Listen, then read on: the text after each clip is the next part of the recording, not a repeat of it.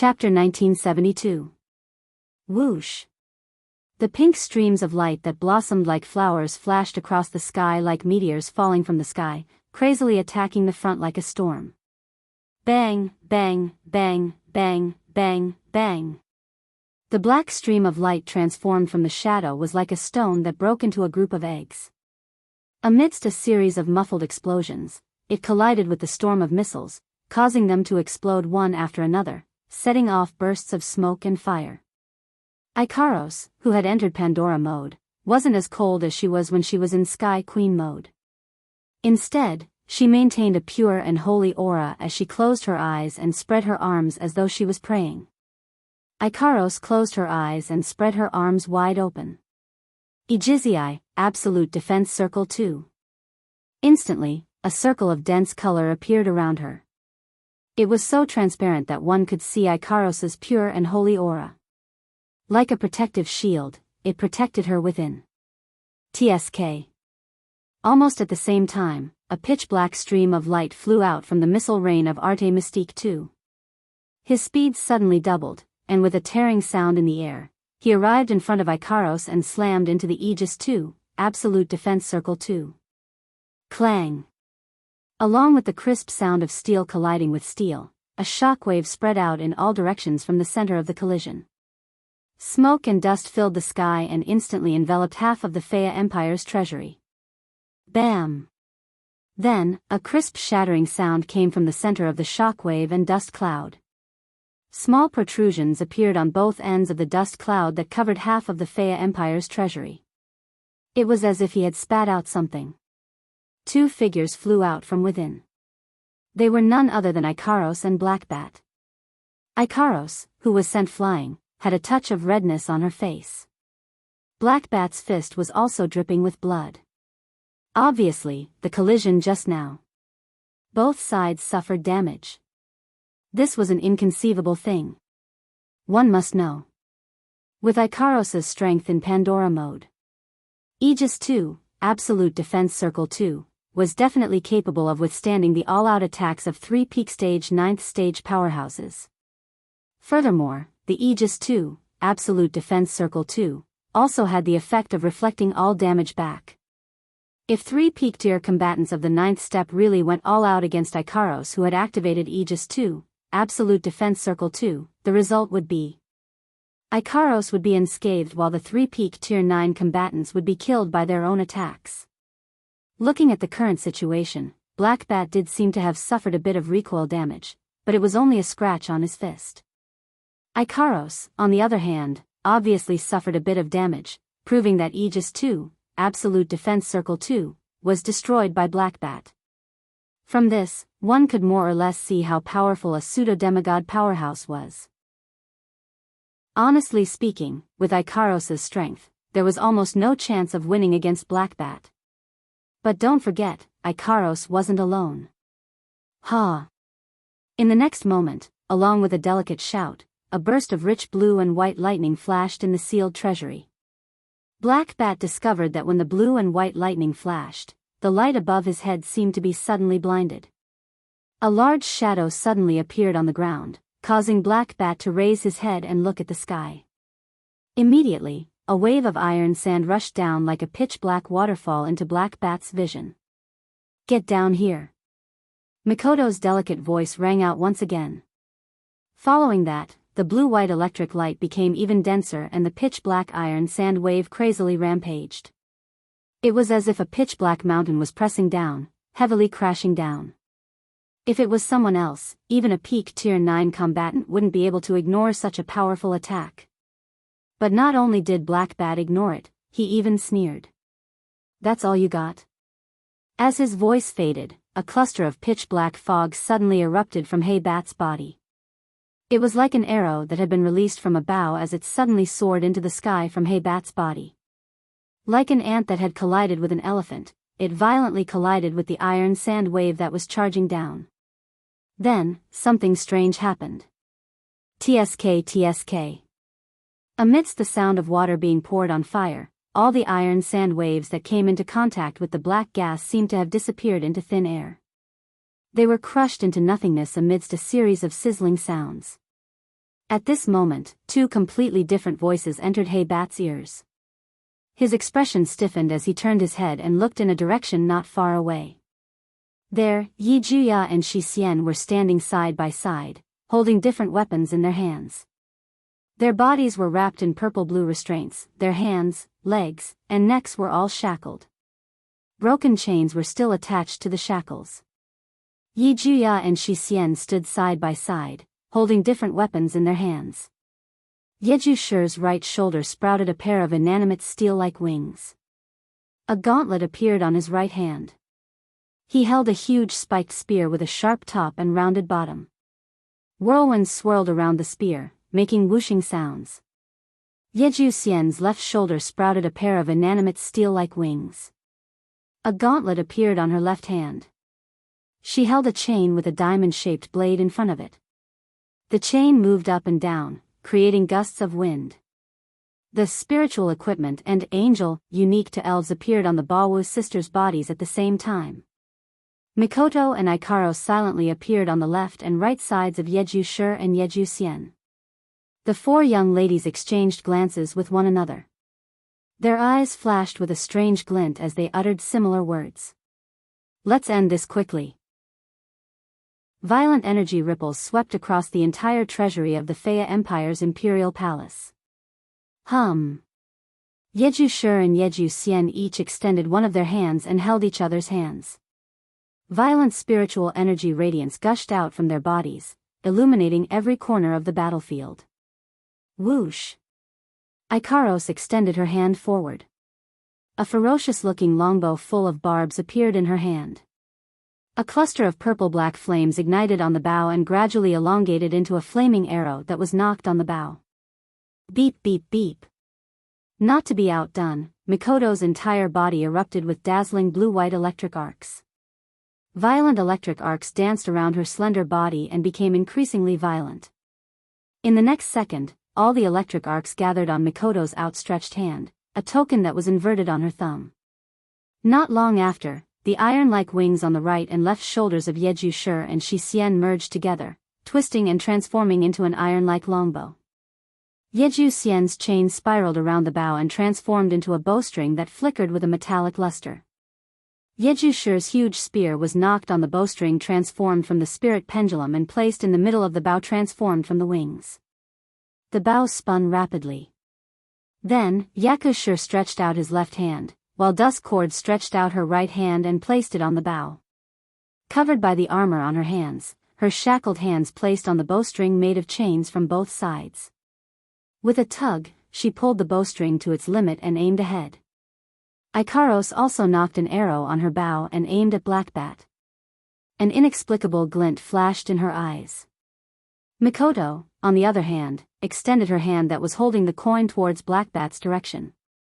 Lightning flashed across the surface of her hand, and the coin on her thumb turned into a tiny white dot. Seeing this scene, Blackbat's pupils shrank. His face that was filled with disdain finally turned serious. Chapter 1973. The wind was howling. Heaven and earth were shaking. Lightning was flashing. His eyelids were twitching. Looking at Ikaros, who was pointing her gigantic longbow, Mikoto, who had lightning arcs flashing all over her body, Blackbat couldn't help but raise his guard. Blackbat knew that these four girls were about to use their strongest moves. Blackbat didn't know if these moves would cause him to lose his absolute advantage, but he knew that no matter if these moves were a threat to him or not, it was impossible for him to dodge. There was no other reason other than there was no place to dodge. Although the treasury of the Faya Empire's royal palace was vast enough to hold a castle, with 4 powerhouses of at least the 9th rank using their strongest attacks, even 10 castles would be destroyed in an instant, right? Therefore, regardless of whether Blackbat chose to dodge or not, if these attacks landed in the Faya Imperial Palace's treasury, the aftershocks would still sweep Blackbat away. Long wind? Go in. In other words, Blackbat didn't know if these attacks would threaten him or not. If he didn't dodge, he would be hit. If he dodged, he would still be hit. Just a bunch of human women. Blackbat's sharp fangs poked out of his mouth, his eyes flashing with killing intent. Why would I need to dodge? After saying that, Black Bat abruptly propped himself up, and a burst of black and red mist immediately gushed out from every part of his body. Like spiraling ghostly shadows, the mist began to hover around Black Bat amidst a series of sharp GG noises. As a result, the ghostly shadows flew at an extremely fast speed like black flags, circling back and forth around Black Bat's body in the form of a protective barrier. It kept spinning around Black Bat's body. Black Bat didn't see it. When he chose to defend with all his might, that is, he didn't evade, nor did he rush forward to take the initiative before the girls could unleash their attacks, including Ikaros. Mikoto, Ikaros, and Mikoto's eyes lit up. Hurricane Rider, Raphael, Sky Racer, Elkanath. Apollo, Apollon. Railgun, Super Railgun. The next moment, shouts that seemed to come from the edge of the sky reverberated throughout the Faya Empire's imperial treasury. This caused the world to fall silent for a moment. This silence seemed to last for a second, but also for a minute. It seemed like a moment, but also like an eternity. When it completely disappeared, a chaotic energy ripple that no one could ignore shook the area. Wang.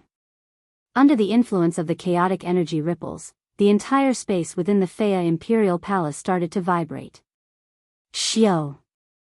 A series of neatly superimposed sharp sonic booms sounded together, causing the space to vibrate from afar to near.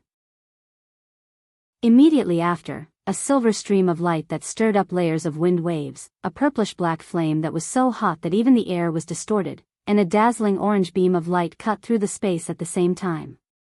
They were like three meteors that fought to be the first to burst out, shooting straight ahead. Kacha kacha. The silver light that created waves, the purplish-black flame that was so hot that it distorted the air, and the dazzling orange light that was dazzling caused the space to crack. This caused the already shaking area to shake even more violently. The energy ripple and the sharp sonic boom that reverberated in the area became even more intense. What followed was a flash of the three terrifying attacks. Looking at the three attacks that caused the space to crack and almost shatter, Black Bat's eyes were dyed with the black mist and looked extremely sinister. He reached out his hand. GG. The ghostly shadows that were revolving around Hey-Bat let out a mournful cry. They paused for a moment and then gathered on Hey-Bat's outstretched hand. Gradually, they turned into a whirlpool of dark clouds that was held in front of Hey-Bat like a shield. Shio.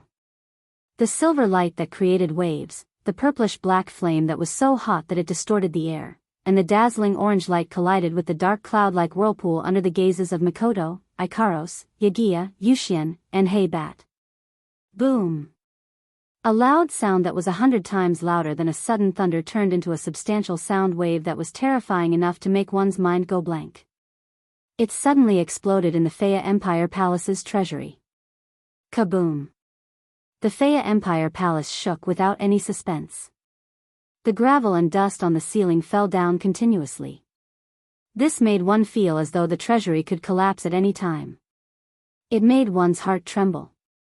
Circles of energy ripples once again reverberated wildly, spreading in all directions. However, this time, the energy ripples spread out with the vortex in front of Black Bat as the center, mixing with the violent shockwaves of the wind and waves as they spread out. To be more precise, it should be said that it spread out from the center of the silver light that rolled up layers upon layers of wind and waves, the purplish-black flames that were so hot that even the air was distorted, the dazzling orange light beam, and the dark cloud-like vortex. Wang wang wang. The dark cloud-like whirlpool in front of Hey-Bat was trembling violently. The silver light that landed on it created waves of wind and desperately tried to drill into it. The purplish-black flame also attacked the whirlpool in front of it. The orange light shook again and again as it tried to break through the sturdy barrier in front of it and land on its master's body. As the silver light, purplish-black flame, and orange light collided with the whirlpool, waves of wang wang sounds and circles of energy ripples spread out.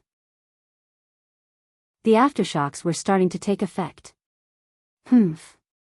Hey-Bat, who was holding up the whirlpool and blocking the attacks of Mikoto, Ikaros, Yakuya, and Yushien, was surrounded by black mist. His face was alternating between black, white, red, and green. A vicious glint appeared in his eyes. It was obvious that he was giving it his all.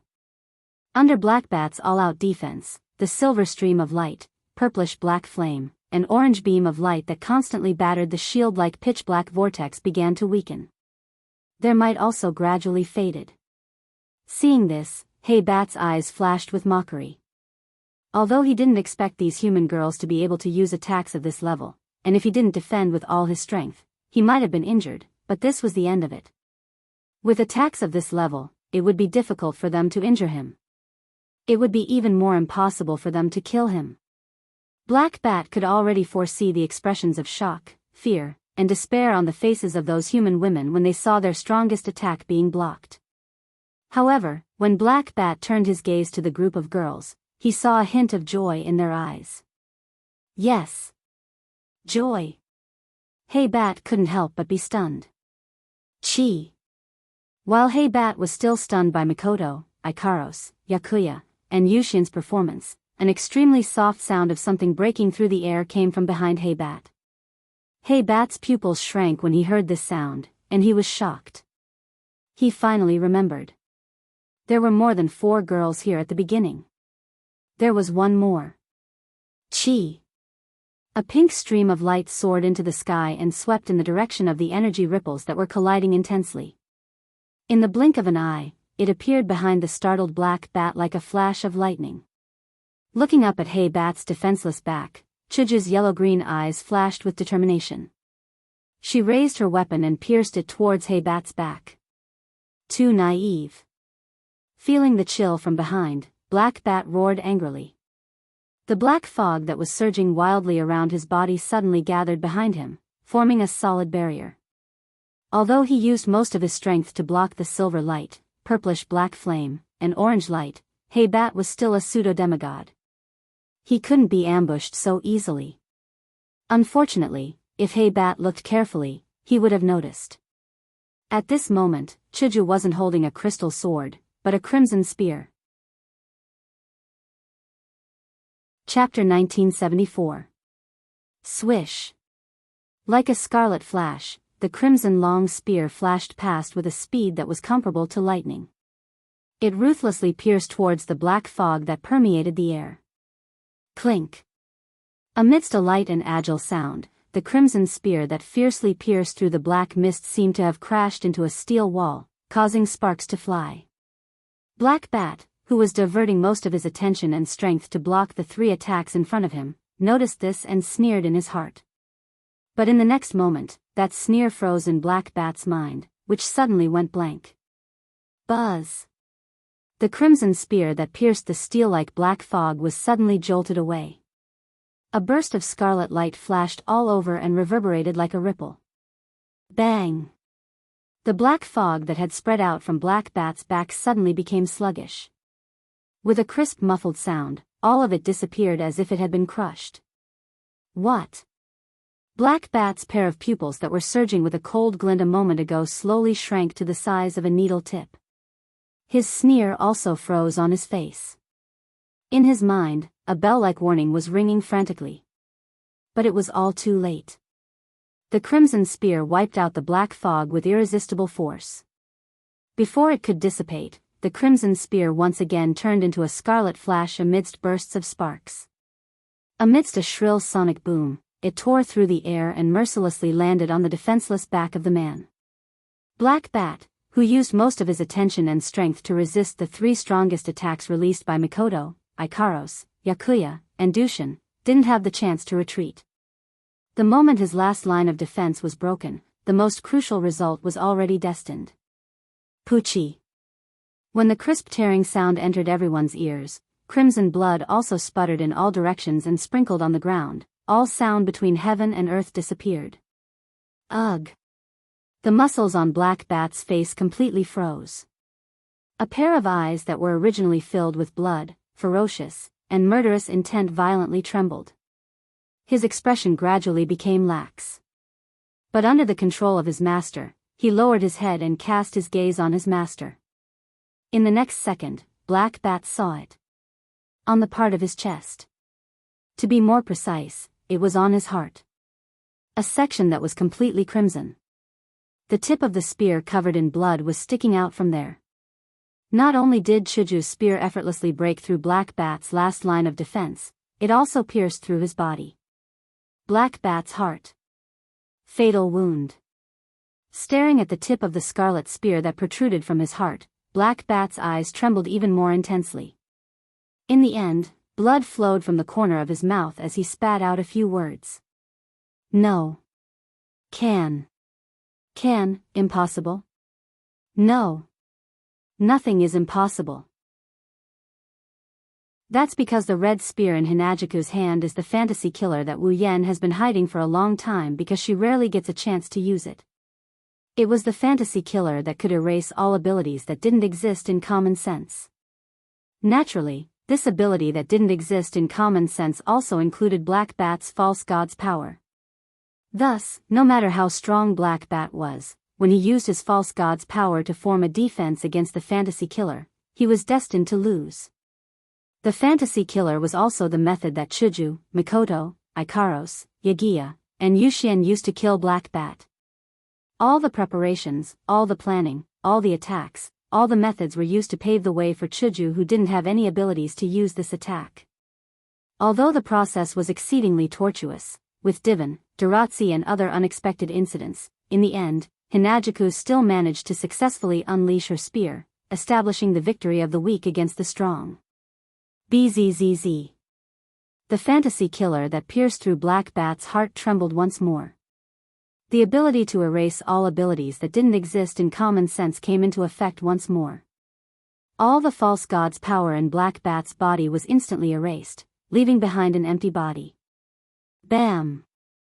As the pseudo-divine power circulating in Black Bat's body was completely eliminated by the fantasy killer, the power of the black fog derived from the pseudo-divine power also began to dissipate. The shadow that formed the dark cloud-like vortex trembled and shattered with a bang. As a result, the silver light that stirred up layers upon layers of wind waves, the purple-black flames that were so hot that even the air was distorted, and the dazzling orange beam of light were no longer obstructed.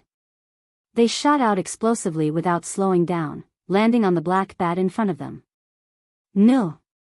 Black Bat's desperate roar echoed throughout the Fear Imperial Palace's treasury, but it couldn't change the fate of death as it was met with the attacks of Elkanaf, Apollon, and Railgun.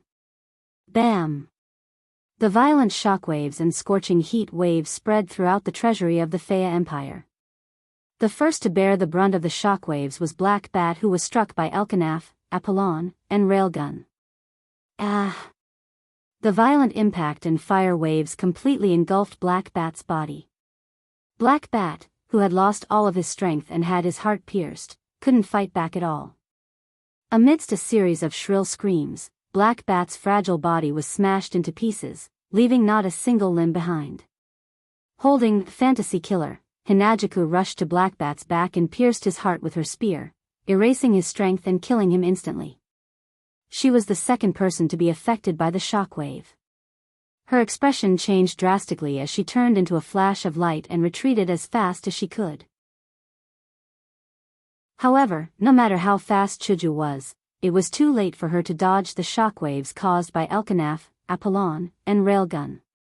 Fantasy Killer could erase the power of supernatural abilities, but it couldn't erase the secondary phenomenon caused by supernatural abilities. For example, Fantasy Killer could erase the flames caused by supernatural abilities and magic, but it couldn't erase the temperature of the red-hot soldering iron caused by the flames caused by supernatural abilities and magic. Although the temperature was caused by the flames caused by supernatural abilities and magic, it was a secondary phenomenon. Fantasy Killer couldn't erase it. Fantasy Killer could only affect the supernatural abilities directly. Therefore, the secondary phenomenon of the shockwaves caused by supernatural abilities could be erased, but the shockwaves and flames caused by them couldn't be erased. Hinajiku could only retreat with all her might. She watched as the shockwaves and flames spread towards her. Gritting her teeth, she waited for the impending pain. At this moment, an anxious voice rang out. Dual Variable Wing System, deactivate. Variable Mobile Armor System, deactivate. Armor reduced by 60%, rotation performance increased by 550%, accelerate. The moment his voice fell, a sharp piercing sound mixed with the vibration of the air suddenly reverberated in this space. The sound almost drowned out the sound of the impact of the wind and the waves of fire. Chuju quickly turned to the direction where the sound came from.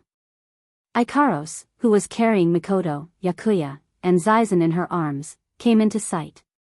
Her speed was even faster than Chuju's.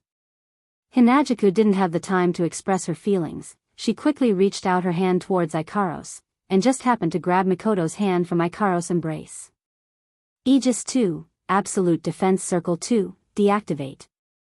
A translucent crystal barrier surged out from Ikaros' body and turned into a protective barrier, enveloping the group of girls. Shockwaves, and flames engulfed the girls almost at the same time. Chapter 1975. Faya Empire, Royal City. Around a hall in the deepest part of the palace, a dense crowd of people surrounded the hall in the middle, their bodies flickering with various kinds of light. Surrounding them were the Misaka sisters, who were wearing circuit suits and equipped with CR units. A total of 5,000 Misaka sisters were present, forming an army with the largest number of people. They stood at the periphery and surrounded the palace. Their slender hands were raised in the direction of the palace, and traces of mana could be seen rippling around them. It was not the magical energy used by mages in the Spalier world or any other world. It was a type of energy used to activate the manifestation device. This type of energy was called magical energy. The Misaka sisters were using the CR units on their bodies to generate magical energy. They then used the magical energy to create an RY random field. The entire palace was covered in a thick layer of RY random field. Standing in front of the 5,000 Misaka sisters was a group of people of different ages, appearances, height, and genders. They were either wearing armor or long robes. Although these people were different in appearance compared to the Misaka sisters, the combat aura and magical energy that surged from their bodies were similar to the magical energy that the Misaka sisters were emitting. The similarity here referred to the strength. Obviously, these people were different in appearance compared to the Misaka sisters. However, in terms of individual strength, they were definitely not weaker than any of the Misaka sisters. However, in terms of numbers, there was a huge difference. At most, there were 300 to 400 of them. Compared to the 5,000 Misaka sisters, there was a huge difference. However, these people raised their hands in the direction of the palace. Their combat aura and magical energy surged from their hands and formed a rippling barrier. It covered the area around the RY random field, and strengthened the RY random field.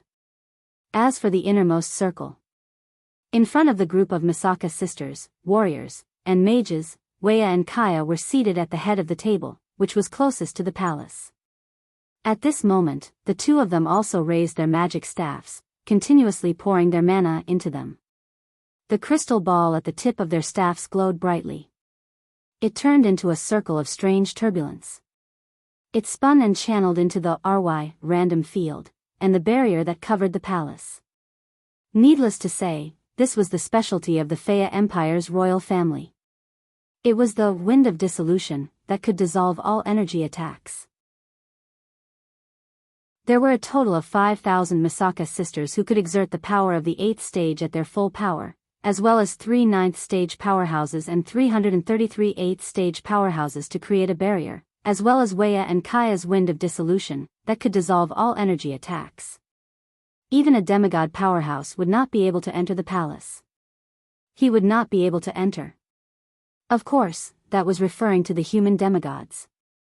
Magical beasts were generally physically stronger than humans. Therefore, even if he wasn't a demigod, Black Bat had the ability to break through. Because they knew this, Weya and Kaya's expressions were solemn from beginning to end. They didn't say a single word and focused on casting dissolving wind. They were doing their job faithfully. Boom! At a certain moment, the palace that was covered by layers of RY, random field, wind of dissolution, and the barrier created by the 3 Tier 9 powerhouses and 333 Tier 8 powerhouses shook violently. Apart from the Misaka sisters who were always calm, everyone was shocked. At the scene, everyone was shocked by this shock and started to clamor. Weia's and Kaya's expressions changed as well, and they hurriedly shouted. Increase your strength by 1 level. Hearing this, the 3 powerhouses of the 9th stage and 333 powerhouses of the 8th stage finally calmed down. Their do-chi and mana became even denser and more violent, causing the barrier to become even more sturdy. Not only did the 3 Tier 9 powerhouses and 333 Tier 8 powerhouses do the same, but the Misaka sisters also activated the magical power generation device to speed up the production of magical powers. Then, they infused the magical powers into the RY random field, making the RY random field even more solid. Boom! However, under these circumstances, the hall still began to shake violently. An extremely strange feeling surged into everyone's hearts, causing their expressions to change. In the senses of everyone present, the violently trembling palace seemed to have turned into a cage, imprisoning a ferocious beast within. And now, the beast seemed to be about to break free from its cage and see the light of day again. This sent chills down everyone's spine. Kaya opened his mouth as if he wanted to say something. But before he could say anything, Weia's expression suddenly changed and he cried out loudly. Get down! Almost at the instant Weia yelled, the palace that was enveloped by the layers of RY, random field, wind of dissolution, and the barrier created by the 3 Tier 9 powerhouses and 333 Tier 8 powerhouses stopped shaking. Then, it exploded abruptly. Boom! Along with an earth-shattering explosion that resounded throughout the entire Fea Imperial Palace, the RY, domain of will, and barrier that shrouded the palace exploded under the sudden impact. As though it had transformed into a bomb, it set off a circle of strong wind waves and dense flames that spread in all directions and attacked the surroundings. Under Weia's timely command, the 3 Tier 9 powerhouses and 333 Tier 8 powerhouses fell to the ground almost instantly when the palace exploded. Weia and Kaya were also caught off guard and fell to the ground. In an instant, cries of alarm echoed along with the earth-shattering explosion. The Misaka sisters were the only ones who didn't listen to Weia's order and didn't get caught off guard. Instead, they leaped into the air in unison and charged toward the gust of wind and fire with the help of the thrusters on their backs. Once again, the light of RY, territory at will, shone and rippled out from their bodies. Buzz! Amidst the turbulence in the air, the Misaka sisters' RY, willful territory, overlapped and formed a brightly colored RY, willful territory. It opened and closed like a giant mouth, engulfing the strong wind and the intense flames that were gushing at them. Boom! The violent airwaves and flames collided with the RY, random field. Kacha kacha! The RY, random field, formed by the 5,000 Misaka sisters began to crack. Perhaps it was because he had used up most of his strength when he exploded the palace, but this time, the violent shockwave and fire did crack the RY, domain of will, but they weren't able to break the RY, domain of will. It didn't take long for the RY, domain of will, to dissipate. At this moment, the people lying on the ground lifted their heads with lingering fear.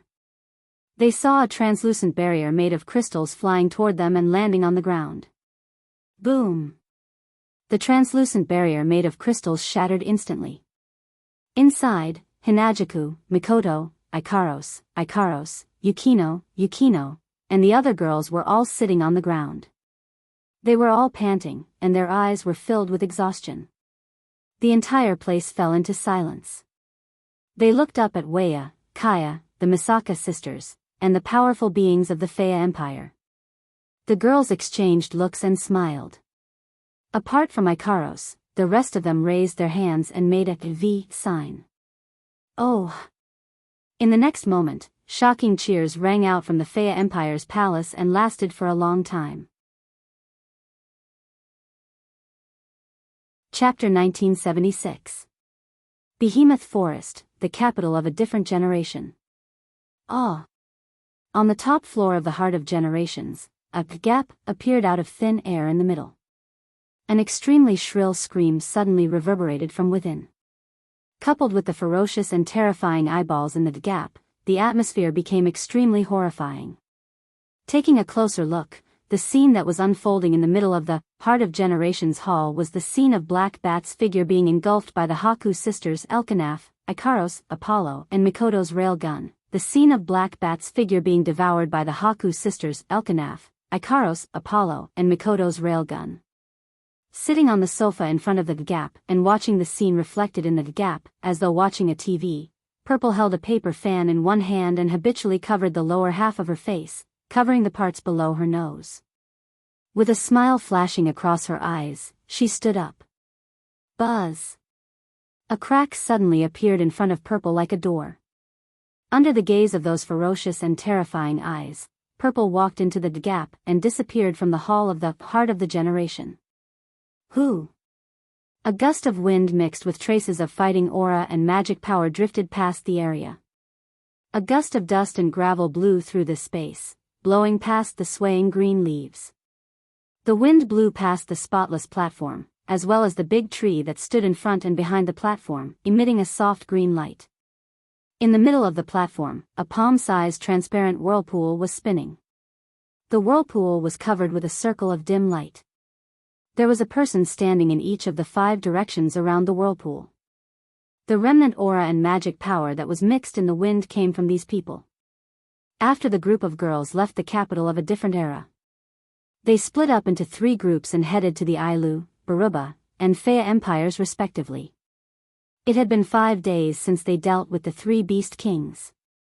In the span of 5 days, Zhang Xian had become the leader of the group. Garen, Mura, Lena, Cynthia, and Magnubi, the 5 demigods of the Spalier world, had been guarding this place with legendary armaments. They didn't rest for a single moment to maintain the effect of the seal, trapping the beast kings in the space created by the guardian tree sapling. As the 5 days passed, the 5 demigods of the Spalier world who were still able to find the time to chat with Wu Yen had long become indifferent. What was left were 5 pale-faced guardians of the seal, whose eyes were filled with exhaustion as they squeezed every ounce of energy from their bodies. They tried to prolong the Beast King's time. However, anyone with a discerning eye could see that Garen, Mura, Lena, Cynthia, and Magnubi were like arrows at the end of its flight. Even the light of the Do Chi and magic energy that was originally comparable to a torrential flood had become much dimmer. This caused the Do Chi and magic energy to not be completely used. A portion of them was separated and mixed into the surrounding wind. It was natural. From the time the Beast Kings were sealed to Wu Yan's departure, to the time when the group of girls came out from the lake. The entire journey to the 3 empires added up to 7 days. About 7 days had passed since then. 7 days wasn't a long time, but it wasn't short either. However, it was enough for Garen, Mura, Lena, Cynthia, and Magnubi, the 5 demigods of the Spalier world, to use up all their energy. Not only did he have to continuously strengthen the seal by activating the legendary armament, but he also had to guard the Beast King within the seal. How could the amount of combat energy and mana he had to consume during this period of time be calculated? In the past 7 days, Garen, Mura, Lena, Cynthia, and Magnubi, the 5 demigods of the Spalier world, had each taken potions to recover their aura, magic power, and stamina no less than 10 times. That was how they managed to hold on until now. However, as everyone knew, if one took too many potions, the human body would develop a corresponding immunity. Now, the demigods of the Spalier world wouldn't be able to recover much if they took more potions. In addition, they had been guarding the seal for 7 days without any rest since the Beast Kings were sealed. Their mental and spiritual fatigue was much more serious than their physical fatigue. It was already their limit to hold on until now. Compared to the 5 demigods of the Spalier world, Lena, Cynthia, and Magnubi, the Beast Kings had been resting and accumulating energy for the past 7 days in order to break the seal. What would happen in the end? Was there a need to say? Garen, Mura, Lena, Cynthia, and Magnubi, the 5 demigods of the Spalier world, were naturally aware of this. However, they continued to squeeze out the remaining aura and magic power in their bodies to strengthen the seal and delay the arrival of the disaster. Buzz! Right at this moment, Pitch-black cracks filled with malevolent eyeballs appeared in the space in front of the platform, instantly attracting the attention of the group of demigods. However, the group of demigods didn't have the energy to divert their attention, so they could only watch in silence. Violet leisurely walked out of the gap, with a paper fan in her hand and arrived in front of the seal. She didn't even look at the group of demigods around her. Instead, she fixed her gaze on the seal in front of her and broke into a smile. "Your 3 subordinates won't be able to see you again." As soon as he said that, the whirlpool that was spinning suddenly stopped, and the group of demigod powerhouses around him were startled. Soon after, they were overjoyed. If it weren't for the fact that they had no energy left, they would have cried out. Violet didn't seem to have any intention of explaining. Instead, she flipped her hand and a cube-shaped enchanted field the size of a palm appeared in her hand. Inside the cube-shaped enchanted field, 2 strange black lights wriggled and crashed into the enchanted field like earthworms. They were the pseudo-god powers captured from Wild Bear and Dark Scorpion. "We can only retrieve 2 of them. The other one has disappeared with its master." Holding the enchanted field that imprisoned the black lights, Violet said with a sarcastic smile. "You've lost." As soon as she finished her sentence, a violent black mist rose from the vortex like leaking gas and diffused from the transparent vortex. Buzz. Buzz. Buzz. At the same time, the transparent vortex began to tremble violently. Not only did it continuously leak out strands of black mist, it also emitted a soft beast-like roar. The roar was filled with anger, proving the extent to which its emotions had been stimulated by Violet's words. Oh no! The 5 demigods from the Spalier world, Jarlin, Mura, Linya, Cynthia, and Magnubi shrunk their pupils and sulked. They couldn't help but curse inwardly. They desperately urged their battle chi and magical powers to strengthen the seal with the support of their legendary armaments. Buzz. Buzz. Buzz. But it was a pity that Jarlin, Linya, Cynthia, and Magnubi didn't have much battle chi and magical powers left in their bodies to begin with. As a result, more than half of the battle chi and magical powers left in their bodies, the stabilized seal trembled violently again. Jaren, Mura, Linya, Cynthia, Magnubi, and the other demigods paled. Even Yukari had a grave expression on her face. They knew it. The seal couldn't trap the Beast King anymore. Boom. Boom. Finally, in a muffled bang that seemed to resonate in everyone's head, the spinning transparent vortex exploded abruptly, bringing along a shockwave that spread in all directions and struck Jarlin, Linya, Cynthia, and Magnubi. PFFF. The 5 demigod rank powerhouses immediately raised their heads and spat out mouthfuls of blood. Their bodies were sent flying and heavily fell off the platform, crashing into the ground around the platform. The realm of being and non-being. Purple pointed at the paper fan in his hand, and the shockwave that swept over directly disappeared without a trace under the effect of an inexplicable force. However, in the next moment, a powerful hand shot out from the shockwave in front of Z and grabbed his neck. Chapter 1977. Whoosh. As the shockwaves rolled up and down several times, the ferocious shockwaves also reverberated throughout the entire platform, spreading out like circles of substantial ripples. Cough, cough, cough. Under the platform, Garland, Mura, Linya, Cynthia, and Magnubi were lying on the ground in different postures. Their faces were pale, and blood was dripping from the corner of their mouths. They raised their heads with difficulty and looked at the platform. When they saw what was happening on the platform, their faces turned even paler. On the platform where the shockwaves gradually calmed down, a majestic figure covered in black mist stood tall at the spot where the vortex used to be. His hand reached forward and grabbed Violet's neck tightly, lifting her up in the air. His eyes and face were filled with coldness. After 7 days, the Beast King finally broke through the seal left behind by Jaren, Mura, Linya, Cynthia, and Magnubi, the 4 demigods of Silveria, and the guardian tree sapling. The Beast King reappeared in the world once again. The moment they sensed the decayed, dark, murderous, cold, and violent aura from the Beast King, Jaren, Mura, Linya, Cynthia, Magnubi, and the other demigods from Silveria felt their hearts tremble. They couldn't help but shudder. This was the Beast King. A pseudo-god Beast King. Less than half a step away. A Beast King that could become a peak god beast. Slap. The paper fan that belonged to Violet slipped from her hand and fell to the ground. Ugh. Violet, who was held by the neck by the Beast King, didn't make any unnecessary resistance.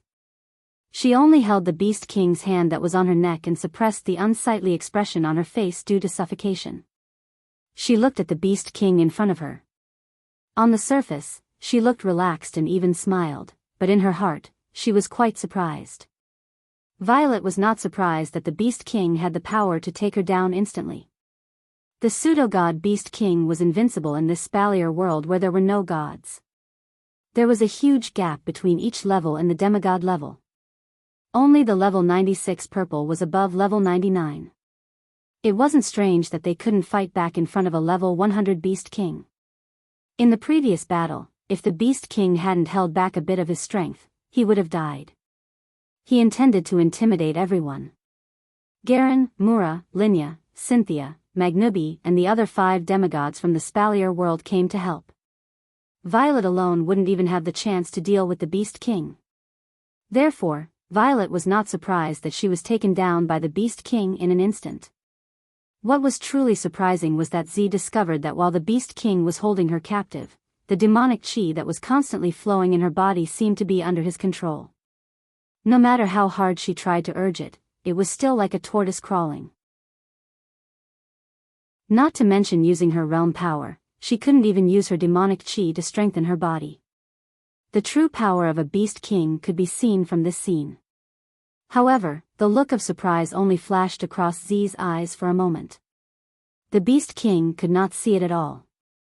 All he could see was Z forcefully suppressing her suffocation while maintaining a relaxed smile on her face. What I hate the most is your expression that seems to be in control of everything. The Beast King said coldly as he slowly tightened his grip. Finally, a pained expression appeared on Purple's face. Don't tell me you think you can fight me just because you took care of those 3 pieces of trash. Me? Fight you? Amethyst forced out a smile with great difficulty. Under the suffocating feeling, he spoke word by word. You're wrong. The one who can fight you is not me, not you. The Beast King sneered. You mean there is someone who can fight me? Violet smiled bitterly and didn't say anything else. The current situation didn't allow her to say anything else. The suffocating feeling was getting stronger. Yakumo Violet, even if there is such a person, you won't be able to see it. The Beast King's eyes glinted as he looked at Violet, who was gripped by his neck and lifted in the air. He then turned to look at the enchantment that Violet had been holding in her other hand, which contained the power of the false god, and sneered again. But I have to thank you for delivering the demonic chi to me. It just so happens that I used up some of my strength to break free from the seal. It's a good chance to replenish it. After saying that, the Beast King stretched out his other hand and pointed at the enchantment that imprisoned the false god's power in Violet's hand. Boom! Just like that, the boundary that imprisoned the pseudo-god power was destroyed by the ordinary finger. The pseudo-god power flew out and was caught by the Beast King. With a tremble, the pseudo-god power drilled into the Beast King's body and became an insignificant part of the trillions of pseudo-god power in the Beast King's body. Even though it was only a negligible portion, an abnormal flush still appeared on the Beast King's face in the instant that the quasi-god's power entered its body. The black mist surging around its body became slightly denser, and its aura also became slightly more powerful, replenishing all of the power that the Beast King had expended to break free from the seal. Jaren, Mura, Linya, Cynthia, and Magnubi, the 5 demigod powerhouses of the spalier world, couldn't help but reveal a look of despair. The Beast King wasn't someone they could deal with in the first place. Now, the 5 of them had basically lost their battle strength and Purple had been captured by the Beast King. As long as the Beast King launched an attack, the 6 demigod powerhouses of the spalier world would undoubtedly die in the Beast King's hands. By then, without the protection of the demigod powerhouses, the humans of the Spalier world would be like lambs waiting to be slaughtered. They would be at the mercy of the demonic beast army.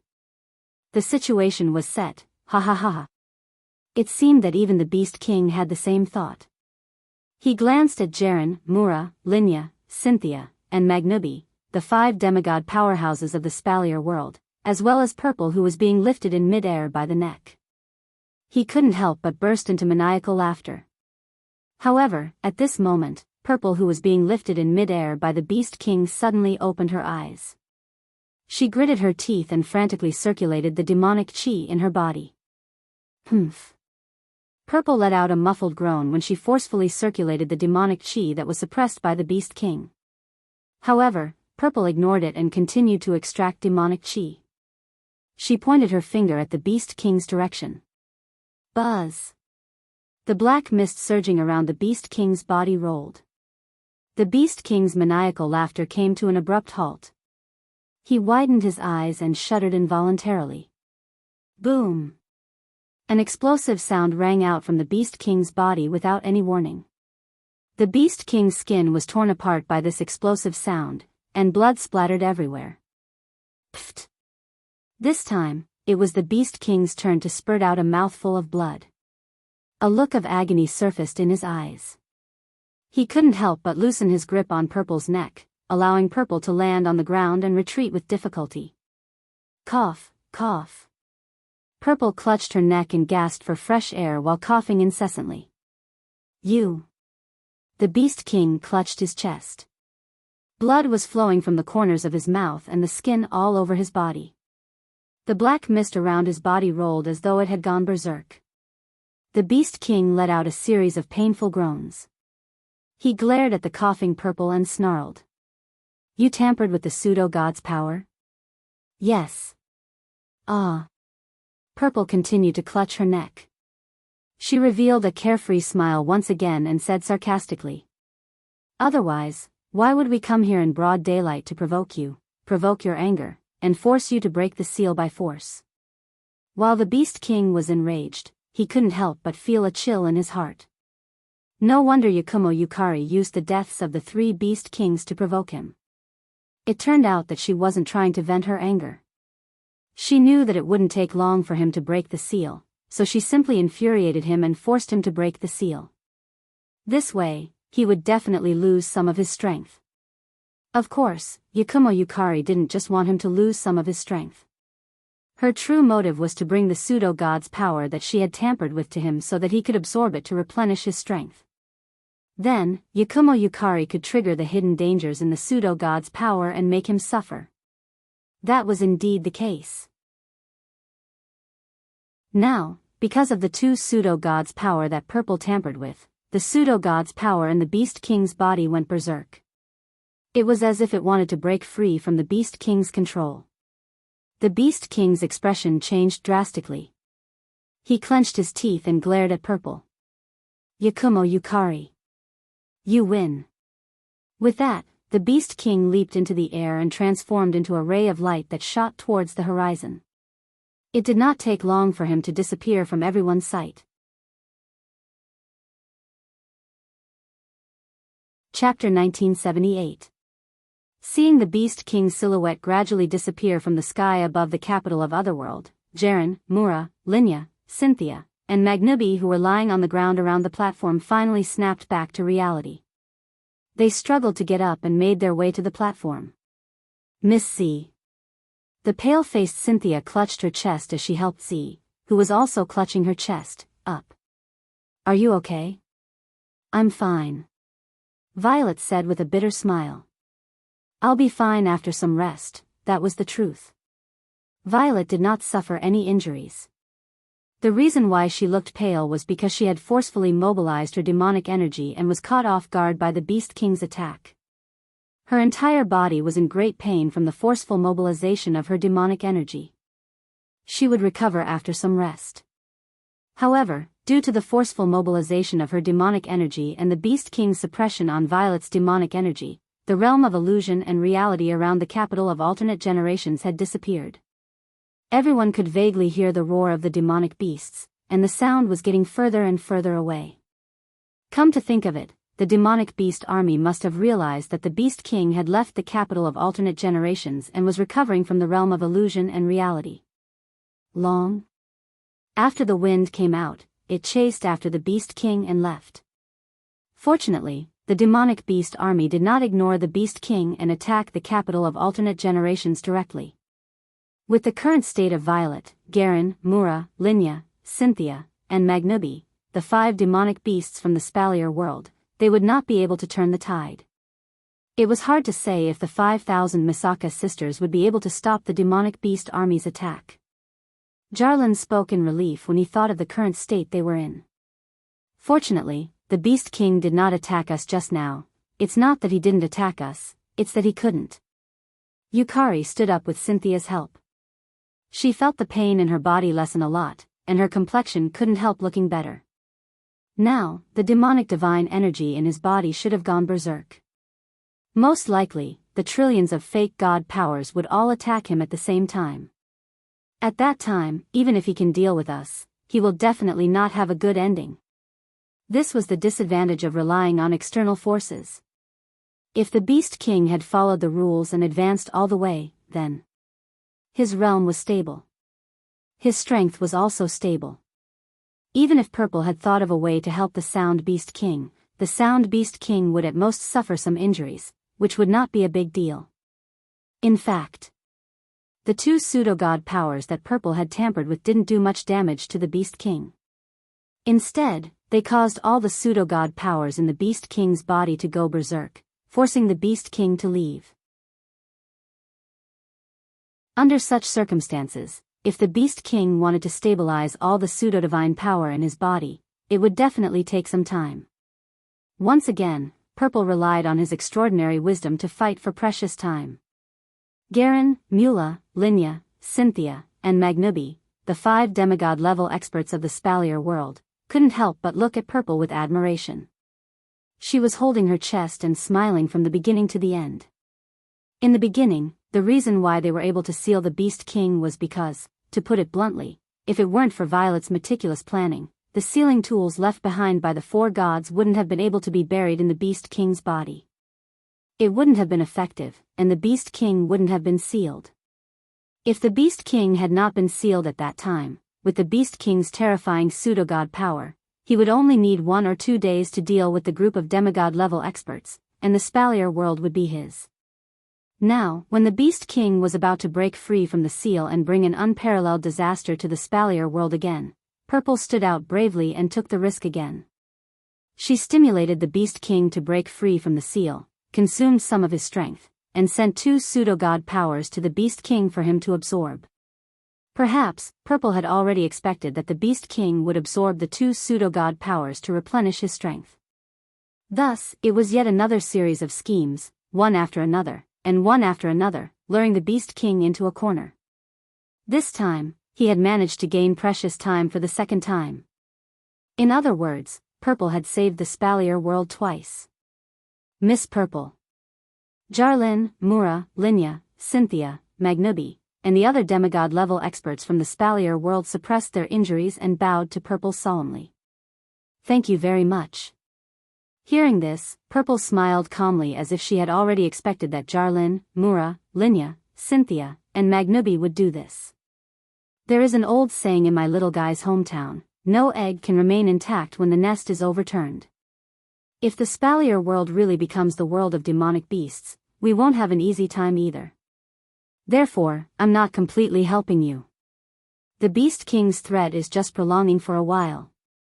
Miss Z, you've done enough. Linya comforted her. Without Miss Purple, the Spalier world would have already become the world of demonic beasts. The time that Miss Purple has bought is very precious to us. That's right. Mura and Magnubi nodded solemnly. We still need Miss Purple's help to deal with the Beast King. My help? Violet chuckled and shook her head. No, you don't need my help anymore, and you don't need my help anymore. Jarlin, Mura, Linya, Cynthia, Magnubi, and the other demigod-level experts from the Spalier world were stunned. Don't you feel it? She didn't mind Jaren, Mura, Linya, Cynthia, and Magnubi's reactions. Instead, she put on a sincere and beautiful smile and looked at the heart of the generation. Her amethyst-like eyes shone with an indescribable splendor. That familiar aura that I haven't felt for a long time. Ailu Empire, Palace. Inside a palace, Shokuhu Misaki, Kinohada Sayai, Frenda, Takitsubu Riku, and Astria were discussing the aftermath of the demonic beast army's retreat with Carter and Sylph. All of a sudden, they stopped what they were doing and turned to look in a certain direction. This feeling. Kinohada Sayai, Frenda, and Takitsubu Riku clutched their thumping hearts. Their eyes shone brighter and brighter. Oh! Oh! Astria was so excited that she couldn't even speak properly. She cheered out loud. Ha!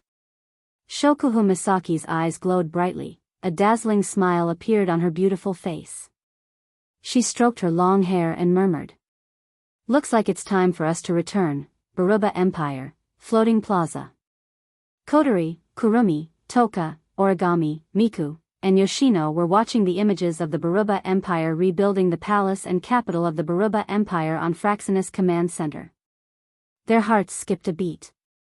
It was as if a similar heartbeat was resonating with them from afar. The elven girls who were doing their own things froze for a moment. Kotori. Kurumi's tone was impatient for the first time. Toka, Origami, Miko, and Yoshino also turned their heads and looked at Kotori. This feeling. Could it be, that's so slow? Kotori grumbled. Then, she stood up and declared loudly. That's so slow. Start the engines. Take off at full speed. Our destination is the otherworldly capital. Fea Empire, border. Hinajuku, Mikoto, Ikaros, Yuki Cord, and the rest of the Misaka sisters stood in front of a glowing magic formation with Ka. They watched as Ka removed the last magic formation of the gravity field and felt their ability to fly restored. They smiled. However, in the next moment, the smiles on the girls' faces froze. With a swoosh, they all turned their heads and looked into the distance. Ikaros's expression that had never changed before suddenly changed. Her eyes rippled and her figure turned into a ray of light, shooting towards the horizon. Kaya was shocked. Just as he was about to say something, Hinajuku, Mikoto, Yagiya, and Ikaros all leaped into the air. Other than Hinajuku, who was in Mikoto's arms, the rest of them used their flying abilities to chase after Ikaros. Only one sound was left, which drilled into Kaya's ears. We're going back. Behemoth Forest, otherworldly capital. Beside the window on the top floor of the Heart of Generations, a man was standing there. His back was straight and his head was slightly raised, looking at the sky outside. The black coat on his body was fluttering in the wind, making loud noises. His bangs moved up and down with the wind, and his wine-red pupils rippled with an incomparably deep light. The corners of his mouth slowly rose, carrying a steady, powerful, and confident arc. The next moment, a familiar voice reverberated in this space that belonged only to him. Looks like I'm not too late. Chapter 1979. Phew, standing by the window, he took in a deep breath of the wind blowing against his face. Taking in the familiar scents and scents, Wu Yen let out a carefree sigh from the bottom of his heart. It's been 7 days since Wu Yen left the Spalier world, which means it's been 700 days since he started the Demigod Path quest. It's been 2 years. 2 years. For Wu Yen, it's been a long time. Although Wu Yen spent 3 years in the Sword and Saber Dominion world, Wu Yen had the gentle and virtuous Asuna by his side and the cheerful and cute Yui by his side. But this time, it's different. It's not that Wu Yen didn't care about the completion of the demigod quest in the other dungeons, but at least he wasn't in a hurry. Aside from completing the quest, he would also spend time with the storyline characters and talk about love. It's not that he wasn't happy about it. This time, in order to complete the demigod path and return as soon as possible to deal with the Beast King, Wu Yen spent all his time running around.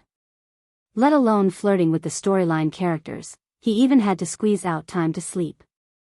If he didn't have Natsuki, Nagisa, Kanon, and Agurola by his side, Wu Yan's temperament would have changed a lot during these 2 years. He would have become quiet and cold. Of course, the hard work wasn't in vain. After 2 years of hard work, Wu Yan finally completed all the quests on the demigod path. 5 rings. A total of 5 rings. That is to say, in these 2 years, Wu Yan ran through 5 dungeons and completed all 5 segments of the demigod path quest before he finally completed the demigod path quest. In addition to the previous 4 rings, Wu Yan completed a total of 9 rings of the demigod path quest. Finally, when he completed the 9th ring of the quest, he received a notification. He received a notification that the system could no longer upgrade the effects of the items that could help him advance to demigod rank. In other words, at this moment, Wu Yan can take out the quest items he collected from the 9 dungeons and synthesize them into items that can help him ascend to the demigod rank. No. It should be the item to upgrade to the peak of demigod rank. Thinking of this, Wu Yan smiled again. His eyes emitted a cold light. Although he had just returned, the sapling was Wu Yan's noble phantasm. As the owner of the noble phantasm, Wu Yan could feel that the space created by the sapling had been destroyed. The Beast King had broken out of the seal. However, the Beast King didn't attack when it broke out of the seal. After thinking about it, Wu Yan understood. Yui must have contributed to this. The Beast King? Wu Yan hid his expression and glanced at the platform through the window. I won't let you be smug for long. After saying this, Wu Yan turned around and walked back to his room without saying goodbye to Yui, who was still on the platform. After entering the room that he hadn't seen for 2 years, Wu Yan closed the door tightly and sat down.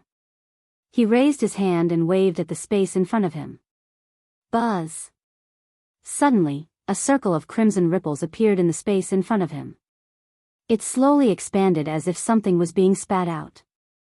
Under the tremor of the crimson ripples, items and props emerged from within and gently fell to the ground. Among these items, there were 3 drops of blood of the last descendant of Avalon's holy dragon royal family in different growth states obtained from the world of Star-Carving Dragon Knight, 7 class cards obtained from the world of A Magical Girl Ilya, 1,000,000 Eve's hearts obtained from the world of Ingenious Girl Will Not Get Hurt, and the blood essence of Lingmeng, Yui, Yuanxiang, Hui, and Jui obtained from the Fantasy Village. Apart from these items, the rest were items that Wu Yan had obtained in the past 2 years to complete the 5th round of the Demigod Path mission. Among them, some were items with strange shapes and effects. Some were parts of rare beasts, some were ordinary-looking things, some were strange unknown liquids, and some even looked like stones. These were all items that the Demigod Path mission required to collect. They were also items that could be synthesized to advance to the demigod rank. Sitting on the ground, Wu Yan stared at these strange items. After a while, he closed his eyes. System. Request to complete the Demigod Path mission. Synthesize the reward item. Beep. User has completed the Demigod Path mission. Synthesize the reward item. Request in progress. Request complete. Synthesize the reward item. Listening to the cold and emotionless voice that rang directly from his mind, Wu Yan spat out a word expressionlessly. Yes. Synthesize the reward item. Begin synthesizing. As soon as the system's voice fell, the various items on the ground that were collected according to the requirements of the Demigod Path mission floated up into the air. Whoosh! Following a gust of wind, the items floating in the air suddenly burst into flames and were enveloped by flames of various colors. TSK TSK. The green flames were silent, had no temperature, and did not emit any strange aura. However, under the roasting of the flames, the strange items from various dungeon worlds burned like pieces of paper. In the end, all of them turned into thick, ash-like light. Wu Yan discovered that the color of the light became brighter and brighter under the roasting of the flames. In the end, the color was so bright that it hurt his eyes. Moreover, the color was getting closer and closer to the color of the flames that were roasting them. Not long after, they were completely identical. Hum hum hum hum. It wasn't until every mission item was burned to ashes by the flames of various colors, and the light became the same color as the flames, that the flames wrapped in the light suddenly trembled. With a spin, they converged towards the center and collided with each other. Boom! With a muffled sound that was neither too loud nor too soft, all the flames that were wrapped in dense light collided together. Like different colored liquids, they intertwined with each other, twisting and fusing together. After a while, they actually turned into a ball of transparent flame. At the same time, the ash-like light also intertwined, twisted, and fused with each other in the transparent flame as though it was smelted by the surrounding flames. It spun like a dewdrop. After an unknown amount of time, the transparent flame started to dissipate under Wu Yan's watchful eyes. The flame and the quest items that Wu Yan had painstakingly collected from the various dungeon worlds disappeared without a trace. The only thing left behind was a dewdrop. A dewdrop that was clearly transparent but emitted a rainbow-like radiance. Beep. Item synthesis successful. Ding. Obtained Demigod's Dew, perfect. Demigod's Dew, perfect, a synthesized item rewarded after completing the Path of Demigod mission issued by the system. Special item. Cannot be exchanged. Effect, has the effect of raising the user's level to 90. If the completion of the Path of Demigod mission increases, the grade of the item will also increase. The level that can be raised after using the item will also increase. The perfect grade means that the item can be raised to the peak of the level. The user will be raised to level 99 after using the item. Requirement, requires the user to be at least level 89. There is a risk of self-explosion if the user is below level 89. The effect will be reduced if the user is above level 89. The item is exclusive to the user, Wu Yan. Other than Wu Yan, it will not be effective. The transparent dewdrop that was emitting a rainbow-like radiance floated in mid-air, dazzling Wu Yan. He could not help but reach out his hand. The Demigod's Dew, perfect, seemed to have a mind of its own as it gently floated into Wu Yan's hand and landed in his palm. It was clearly a dewdrop, but when he held it, Wu Yan felt as though he was holding a gem. Looking at the Demigod's Dew, perfect, lying obediently in his hand, he could not help but smile. It was a smile as if a heavy burden had been lifted from his shoulders. It had been around 3 years since the Path of Demigod mission was issued. Wu Yan had finally completed the Path of Demigod mission and obtained the opportunity to reach the pinnacle of Demigod.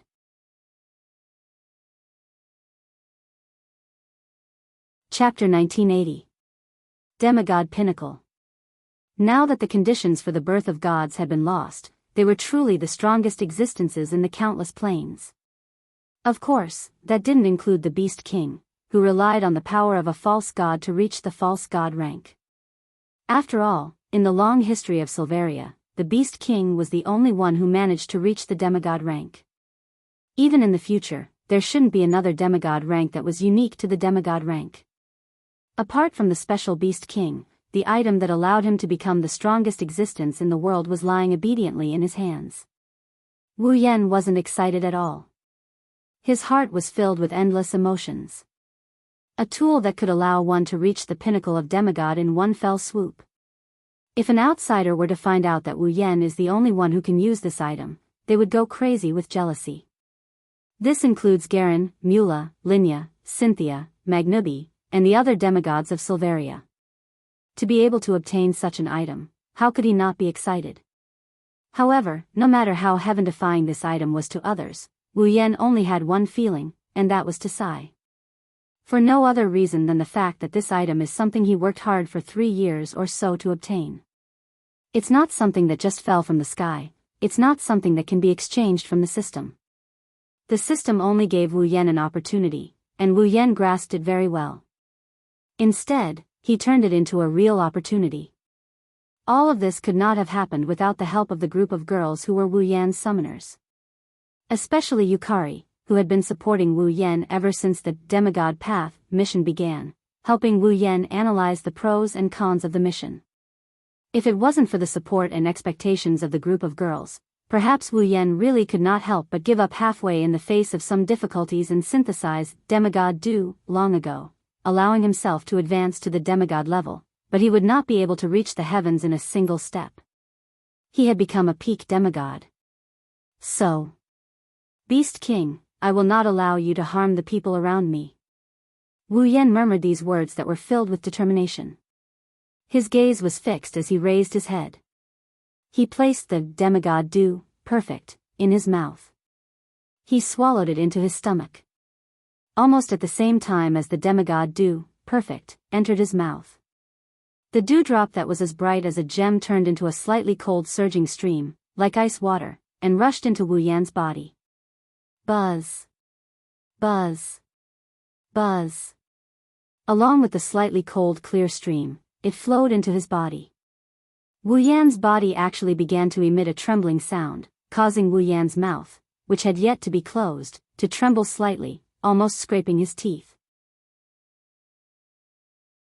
This was because it was not just a slightly cold clear stream, but the energy contained in the clear stream was so strong that it rushed into Wu Yan's body like a substantial impact, constantly impacting his body. Fortunately, Wu Yan's body was not only full of vitality due to the bloodline of the true ancestor, but it was also quite resilient, and his physique was also very strong. Otherwise, it was very likely that the surging powerful energy would cause his skin to crack and bleed, and he would end up like the Beast King who was rioting with the power of a false god. Wu Yan closed his eyes and a strong suction force came out of his body. The suction force landed on the cool demigod dew, perfect. It's like a tug of war, the suction force is trying to pull the energy out of the demigod dew, perfect. With the pull of the suction force, the slightly cold clear stream suddenly became turbulent, and the shockingly rich energy was like a shock wave, continuously attacking Wu Yan's body, causing Wu Yan to tremble. However, while these shocks were hitting Wu Yan's body, on the other side, the slightly cold clear stream of energy began to slowly leave the cold clear stream under the pull of the suction force, and began to flow under the control of Wu Yan's mind. How did it flow? Naturally, it began to flow according to Wu Yan's highest level of magic power cultivation method. During this period of flow, Wu Yan could faintly feel that his meridians, bones, meridians, blood vessels, and even his cells were madly devouring the energy that flowed according to the magic power cultivation method. As the energy pulled out from the cold clear stream of energy was devoured by his organs, tissues, and systems, everything in Wu Yan's body was undergoing an extremely shocking speed of strengthening. Wu Yan didn't know what this energy from the demigod dew, perfect, is, but now, he has a better idea of what it is. Like the miraculous pool water, the demigod dew, perfect, seemed to have an extremely special transformation effect. However, unlike the mechanical transformation, sublimation, strengthening, and purification of the miraculous pool water, the energy from the demigod dew, perfect, also contained a vigorous vitality. Devouring this energy was like soaking one's body in a hot spring. Not only was it warm, but it was also very lively. If there was someone present, they would definitely notice that after swallowing the demigod dew, perfect, Wu Yan's body was currently emitting rings of extremely mysterious energy ripples. He was like a butterfly that was about to break out of its cocoon. Everything in his body was undergoing changes. As these changes progressed, everything in Wu Yan's body was also strengthening, purifying, and deepening, causing Wu Yan's aura to become stronger and stronger. Gradually, even the boundless magic power in Wu Yan's body was not to be outdone. It began to absorb the energy of the demigod dew, perfect, and underwent a transformation. Thus, in the next second, a cold, emotionless, mechanical voice echoed in Wu Yan's mind. Ding! Congratulations on leveling up. Current level, 90. Ding! Congratulations on leveling up. Current level, 91. Ding! Congratulations on leveling up. Current level, 92. Ding! Congratulations on leveling up. Current level, 93. Ding! Congratulations on leveling up. Current level, 94. Ding! Congratulations on leveling up. Current level, 95. Ding! Congratulations on leveling up. Current level, 96. Ding! Congratulations on leveling up. Current level, 97. Ding. Congratulations on leveling up. Current level, 98. Ding. Congratulations on leveling up. Current level, 99. The moment the last system notification ended, the energy that was surging in Wu Yan's body also stopped. The demigod dew, perfect, that had been devoured by the cells in Wu Yan's body also dissolved into the last bit of energy and flowed into his magic power. Buzz. A monstrous pressure surged from Wu Yan's body, but retracted back into Wu Yan's body in the next second as though nothing had happened. Wu Yan opened his eyes slowly. The pair of burgundy pupils had disappeared, only to be replaced by a dazzling golden color. That was a state that would only appear when Wu Yan utilized the true ancestor's bloodline to the limit and his emotions burst forth to the limit. But now, even though his heart was as calm as an ancient well, the true ancestor's bloodline didn't react in the slightest. Wu Yan's eyes were still this dazzling golden color, which meant that Wu Yan had developed the true ancestor's bloodline to the limit. This was the pinnacle of the demigod realm. Phew, Wu Yan let out a deep breath. He didn't need to look at his body to know how powerful the power in his body was. To put it bluntly, even if Violet, Youxiang, and Yonglin were to stand in front of him, Wu Yan would still have the ability to rush up and defeat them all. But this wasn't enough. It was impossible to defeat a demigod beast king with only the pinnacle of the demigod realm. System. Wu Yan didn't have time to savor the taste of being promoted to the pinnacle of the demigod realm. Create equipment according to all aspects of my body. Beep. The system has obtained all aspects of the user's body data. According to the user's requirements, the system will create the most suitable equipment for the user. The required points are as follows. D-grade equipment requires 1000 equipment points, item points, and ability points each. C-grade equipment requires 10,000 equipment points, item points, and ability points each. B-grade equipment requires 100,000 equipment points, item points, and ability points each. A-grade equipment requires 1,000,000 equipment points, item points, and ability points each. S-grade equipment requires 1,000,000 equipment points, item points, and ability points each. Please make your choice.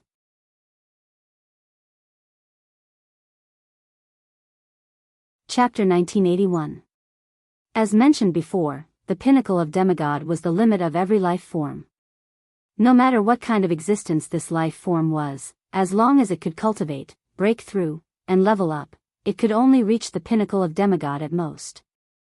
It was impossible to reach any higher with just one's cultivation alone. It was the same for Wu Yan and his group of summoning girls. Due to the system, Wu Yan and his group of summoning girls could gain experience points as long as they could fight, accumulate experience points, and level up. However, this kind of level up would stop at level 99 pinnacle of demigod. Even the system could not continue to absorb experience points to level up. In order to become a true and invincible divine level expert that surpassed the pinnacle of demigod, one had to fulfill the following two conditions. 1. Reach the pinnacle of demigod. 2. Absorb the power of God and obtain the opportunity to break through. Wu Yan had reached the pinnacle of demigod. In that case, if he wanted to advance to divine level and become a true expert, Wu Yan only lacked one thing. The power of God.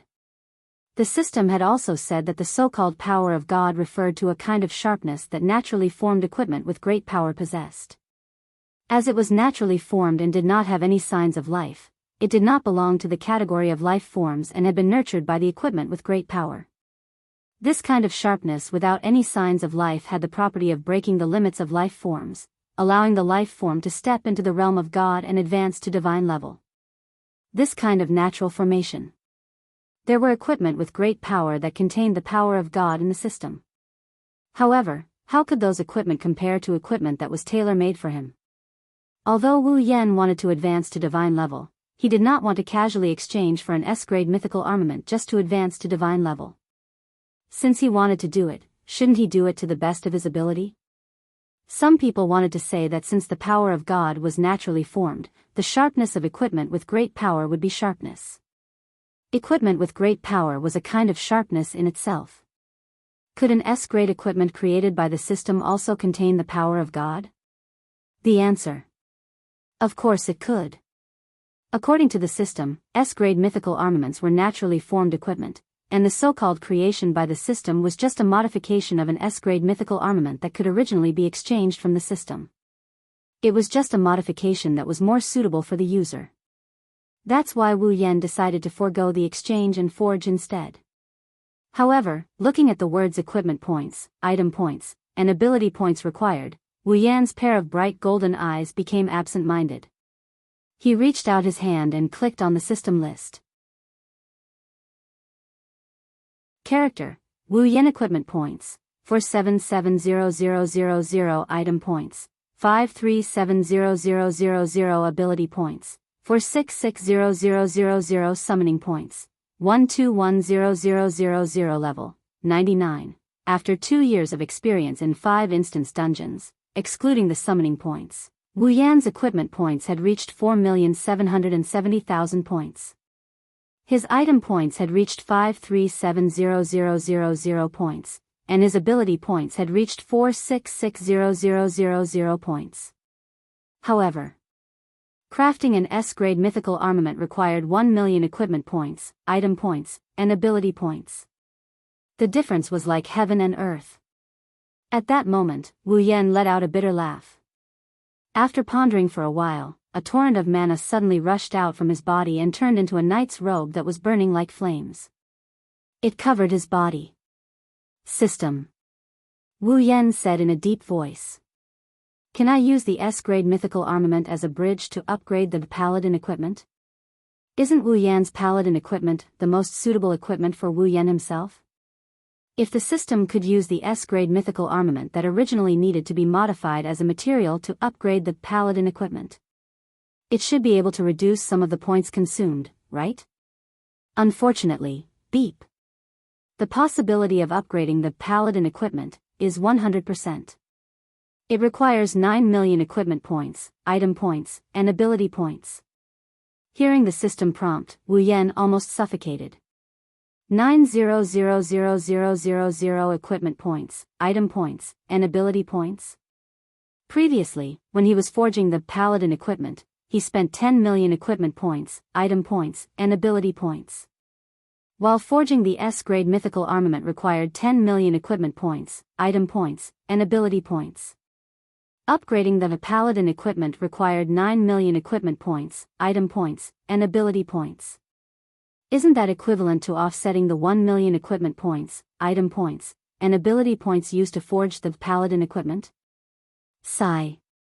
After a slight sigh, Wu Yan could only accept his fate and took out his ring of gold.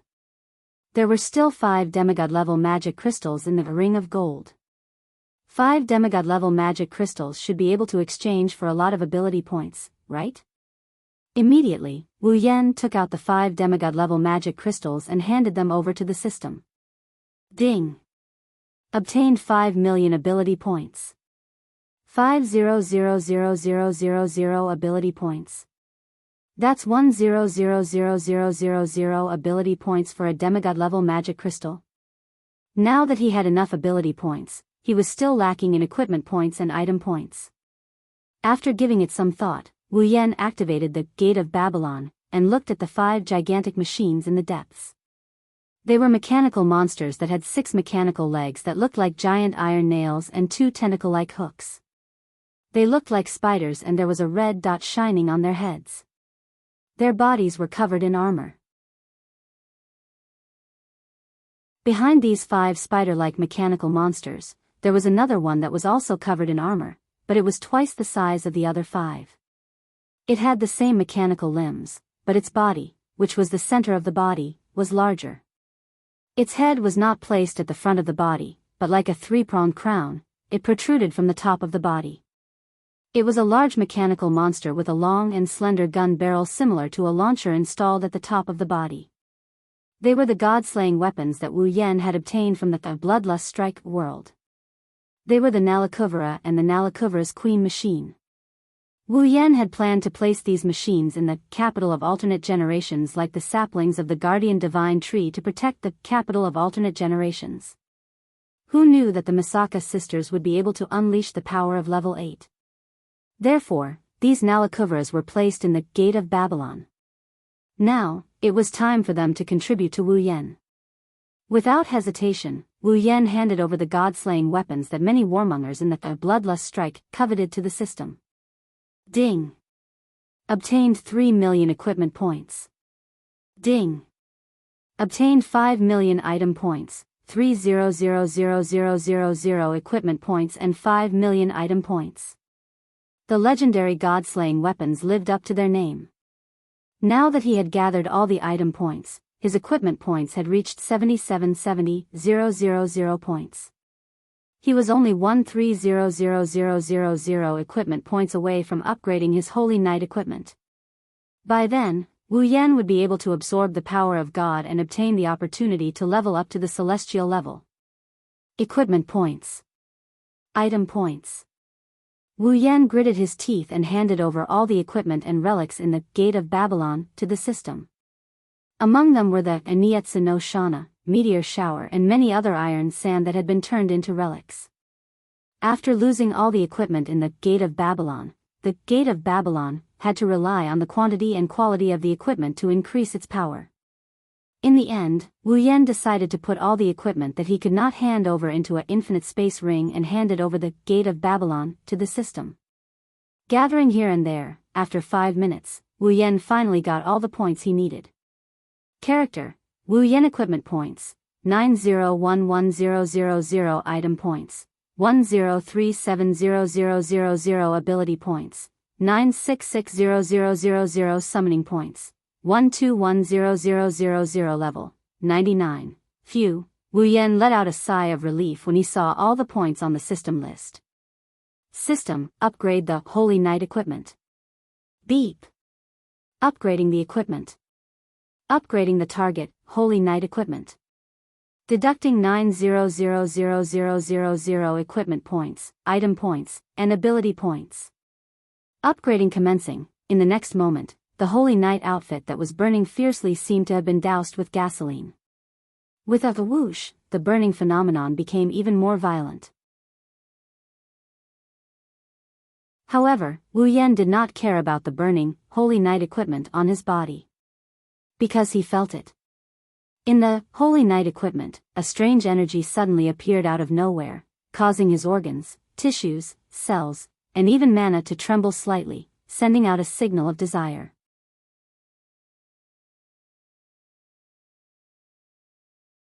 Chapter 1982. The Holy Knight outfit on his body was still rolling and fluctuating like a raging flame, but Wu Yan didn't feel it at all. The inexplicable power that suddenly appeared from the Holy Knight outfit made every cell, every bit of magical power, and every inch of skin in his body tremble and become restless.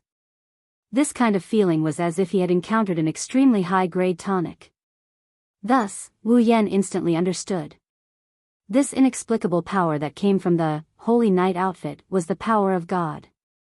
Moreover, as the level of the Holy Knight outfit continued to increase, the power of God also increased bit by bit. In the end, it turned into streaks of white light that wandered back and forth. Buzz buzz buzz. Every cell, every bit of magical power, and every inch of skin in his body trembled more and more frequently with the increase of the power of God. However, Wu Yan suppressed the desire and impulse in his heart to absorb the power of God and immersed his mind into the Holy Knight outfit. In the Holy Knight outfit, Wu Yan seemed to have seen another world. It was an endless, pure white world that stretched as far as the eye could see. In such a world, streaks of extremely dazzling white light were like streaks of pure white meteors that wandered back and forth aimlessly. This scene was like the stars in the universe, containing an incredible feeling.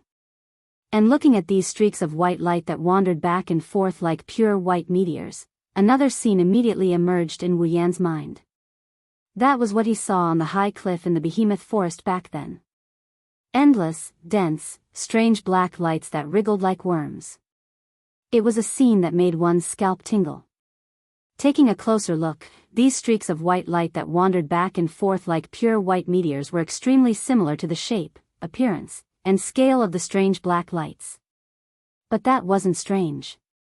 After all, these white lights were the power of God that all-powerful people dreamed of. As for the power of the pseudo-gods, it was a power developed by the four gods by using the fragments of the mythical armament that contained the power of the gods as research. The original purpose was also to be able to replicate the power of the gods and mass-produce endless power of the gods. In that case, the shape, appearance, and scale of divine power and false divine power were roughly the same, so there was nothing special about them. The difference was, when the meteor-like white light flowed, it was extremely pleasing to the eye. It was as if a real meteor was flying through the sky, making those who looked at it feel comfortable. On the other hand, the false god's power was like a worm, wriggling in the air. It was extremely disgusting. In addition, the aura emitted from the meteor-like bright white light was so grand and vast. However, the strange black light was cold and vicious. The difference between two forces that had the same origin but were completely different could be easily seen with a little comparison. Moreover, the power of God could help one break through the limits of life. When one reached the God level, the false god's power could change the form of life, turning one into a monster and forcibly increasing one's strength. It was obvious which of the two was stronger and which was weaker. When the meteor-like bright divine power in the holy knight armor filled the entire white world, the system's notification rang in Wu Yan's mind. Ding! Grade upgrade successful. A grade, Holy Knight Armor upgraded to S grade. Ding! Holy Knight Armor upgraded to S grade. Increasing the effect of aura creation. Without any damage to the Holy Knight Armor, it will continue to create aura. Absorbing aura will have the effect of upgrading from level 99 to level 100. The more aura it absorbs, the higher the success rate of upgrading. Listening to the system's notification, this time, Wu Yan finally couldn't hide the excitement in his heart and clenched his fist tightly. The mythical armament had the effect of nurturing the power of God, and the power of God could help pinnacle demigod experts break through the limits of life and advance to the God level. Of course, the power of God could only play the role of a ticket to the God level. Whether one could step through the door to the God level still depended on the efforts and actions of the absorber. In this aspect, it required the absorber to have a certain level of aptitude and talent to break through. How about Wu Yan's aptitude and talent? Wu Yan didn't know about this. He was able to reach the pinnacle demigod level all the way by relying on the system's ability to absorb EXP to level up.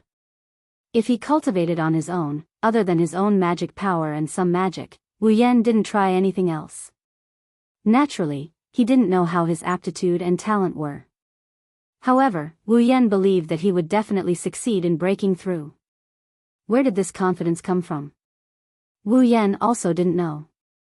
It was a kind of confidence that had no basis and was just a feeling in the unseen world. Driven by this confidence, Wu Yan didn't hesitate. He slowly released the magic power in his body and poured it into the holy knight outfit that was burning like flames around his body. He turned the magic power into a ribbon that wrapped around one of the dazzling meteor-like power of God in the vast white world and pulled it into his body. Bang! The moment the power of God drilled into his body, Wu Yan suddenly heard a roar in his mind as if something had shattered. His golden pupils began to slacken and he looked like his soul had left the world. In fact, Wu Yan's consciousness was indeed no longer clear-headed. In a trance, he was pulled up by a suction force and pulled into a wonderful space. This was a space that resembled the universe.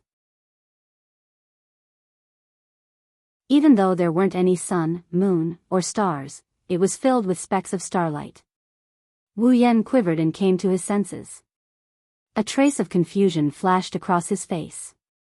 But when he felt the feeling of harmony in the surrounding space and the state of his soul leaving his body, Wu Yan suddenly understood. This space was the deepest part of his soul. In other words, the place Wu Yan came to was the place where his soul was stored. His current form also existed in the form of a soul. Why was he suddenly pulled into the deepest part of his soul? At this point, Wu Yan seemed to be somewhat at a loss and also somewhat enlightened. He knitted his brows and entered a mysterious state. Ding! At this moment, a strange sound suddenly reverberated in the space of the deepest part of his soul. It rippled like water and attracted Wu Yan's attention. It wasn't until this moment that Wu Yan discovered it. In the deepest part of his soul, at the forefront, there was a luminous sphere that was as round and eternal as a star. 2 halos revolved around it. It was a sphere with a diameter of 1 meter. If it were someone else who saw such an inexplicable thing in the depths of their soul, they would definitely be scared out of their wits. However, Wu Yan's eyes lit up and a trace of palpitation emerged on his face. System. System. That's right. System. The only thing that existed in the depths of Wu Yan's soul and integrated with his soul without any gap was the system. In other words, this luminous sphere that was as round and eternal as a star with 2 halos revolving around it was the system that changed Wu Yan's fate. Out of the blue, Wu Yan's body uncontrollably floated towards the glowing sphere that is as round as a star. It's surrounded by 2 light rings. It's about 1 meter in diameter. He reached out his hand and placed it on top of the glowing sphere. Buzz! A ripple that seemed to be gratified, joyful, and sentimental reverberated around the glowing sphere. It felt like a pet that had been waiting for its master to come to its side, or a servant that had finally completed its mission. It trembled with excitement. Boom! In the next moment, the system that had integrated with Wu Yan's soul and changed Wu Yan's fate expanded and exploded into countless light spots. Looking at this scene, Wu Yan was stunned and couldn't come back to his senses. However, when he saw the light spots that exploded, his mouth slowly widened. This was because there were many familiar things in those light spots. Shauna of the Mesa. Meteor Knight. Treasure of the King. Even the resplendent breath and other equipment and items that he had seen in the exchange list of the system were in those light spots. Some of the light spots didn't have any equipment or items. Instead, they had some images, some of which demonstrated various abilities and some of which were images of strange worlds. The images that demonstrated various abilities were naturally the abilities that could be exchanged in the system. The images of the strange worlds were the dungeon worlds. In these dungeon worlds, the storyline characters were reflected in the images and had light spots on them, representing the summoned characters. Then, the equipment, items, abilities, summoned characters, and light spots that represented the dungeon worlds that made up the system all swarmed into Wu Yan's body. Wu Yan slowly closed his eyes and fell into a deep sleep.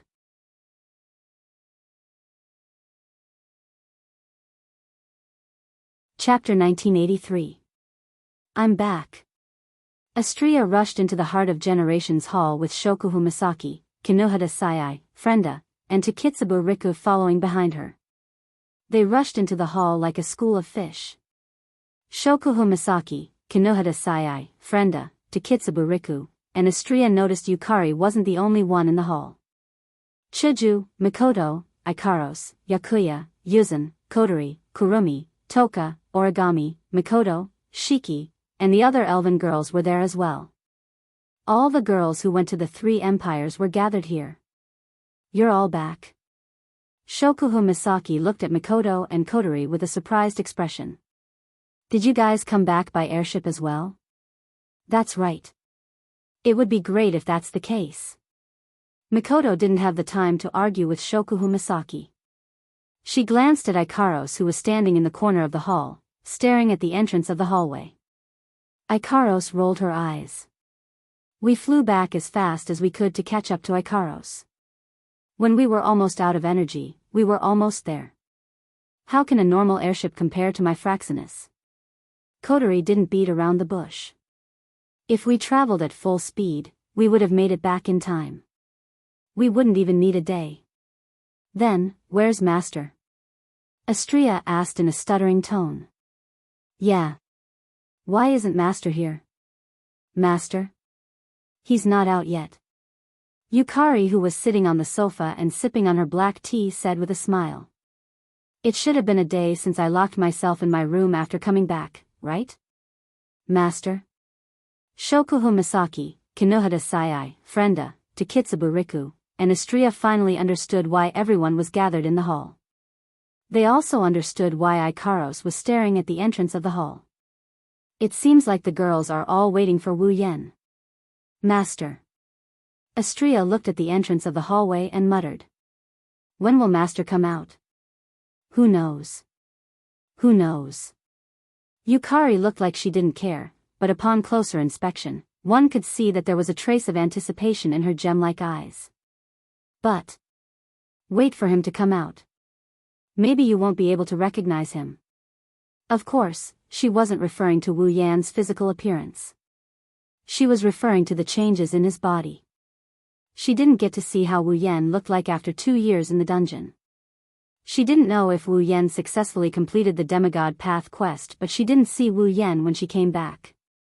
She didn't want to see him. Yukari was confident. Wu Yan won't disappoint her. He wouldn't disappoint all of his summoned characters and everyone in Fantasy Village. The girls seemed to understand what Yukari meant and they didn't say anything else. Instead, they started discussing their trip to the Empire. Yukari also told him about how the Beast King had broken out of the seal and how she had tampered with the false god power, causing the Beast King to suffer a great loss. Looks like we're back to square one. Shokuhu Misaki sighed. Once the Beast King recovers, he will lead his demonic beast army to attack the capital of otherworldly demons like he did before. This time, the Beast King won't give us the chance to seal him again. Kotori held a lollipop in her hand.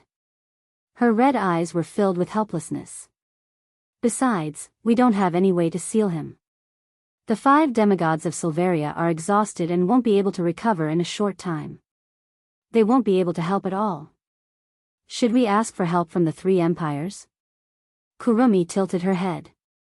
The Beast King will take care of us first before dealing with the 3 empires. Even if we don't count the Beast King, it won't be easy to deal with the entire demonic beast race. The group of girls did not treat the magical beasts as a threat when they went to the 3 great empires to provide reinforcements. Instead, they focused on dealing with the 3 fake Beast Kings leading the magical beast army. Aside from the 3 demonic beast kings, the demonic beast army that attacked the Ailu Empire, Baruba Empire, and Fea Empire suffered very few casualties. Now that the 3 false beast kings had been eliminated and the Beast King was freed, he would definitely gather the magical beasts scattered across the 3 empires while he calmed the raging power of the false gods within his body. Gathering the power of the entire magical beast race, he would attack the capital of otherworlds. When that time comes, the capital of alternate generations would have to face an army that was several times stronger than the magical beast army that had attacked the 3 great empires alone and posed a major threat to each of them. Even though the girls were all at the 9th level, the number of 9th level demonic beasts in the demonic beast race is definitely greater than the capital of otherworldly demons. The number of demonic beasts in the demonic beast race is uncountable. They could easily drown the entire capital of otherworldly demons. It would be difficult to deal with the entire demonic beast race with just 20,000 Misaka sisters. Of course, if the demigod Yukari can deal with the low, mid, and high-level demonic beasts, then the demonic beast race can multiply by several times. The problem is, can Yukari deal with the normal demonic beasts? Maybe the Beast King will take down Yukari before that? If they want to win, they must ask for help from the 3 empires. The 3 empires that were saved by the girls won't refuse. They won't dare to refuse. After all, the 3 demonic beasts are still recovering in the capital of otherworldly demons. However, Yukari said so. The demonic beast race is nothing to be afraid of. Yukari glanced at the surprised girls, then pointed her fan at Shokuhu Misaki. You're wrong about going back to square one. Don't forget. Ziyu Ran said after she smiled. Compared to last time, we have an extra trump card. A trump card that is countless times stronger than the Beast King. A trump card that is omnipotent. Hearing Yukari's words, the group of girls was stunned at first, then they smiled bitterly, feeling slightly dissatisfied. Their dissatisfaction was directed at themselves. There was no need to doubt the identity of the omnipotent trump card mentioned by Violet. Now, Violet's trust in this trump card was unprecedentedly high. The group of young ladies who had accompanied him for as long as Violet, and were even closer to each other than he was to Violet, began to lose confidence in him. Didn't this mean that they trusted that person less than Yukari? At the thought of this, the group of young ladies began to feel dissatisfied with themselves. Plans, strategies, coping skills, and everything that is derived from the word intelligence can produce unimaginable results when used.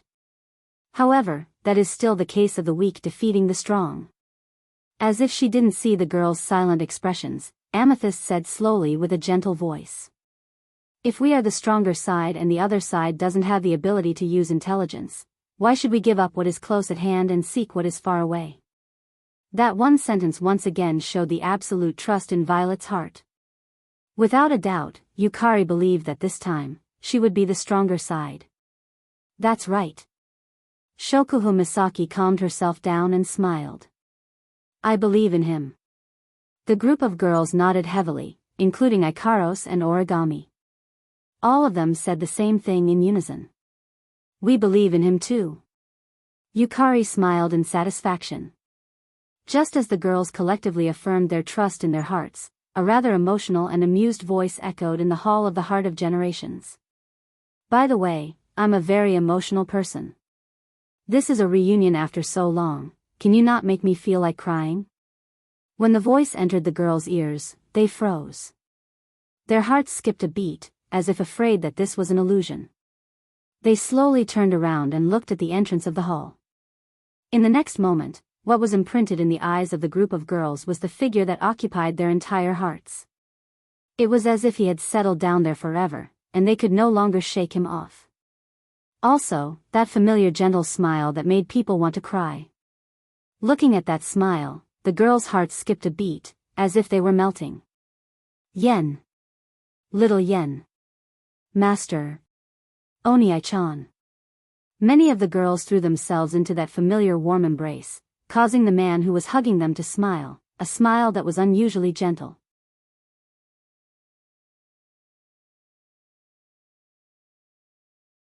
Chapter 1984. Yukari couldn't help but smile when she saw Wu Yen hugging the girls. She silently used the system's perception to look at Wu Yen. She tried to obtain information about Wu Yen.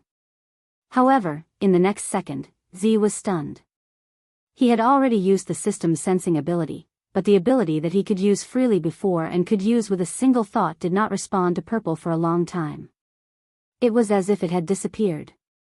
Yukari wasn't the only one who noticed this. The other girls who didn't throw themselves at Wu Yen also noticed this. They looked at each other in confusion. The girls hugging Wu Yen noticed something else. Astria looked at Wu Yen blankly. Your eyes. The group of girls subconsciously focused their attention on Wu Yan's eyes. Then, they noticed something. Wu Yan's pupils regained their color. Yes. They regained their color. It wasn't the wine-red color of a true ancestor's bloodline. It wasn't the dazzling golden color of a true ancestor's bloodline. It was the original color of Wu Yan's pupils, black. Black hair and black eyes. This was before he exchanged for the bloodline. This was Wu Yan's original appearance when he was still a human. Of course, the system's perception ability wasn't the only thing that changed. Wu Yan's pupils regained their original color. The girls with sharp senses were surprised. Wu Yan gave off a different vibe. How should I put it? Take Chuju and Mikoto for example. These two girls were the first to fuse with Wu Yan's life force and become his summons. When they first met Wu Yan, they thought he was an ordinary person who was easy to get along with. After Wu Yan exchanged for the bloodline and became a true ancestor, he started to give off a strong and mysterious vibe. But now, that strong aura, that mysterious, and even that ordinary feeling was all gone. Right now, Wu Yan is giving off a weird vibe. And it was extremely strange. There wasn't any aura leaking from him and there was nothing special about him. However, there was a kind of charm that made people unable to move their eyes away from him. If there was a way to explain it, it would be that Wu Yan's presence became stronger. It wasn't just a little strong. With Wu Yan's current state, no matter how ordinary his appearance was, there was nothing special about him. No matter how mediocre he was, or if he was thrown into the crowd and had plastic surgery on his face, he would be the center of attention when he walked out of the crowd. Wasn't this feeling strange? Little Yen. Yukari's tone became hesitant. She couldn't express the thousands of emotions in her heart. It became a meaningless question. You succeeded in your breakthrough? Wu Yan took a deep look at Yukari, who was frowning, and then looked at the girls who were staring at him. He didn't say anything and only smiled, but it made everyone's heart skip a beat. Although it was only for a moment, the girls felt the weak aura released by Wu Yan. That trace of aura was extremely weak, to the point that it was weaker than a level 1 novice who had just started cultivating. But when they were locked onto by this weak aura, including Yukari, all the girls felt as if they had been thrown into the universe, facing the vast universe with a sense of wonder and powerlessness. What's going on? The group of girls were all at a loss for what to do with each other's feelings. Yukari was the only one who looked at Wu Yan with a smile on her face. After a long time, she asked, "I almost couldn't recognize you. Is that so?" Wu Yan shrugged. He was as carefree as ever. "But I'm still me. Is that so?" A smile appeared on Yukari's face, but the words she spoke were overbearing. "Do you think you haven't changed at all?" "Of course not." Wu Yan scratched his cheeks, his starry eyes had a hint of a smile. "I just changed back." Changed back, Yukari murmured. With her extraordinary intelligence, she seemed to have guessed something, and her expression turned serious. "Is it related to the disappearance of the system?" "The system disappeared?" The group of girls cried out in alarm. "Didn't you say that no matter how magical the system is, it's still a tool, an item? Since it's a tool, an item, it will be controlled by its master sooner or later." Wu Yan looked at Yukari with a faint smile. "How can you say that he's disappeared?" I see. Yukari's expression changed imperceptibly, but it turned into a relieved smile. "What are you all talking about?" Mikoto couldn't hold it in any longer. She stepped forward and yelled. "Don't say anything I don't understand." "Yeah." Chuju was also dissatisfied. "Explain, what's the meaning of the system's disappearance?" "We really can't sense the system anymore." Shokuhu Misaki frowned and looked at Wu Yan. "Did the system really disappear? Didn't I tell you there's no such thing?" Wu Yan pointed at his chest with a grin when he saw the confused and dissatisfied looks on the girls' faces. "Isn't the system right here?" Hearing this, the group of girls became even more confused. "You mean?" Kotori said with uncertainty. "You became the system? You only got half right." Wu Yan laughed and stopped teasing the girls. His lips slowly curled into a grin. "To be more precise, the system has completely fused with me." "Fused with you?" The group of girls looked at each other in dismay. The system was originally in Wu Yan's body, it's connected to his soul, right? Does Wu Yan mean that the system didn't fuse with him before, that it still exists? "It's what I said, don't overthink it." Wu Yan patted the heads of the 4 girls beside him. He walked out of the girls' encirclement and sat down on the sofa. The girls didn't know what happened to Wu Yan, but even if the system disappeared, they can still feel that their life forms fused with Wu Yan are still the same as before. In other words, even if the system disappeared, the girls are still Wu Yan's summons. Knowing this, the girls relaxed and gathered around Wu Yan, who was sitting on the sofa, treating him as their backbone. The other girls were puzzled by the strange conversation between Wu Yan and Yukari, the system, and Wu Yan's transformation. Only Ikaros didn't say anything. Just like before, she stuck close to Wu Yan and obediently served him a cup of tea. Red tea. Wu Yan turned around and looked at Ikaros' indigo eyes that wouldn't move away from him as long as he was there. Looking at the strong emotions of attachment, love, and even infatuation in her eyes, he felt warmth in his heart. He reached out and stroked Ikaros' silky hair. Did you miss me? Ikaros blushed slightly. This is an expression that only appears in front of Wu Yan, but she nodded her head heavily. The attachment, love, and infatuation in her eyes grew stronger. She believed that no man would be able to speak harshly to an angelic girl who was looking at them with such a gaze. Including Wu Yan. Thus, Wu Yan condensed all his emotions into a single sentence. I missed you too. Wu Yan looked at the group of girls around him and said in a nostalgic tone. I missed you guys a lot. That one sentence completely melted the hearts of the group of girls, and also caused a trace of bitterness to appear in their hearts. The girls didn't know how Wu Yan spent the past 2 years in the dungeon world. But when it comes to missing him, even if the ratio of time is incomparable, the amount of time they missed him is definitely not less than Wu Yan's. At this moment, this group of people who are destined to accompany each other for the rest of their lives are much closer to each other.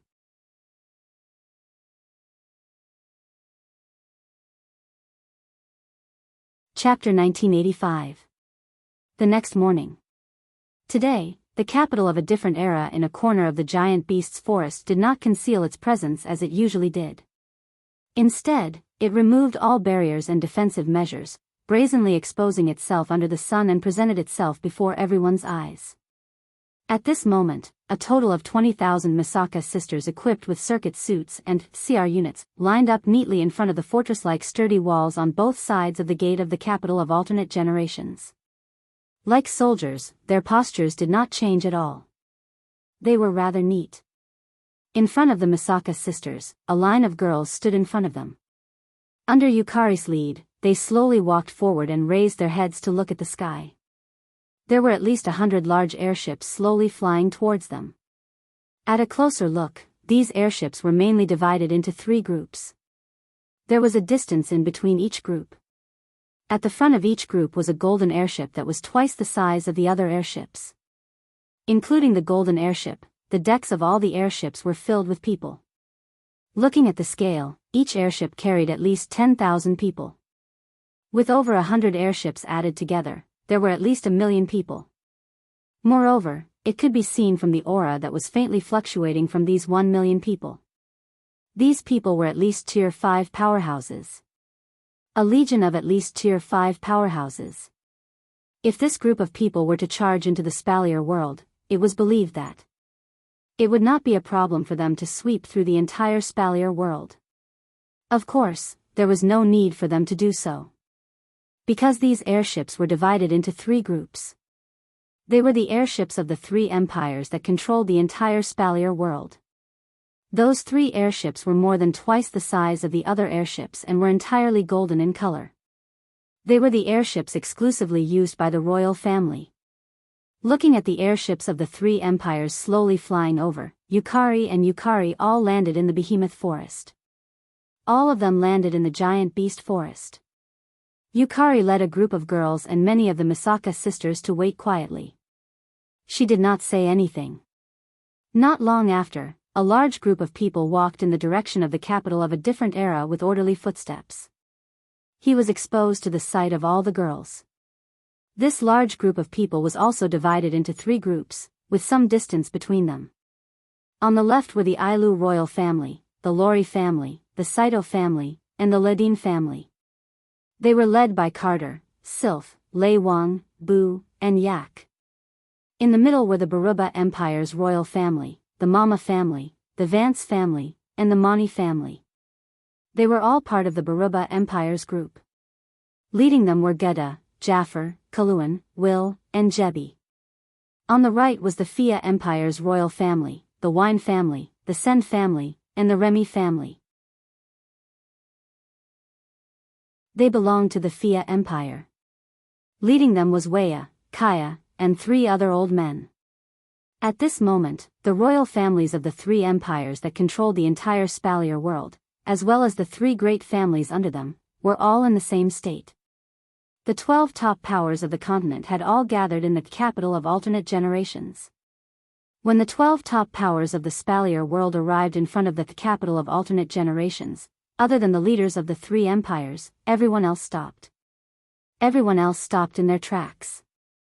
Under the lead of Kite, Gedda, and Weya, the rest of them came before Violet, took off their crowns, and bowed respectfully.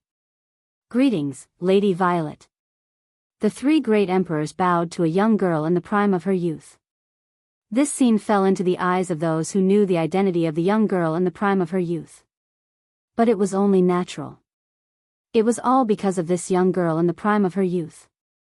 He was one of the demigods who stood at the pinnacle of Silveria. In the Spalier world, the strong ruled supreme.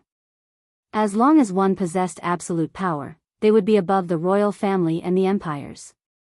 Didn't the Ailu, Baruba, and Fia empires' guardian deities not show up no matter what happened? They only showed up when the royal family's foundation was in danger of being destroyed to protect the royal family's foundation. Other times, no matter how fierce the war was, they didn't even show up when the demigod Beast King was born. Didn't you see that when the three great empires were facing the threat of the magical beast army's invasion and facing the threat of extinction, the three great emperors all discovered that the guardian god wasn't in the palace at this critical moment, yet they couldn't bear any resentment towards the guardian god? This was the might of the demigods who stood at the peak of the Spalier world. They were existences that were above the royal family and the empires. Therefore, not to mention bowing to Z, even if the three emperors all knelt down and kowtowed to Z, the surrounding experts who were dispatched by the three empires wouldn't reveal any strange expressions. Violet looked at Carter, Gedda, and Weya, as well as Sylph, Jaffer, Kaya, and the rest of the 9 great families who bowed to her. Her expression was still calm as she spoke casually. "Thank you for your hard work to come to the capital of alternate generations. On behalf of the Master of the Capital of Alternate Generations, I welcome all of you." Hearing these words, the eyes and expressions of the crowd, who were originally calm, changed. "Welcome us on behalf of the Master of the Capital of Alternate Generations?" In other words, one of the demigods who stood at the peak of the Spalier world wasn't the Master of the Capital of Alternate Generations? At the thought of this, everyone looked at each other in dismay. Their hearts were filled with shock. Could it be that there was someone who was even more powerful than a demigod in the capital of alternate generations? Even Carter, Gedda, Weya, and the other leaders who already knew who the owner of the otherworldly capital was couldn't help but be dazed for a moment. They probably didn't want to believe that this demigod powerhouse before them would serve someone else as his master. Of course, everything seemed normal on the surface. "Thank you for coming out personally, Lady Violet." Carter's expression turned serious. "The guardian deity personally contacted us yesterday and asked us to bring most of our experts to the capital of alternate generations. Since it's an order from the guardian deity, we naturally have to obey. I've also heard from the guardian deity that the capital of alternate generations has helped the guardian deity a lot. The Baruba Empire owes the guardian deity a debt of gratitude." Gedda nodded heavily. "If there's anything you need, Lady Violet, please don't hesitate to ask. As long as it's within our capabilities, Gedda and the Baruba Empire will definitely not decline. Please lead the way, Lady Violet." Weya bowed respectfully again. "The guardian deity said that we'll know the purpose of our visit once we meet the master of the capital of alternate generations." Violet nodded indifferently and glanced at everyone around her. "The upper echelons of the 3 empires and the 9 great clans will follow me. The rest of you, stay here." With the demigod's command and the 3 emperors' words as a foundation, how could the experts from the 3 empires and the 9 great clans dare to disobey? At that moment, everyone's expression brightened as they responded loudly. "Yes." Violet turned around and exchanged glances with the group of girls. After seeing them nod, she extended her hand that was holding a paper fan and pointed forward. Wang.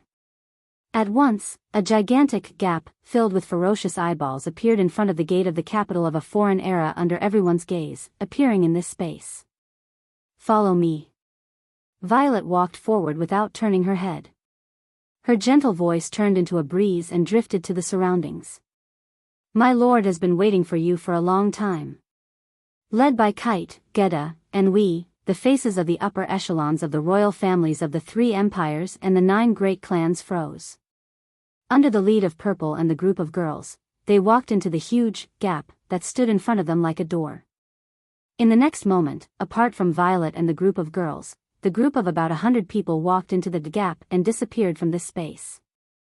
When the upper echelons of the 3 empires and the 9 great clans gradually regained their vision from the pitch-black darkness, they discovered that they had arrived at a rather vast open space.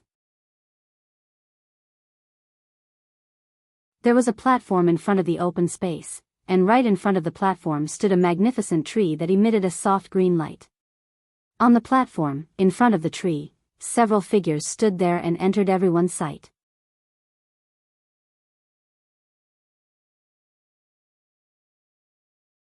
Chapter 1986. After leading the Spalier World executives to the front of the platform, Chuju, Mikoto, and the other girls left the executives behind and walked to the left and right sides of the platform. Over there, the Thunder King, Dar, and Feifei were excited to discover that Lulu was there as well. She greeted the 3 of them discreetly, but it was as if she was attending a very formal banquet. She was a little restrained, and only when the group of young ladies stood with her did she settle down and put on a well-behaved appearance. Yukari also left the Spalier World executives behind and walked to the platform to meet with the figures standing on the platform. Who were the figures on the platform? Jarlin, Mura, Linya, Cynthia, Magnubi. The 5 demigods of the Spalier World. However, seeing the 5 demigods standing at the peak of the Spalier World, the Spalier World executives who were supposed to be excited and respectfully saluting were all speechless. Many of them were even shocked. This was because Jarlin, Mura, Linya, Cynthia, Magnubi, and the other demigods of the Spalier World were divided into 2 groups and stood in front of the sapling like the girls standing on the left and right sides of the platform. After Yukari met with the 5 demigods of the Spalier World, she also walked to one side. She stood together with Linya and Cynthia. Of course, this alone wasn't enough to shock the executives of the Spalier World. What really shocked the executives of the Spalier World was that in the middle of the 2 groups of demigods, there was a figure standing in front of the sapling with his back facing everyone present. Wasn't this enough to explain a phenomenon? This meant that the person standing in front of the guardian tree's sapling and being protected by 6 demigods was the one with the highest status in this place. An existence that even demigod-level powerhouses would lower their heads and support? Is there such a thing in the Spalier World? The Spalier World executives were completely at a loss. As for those who recognized the identity of the figure, Kate, Geda, Weya, Jaffer, Kaya, Feifei, Bingling, and Bishi were all stunned. Even Sylph's cold and emotionless eyes couldn't help but tremble. Without giving the high-level officials of the Spalier World too much time to be at a loss and shock, the figure slowly turned around, exposing his full appearance in front of everyone. Black hair. Black pupil. Naturally. It was Wu Yen. Those present were not the upper echelons of the 12 top forces. They were existences who could truly speak for themselves in their respective forces. They were the next generation decision-makers of the 12 top forces who had studied in the Spalier World Academy. On top of that, he was the fiancé of Princess Sylph of the Ailu Empire and the youngest Type 9 powerhouse in history. Who wouldn't recognize Wu Yen? Therefore, when they recognized that the person who was supported by all the demigods of the Spalier World and the person with the highest status here was Wu Yen, many of them cried out in surprise. In front of the Spalier World executives' expressions of disbelief, shock, and horror, Wu Yen smiled calmly as if he was hosting a banquet. Welcome everyone to the capital of a different era. The Spalier World executives reacted one after another. Doubts, shock, and confusion filled their hearts. The executives of the Spalier World wanted to say something, but they were intimidated by the demigods of the Spalier World. They stood on the platform obediently as if they couldn't make a decision. Since their status was lower than the demigods, they didn't dare to act rashly. But if they didn't ask, they wouldn't understand what was going on in front of them. Therefore, even the executives of the Spalier World, who had seen a lot of things, couldn't help but show a trace of bewilderment on their faces at this moment. Even the younger generation started to make noise. Seeing this, Garen, Linya, and Magnubi, who were the guardians of the 3 empires that dominated the entire Spalier World, frowned and snorted coldly. This shocked the younger generation and they all shut their mouths. The whole place suddenly became quiet. Only the executives of the Spalier world were left. Their expressions were very uncertain as they stared straight at Wu Yan, who was standing on the main seat, as if they wanted to see something. Under everyone's gaze, Wu Yan had a faint smile on his face. After everyone quieted down, he looked at the demigods of the Spalier world. To be more precise, he looked at Garen, Linya, and Magnubi. The three guardian deities immediately understood. Jarlin was the first to step forward and say something that shocked everyone. From now on, the Ailu Empire will fully obey the orders of the ruler of the capital of Otherworldly, Sir Wu Yan. We will fight against the demonic beasts together. This one sentence sent the executives of the Ailu Empire's royal family, Lori family, Saito family, and Ladin family into a state of incomparable shock. At this time, Magnubi also stepped forward and announced. From now on, the Baruba Empire will fully obey the orders of the ruler of the capital of Otherworldly, Sir Wu Yan. We will fight against the demonic beasts together. Lord Guardian God.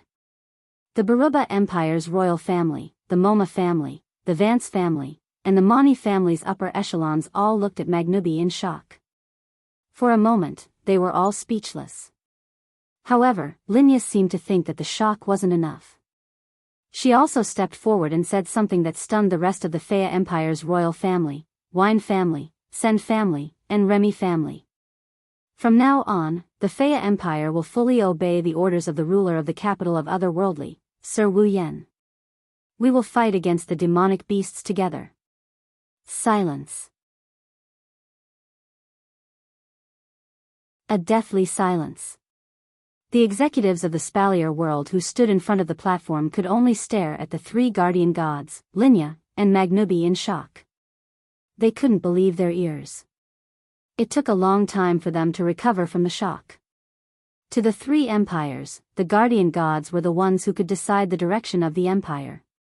Their authority was even higher than the three emperors.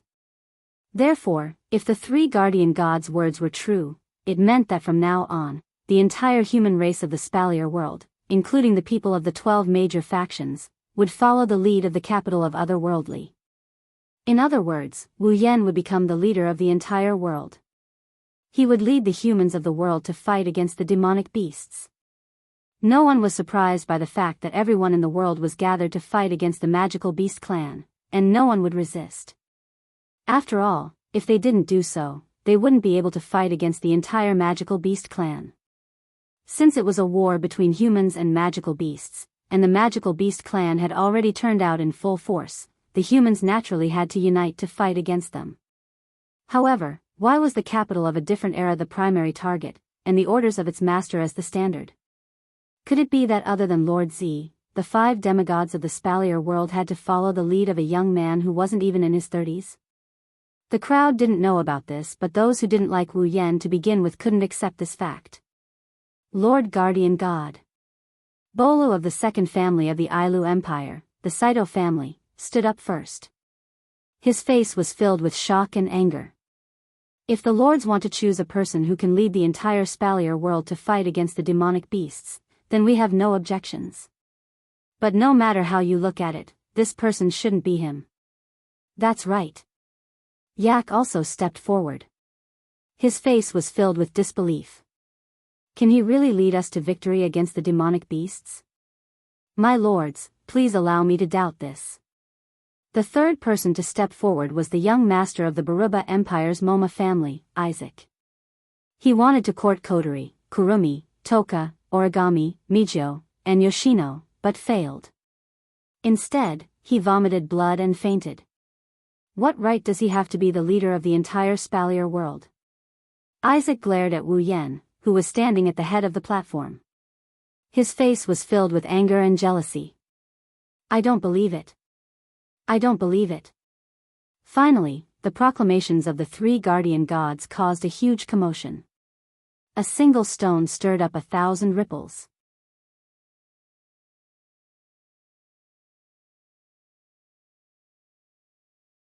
Chapter 1987. Nowadays, if you were to go to any city in the Spalier world and ask a random person on the street who was the most talented person in the Spalier world, 100 out of 100 people would answer with 2 words. Wu Yan. Wu Yan was really famous. This wasn't to praise Wu Yan, it was the truth. Everyone in Silveria knew that the princess of the Ailu Empire, Sylph, was the most talented student in Silveria World Institute. She was even more talented than the princes of the other 2 empires. She was the strongest student in Silveria World Institute for a few years now. Everyone knew that she was the most talented person in Silveria. Even though the Spalier World Academy's ranking was disrupted by the sudden appearance of the girls, Sylph's reputation was still as high as ever. Now, the girl who was the most talented person in the new generation half a year ago had become someone else's fiancé. How could her fiancé not be famous? After the trip to the domain of gods and the news of Wu Yan becoming the youngest person in history to reach the 9th tier spread, the Spalier world's powerhouses were in an uproar for quite some time. It would be unreasonable if he wasn't famous. Because of this, Wu Yan became a legend in the hearts of the young powerhouses. Many people looked up to him with admiration and jealousy at the same time. Obviously, Boru, Yak, Isaac, and many of the Spalier world's higher-ups were the latter. Now, the target of their jealousy was once again able to reach the heavens.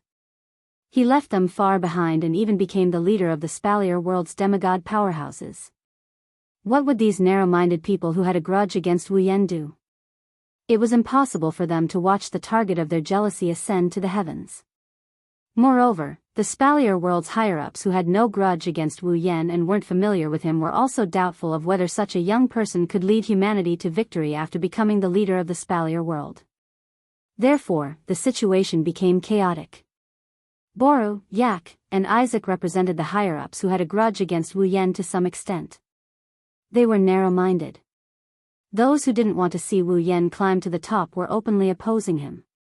Geda, Weya, Jaffer, and Kaya represented the higher-ups who didn't have a grudge against Wu Yan but doubted Wu Yan's abilities. They frowned and whispered from time to time. They decided to watch from the sidelines. Kite, Sylph, Lei Wang, and Feifei represented the higher-ups. Those who were on good terms with Wu Yan were shocked by the declaration of the 3 guardian gods. However, they were also overjoyed that Wu Yan was regarded as their leader by the demigod powerhouses. They chose to stand firmly by Wu Yan's side.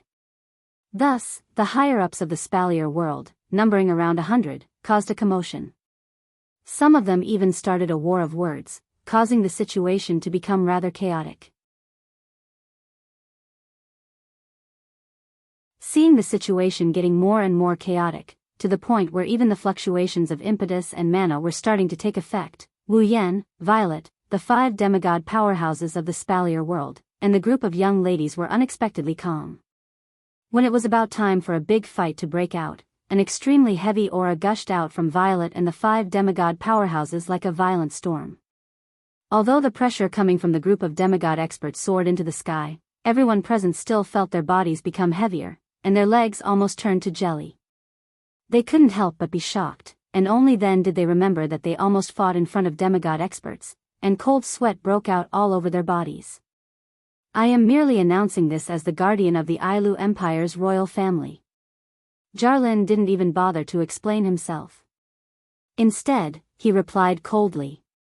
If anyone in the Ailu Empire thinks my decision is inappropriate, they are free to withdraw from this war. Withdraw? Everyone present was stunned. Withdraw? Is this a joke? This was a moment of life and death for the entire human race. In a battle against the magical beast clan, who didn't wish to have more people on their side. If the demigod powerhouses were forced to withdraw, the war would be lost and the humans of the Spalier world would be plunged into an abyss of suffering. Even the demigod powerhouses would be cursed for eternity. How could the people present not suspect that Garen was joking? However, reality proved that Jarlin wasn't joking. In the name of the guardian god of the Baruba Empire's royal family, I hereby announce this to everyone. Magnubi declared. If anyone from the Baruba Empire is unwilling to support my decision, they are free to withdraw. I second the motion. Linya's soft but firm voice reached everyone's ears. In the name of the guardian god of the Fea Empire's royal family, my decision is unanimous with the other two guardians. The Spalier world's upper echelons finally calmed down after hearing Linya's words. The demigod powerhouses wouldn't joke about the Spalier world's future. If they weren't confident, they wouldn't have said something like withdrawing. So why would the demigod powerhouses make such a decision? It was simple.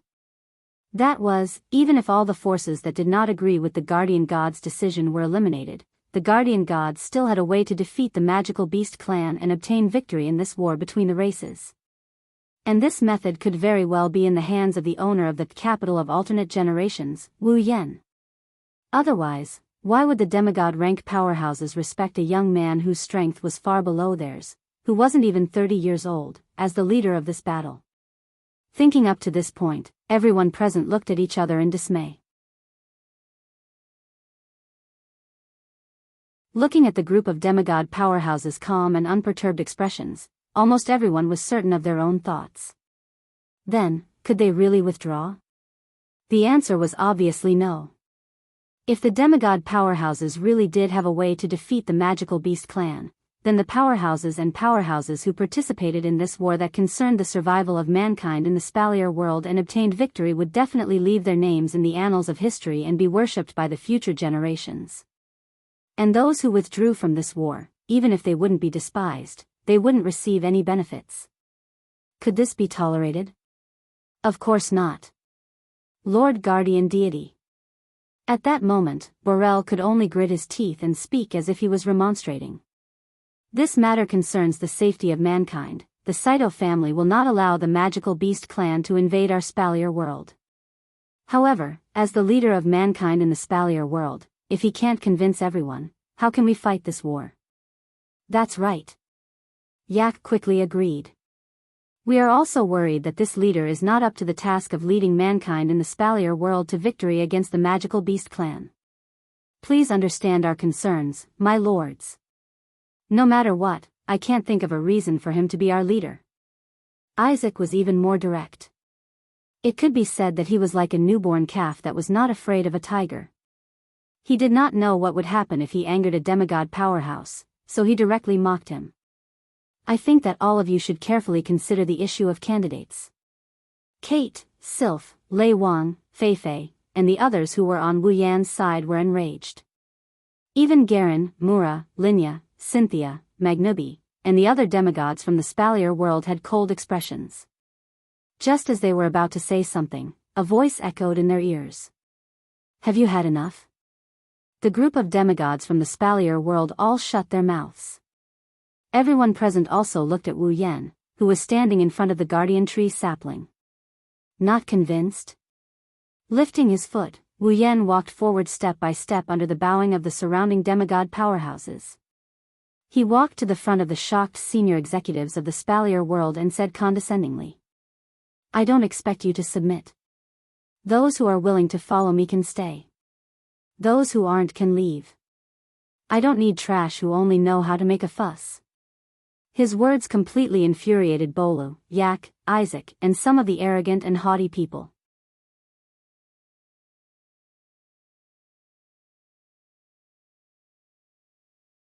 Chapter 1988. Don't get too cocky. Isaac, who was already hostile towards Wu Yan due to some inexplicable reasons, clenched his fists and shouted with a face full of anger. Do you think you're the master of the Spalier world? The master of the Spalier world? Wu Yan glanced at Isaac and he shifted his gaze away as if he lost interest in Isaac. I have no interest in becoming the master of the Spalier world. Even if I did, there's no place for you among the people who should oppose me. No place for me? Isaac was stunned. What do you mean by that? Do you want me to make myself clearer? Wu Yan suddenly smiled. There was no mockery or sarcasm in his smile. It was more like he was telling the truth. Then I'll make myself clearer. Do you think you have the right to voice your opinion? What? What did you say? The anger and jealousy in Isaac's heart exploded at the same time, but he couldn't find any words to refute. Who was Wu Yan? Even if he didn't become the master of the Spalier world, he's not the fiancé of Princess Sylph of the Ailu Empire, He's still the master of the otherworldly capital. Not only does he have many Tier 8 Misaka sisters under his command, he also has a group of Tier 9 girls under his command. Such a faction. Not to mention the Moma family that Isaac belonged to, even the entire Baruba Empire might not be able to compare to the capital of a different generation. It was clear at a glance who was superior and who was inferior.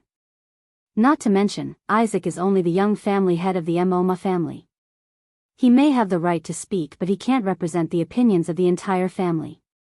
He is the master of the capital of alternate generations. Presumably, the Moma family wouldn't choose to become enemies with Wu Yen over a young family head. In fact, Isaac was the only one who was against Wu Yen becoming the master of the Spalier world due to personal reasons. Both the patriarch of the Moma family, Kaluan, and the current patriarch, Mans, chose to remain neutral. Seeing Isaac's resolute opposition, their faces were filled with dissatisfaction. Now, they saw Isaac offending Wu Yen. His expression became even more unsightly. Isaac. Kaluan spoke in a cold voice. Don't forget, the one standing in front of you is not the master of the Spalier world. He's also a Tier 9 powerhouse. This sentence was like a basin of cold water that was splashed on Isaac's heart. A Tier 9 powerhouse. Even the Moma family, which Isaac was so proud of, only had one super expert. Although he is the young patriarch of the Moma family, Isaac is only at the peak of the 7th step. Wu Yen can crush him to death in a matter of minutes. Even just one person is enough to make the entire Moma family fear him. Kaluan was reminding Isaac not to get into trouble. Otherwise, if Wu Yen wants to take his life, no one can save him. However, Kaluan, Isaac, and all the higher-ups of the Spalier world did not notice that when Kaluan said that Wu Yen is a Tier 9 powerhouse, the 5 demigods of the Spalier world on the platform looked at each other. Strange and bitter smiles appeared in their eyes. A Tier 9 powerhouse? If that's the case, they wouldn't have chosen Wu Yen to be their leader. Looking at Isaac's ashen face and the fear in his eyes, Wu Yen couldn't be bothered to look at Isaac anymore. Instead, he looked at everyone present. You should all know that our real enemy is not the magical beast clan, but the Beast King. Hearing this, the higher-ups of the Spalier world fell silent. Yes. Although the magical beast clan has a large number of people, and they have more demigods of each rank than humans, the magical beast clan has a fatal weakness. Their peak combat power is insufficient. The Spalier world has 5 demigods. Including Purple, that is a total of 6. And in the magical beast clan, other than the Beast King, there is not a single demigod. The only 3 newly trained demigod beast kings are still half-baked. They were killed by the group of girls with various tricks. They are not a threat at all. The only real threat to the Spalier world is the Beast King of the demigod realm. Regarding the existence of the Beast King and its promotion to the demigod realm, all the higher-ups of the Spalier world naturally know about it. Naturally, they also know that if the Beast King is not dealt with, then the Spalier world's disaster will really come. In other words, as long as the Beast King is dealt with, then everything will be fine. This is what Wu Yen wants to express, and what he wants to say is related to this. Can any of you deal with the Beast King? Wu Yen pursed his lips and looked at Isaac. You can deal with the Beast King? Isaac couldn't help but shrink his neck and take a step back in fear. Wu Yen looked at Yak. You can deal with the Beast King? Yak's face stiffened, he couldn't say a word. Then, Wu Yen looked at Bolu and smiled contemptuously. Or, can you deal with the Beast King? Borel's face turned ugly. In other words, none of you can deal with the Beast King? Wu Yen retracted his smile and his gaze turned calm. Everyone could feel the pressure and heaviness coming from him. Since none of you can deal with the Beast King, then who gave you the confidence to stand up against me? Wu Yan's voice wasn't impassioned, it wasn't cold either. However, the higher-ups of Silveria felt their hearts skip a beat. They lowered their heads subconsciously, they didn't dare to meet Wu Yan's gaze. So. Sylph looked at Wu Yan with a pair of icy blue eyes. She looked at Wu Yan with a gentle gaze that no one else could see. She spoke in a clear and cold voice. "You're right. You have a way to deal with the Beast King?" Everyone's eyes lit up when they heard Sylph's words. Be it the opposition, neutral, or supporters, their eyes lit up. "If you believe me." Wu Yan didn't explain further, he just smiled at Sylph. "That's why I stand by my words. Those who are willing to follow me can stay, those who aren't are free to leave. Those who are dissatisfied with me can also suggest a way to deal with the Beast King. As long as it works, I will respect him as the leader. However, if all you do is make a fuss, then I will give you a chance to be convinced." Wu Yan raised his hand and the girls lined up on both sides of the platform stepped forward. They stood in front of the platform and lined up in front of the higher-ups of Silveria. So many devastatingly beautiful, charming, adorable, and heroic young ladies lined up in front of him, causing many men to reveal infatuated, or unnatural expressions. The women were also envious and jealous, and Isaac was almost drooling. However, in the next moment, the emotions in their hearts turned into shock. "If there's anyone who's not convinced, you can step forward now." Wu Yan's nonchalant voice entered everyone's ears. "As long as you can defeat any one of my companions, the position of leader will be yours." The entire place was deathly silent. If it was before the magical beast clan invaded the Spalier world and attacked the three empires, many people who were confident in their own strength would have stepped forward. Many of the older generation powerhouses who felt that they were being looked down upon would be furious. However, after the incident with the three fake beast kings, these people from the 12 top forces all knew that every single one of these charming girls was a powerhouse of the 9th level. Who would dare to say that they could defeat these girls?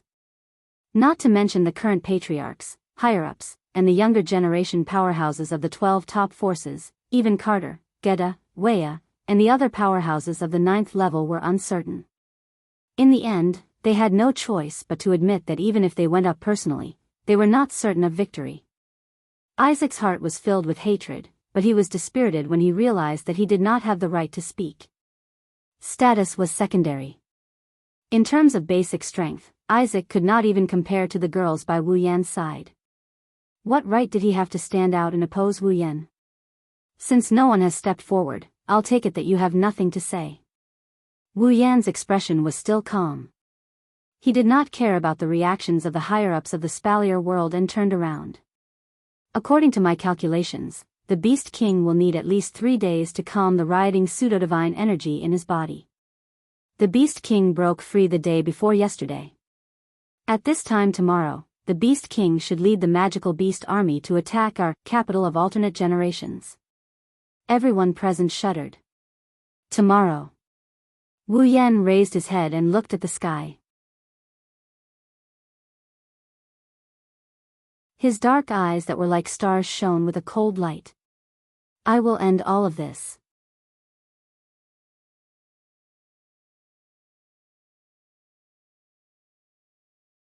Chapter 1989.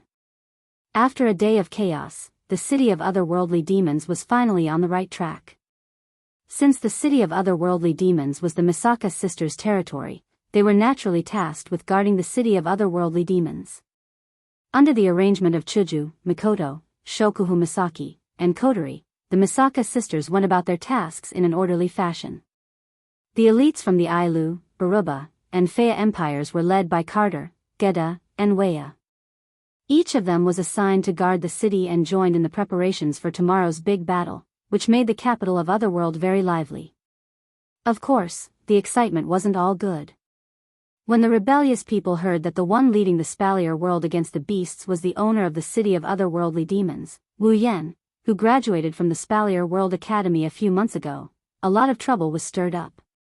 However, even Bolu and Yak, the 2 old patriarchs of the Saito and Ladin families, had run into a wall. What could these small fries do? On the same day, those who wanted to cause trouble were severely punished by the higher-ups of their respective factions. Those who wanted to cause trouble for the Misaka sisters had their arms and legs broken by the Misaka sisters and were thrown back to their respective factions' residences. Not only did they not cause any trouble, but they also brought a lot of trouble to themselves and their factions. After a whole day of fighting and messing around, not only did they not succeed in finding trouble, but they also brought quite a lot of trouble to their own forces. The upper echelons of the 12 top forces finally understood. They had always thought that the capital of alternate generations relied on them to fight against the magical beast clan. In fact, if not for the endless magical beast army, their existence would have been completely dispensable. But now, the ones in charge weren't the 3 empires. It wasn't the 9 great families, it was the city of otherworldly demons. Without the city of otherworldly demons, not to mention the demigod beasts, just the number of Class 9 demigod beasts far outnumbered the humans would be enough. If the demigod beasts of the Spalier world didn't make a move, then it would be enough to wipe out the entire Spalier world. Needless to say, the Class 8 demigod beasts of the beasts far outnumbered the Spalier world. Without the help of the 20,000 Class 8 Misaka sisters, the Spalier world wouldn't be able to deal with the beasts. So, the city of otherworldly demons was the trump card that the 12 factions of the Spalier world relied on to deal with the beasts. After understanding this point, many of the higher-ups settled down, and the number of troublemakers decreased significantly. This proved that those troublemakers had the guts to cause trouble under someone else's instructions. However, there were also some people who didn't like Wu Yan from the bottom of their hearts. But they were rendered speechless by Wu Yan's casual words in the morning. So they continued to cause trouble behind his back. In the end, these people were all dragged out by Chuju, Mikoto, and a group of girls before the sun went down. Their arms and legs were broken and thrown back in front of the residences of their respective factions. They lost all face. Among these people, there were the old patriarchs of the Saito family and the Third family, Ledin family, Bolu, and Yak. The young patriarch of the Baruba Empire's number 1 family, the Moma family, Isaac. When he was dragged out, he kept asking for justice. He made a ruckus and accused Wu Yan of abusing his power for personal revenge. He was thrown out of the city of otherworldly demons by the furious girls. He was also sent back to his family by the disappointed Kaluan and Mans. Come to think of it, when the war between the Spalier world and the beasts comes to an end, Mans would probably reconsider whether the position of the next patriarch of the Moma family should belong to Isaac. After all, Isaac wasn't Mans' only son. When night fell, the fortress-like sturdy walls of the capital of otherworldly generations were filled with patrols and sentries. On the streets of the capital of otherworldly generations, there were also powerhouses from the 12 top factions spontaneously forming groups, each of them preparing for battle. In the sky above the city of otherworldly demons, groups of Misaka sisters were moving back and forth with the help of thrusters. They formed a beautiful scenery in the sky that made the people of the 3 empires gasp in amazement. One must know that the most troublesome creatures of the beasts were the flying beasts.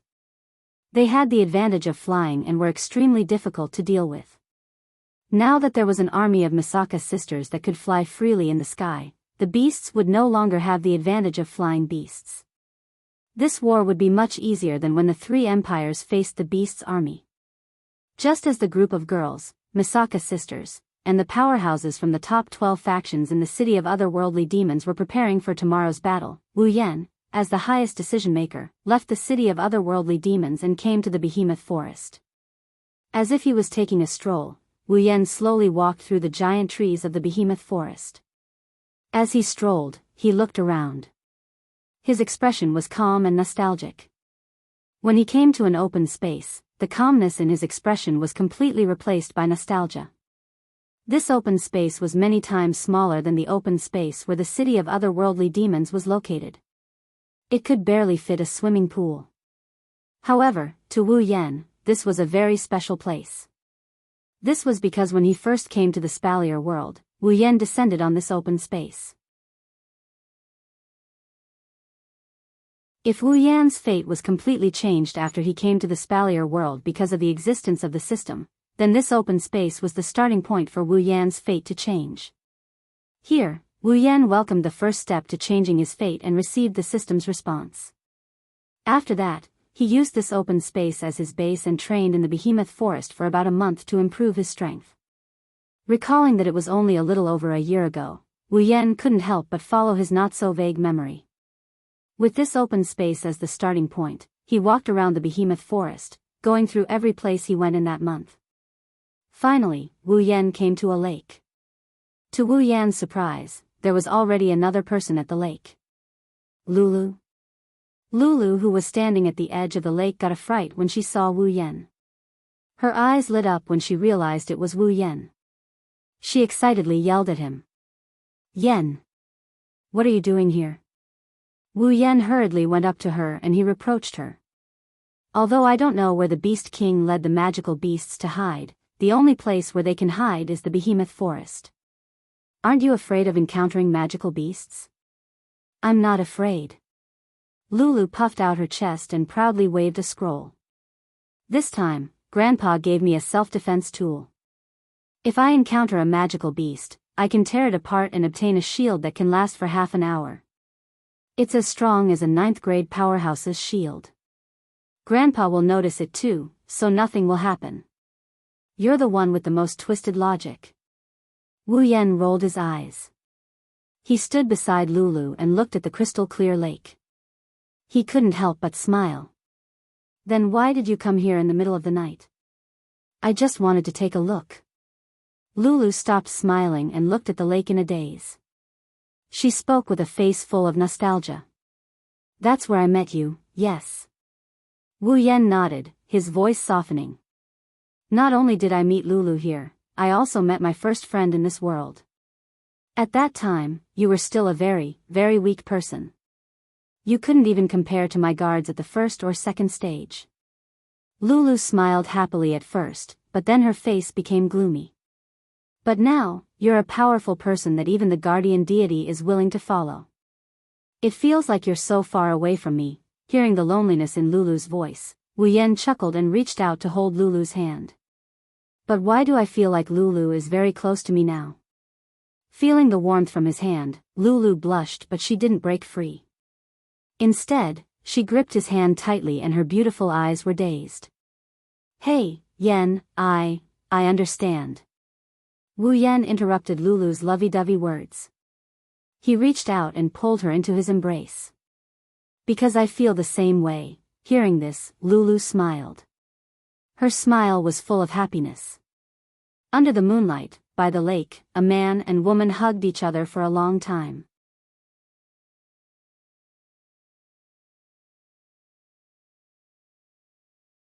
Chapter 1990. Today, even the heavens seemed to be afraid of the upcoming war between the two races that would affect the entire Spalier world. Layers of dark clouds covered the entire sky, and not even half a ray of sunlight could penetrate the clouds and shine on the earth. Wu Yan's guess was correct.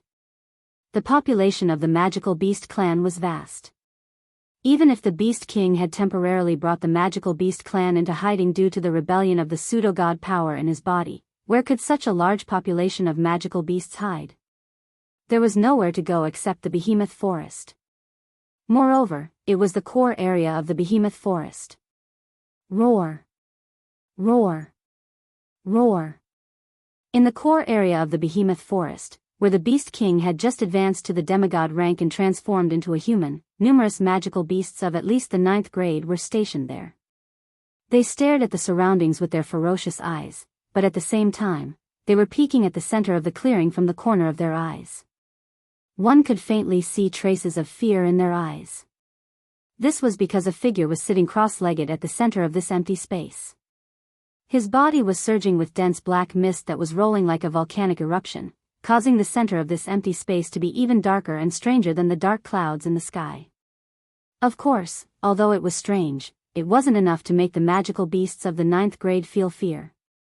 The real reason why the magical beasts of the 9th grade didn't even dare to get close. It was because the black fog contained the current emotions in the heart of its owner, and it was completely exposed. Cold. Ruthless. Ferocious. Furious. Resentful. All kinds of extremely negative emotions mixed together with the false god's power, which was already extremely sinister to begin with, causing the false god's power to become extremely active. The black mist churned continuously, but it made the Class 9 magical beasts in the surroundings tremble with fear. Although their intelligence wasn't high, their instincts were outstanding. They knew that at this moment, if the owner of the incomparably excited black fog wanted to vent his negative emotions on anyone, they would be the first to bear the brunt of it. Therefore, for these magical beasts of the 9th grade, now, they had to stay close to protect the king of their race, but they also wanted to run far away because of fear. Under the contradiction between the two, every action was like walking on thin ice. He was extremely frightened. Fortunately, the master of the black fog didn't feel any negative emotions towards these powerhouses of the 9th step. It was someone else. Who? At a certain moment, the rolling black fog suddenly paused and began to spiral. They shrunk back into their master's body, causing the strange and sinister atmosphere in the world to disappear without a trace. Instead, a wave of pressure appeared out of nowhere. The Beast King, who was sitting in the middle of the empty space, suddenly opened his eyes. Extremely dense black light flashed through his eyes, bringing with it a sinister aura that caused the surrounding atmosphere to tremble slightly. 3 days. Raising his hand, the Beast King clenched his fist slightly. Feeling the pseudo-god's power that had returned to calmness in his body, the corner of the Beast King's mouth lifted into a cruel arc. I've already endured for 3 days. Yakumo. Fiercely clenching his fist, traces of black gas surged on it. The Beast King's eyes bloomed with unprecedented anger, coldness, and killing intent.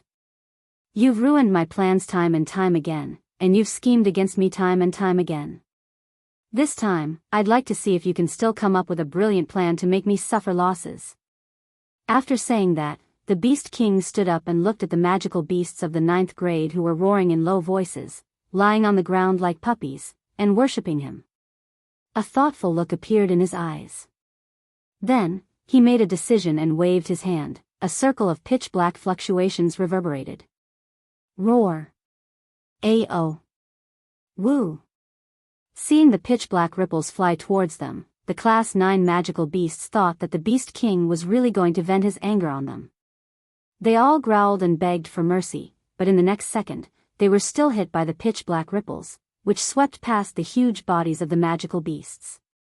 However, the magical beasts of the 9th grade discovered that the pitch-black fluctuations did not cause any harm to them. Instead, it seemed like they were choosing something. Not long after, 7 of the magical beasts of the 9th grade involuntarily floated up, covered by the pitch-black fluctuations, and swept them in front of the Beast King. If one looked closely, they would discover that the 7 magical beasts of the 9th grade belonged to the highest level among the magical beasts of the 9th grade. Seeing that these were the most powerful beings in the magical beast clan, the beast monarch didn't give them a chance to speak. Streaks of strange black light suddenly rose from its body, wriggling a few times like insects before all of them surged down and drilled into the bodies of the 7 class magical beasts. Roar. Ao. Woo. In the next moment, the 7 magical beasts of the 9th grade roared in extreme pain. With a rumble, their huge bodies heavily smashed into the ground. Their tough bodies began to undulate, struggle, and twist, as if something was violently attacking their bodies. After who knew how long, the auras of the 7 magical beasts of the 9th grade began to become strange and cold. Strands of black mist appeared on their bodies, and their bodies constantly twisted. In the end, they turned into identical monsters. This was the side effect of receiving the power of a false god. However, it didn't take long for the bodies of these monsters to suddenly explode. With a bang, they exploded into a bloody mist that filled the sky. Hum. A dense black gas surged out from the blood mist in the sky. It was like a meteorite falling from the sky, landing heavily on the ground. When the black gas dissipated, 7 figures emerged from it and imprinted themselves into the Beast King's eyes. The 7 figures that appeared in the black mist all half knelt down and lowered their heads, bowing to the Beast King respectfully. Thank you for granting our wish, Beast God. You've helped us become Beast Kings.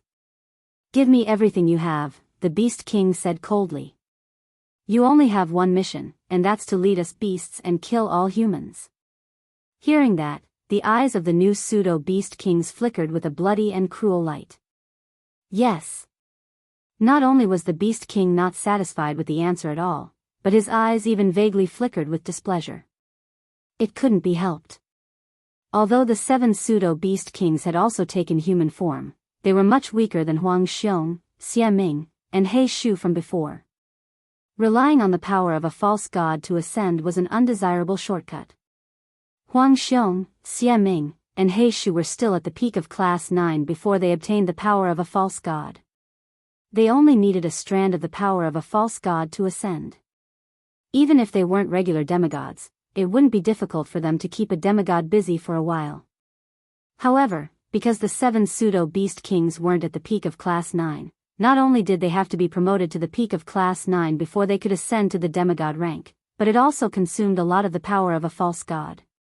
Blindly pulling up seedlings to help them grow made them weaker than Huang Xiong, Xie Ming, and He Shu. However, the 7 of them had no choice but to be promoted. After all, despite his arrogance, the Beast King had already been scared by Violet's endless schemes. This time, the Beast King didn't want to fall for Violet's tricks again. Just in case, he had to promote a few powerful subordinates. If he fell for Violet's schemes again, there would be people who could help him. If possible, the Beast King hoped to use the power of a false god to create more pseudo-demigod Beast Kings. However, the power of a false god was also the source of his power. Using this much was already his limit. If he used any more, his power would begin to decline. The Beast King wasn't so generous as to sacrifice his power to help others. Raising his head and looking at the dark clouds in the sky, the Beast King's eyes shone with coldness. "Yakumo Violet. I'm coming. Yakumo Violet. I'm coming." The voice that seemed to come from the sky and hell turned into an echo. It possessed a terrifying might that could make one's soul tremble. It shook the entire behemoth forest. Whoosh! In the capital of alternate generations, all the powerhouses from the top 12 forces of the Spalier world were in an uproar. Their faces were filled with fear. On the top floor of the heart of alternate generations, Violet smiled and turned to look at her backbone sitting on the sofa. Is this considered a provocation? Or is it just a spur of the moment stupidly notifying us in advance that we have to take precautions? Who knows? Wu Yan slowly opened his eyes and smiled. But I'm looking forward to seeing his expression when he sees me.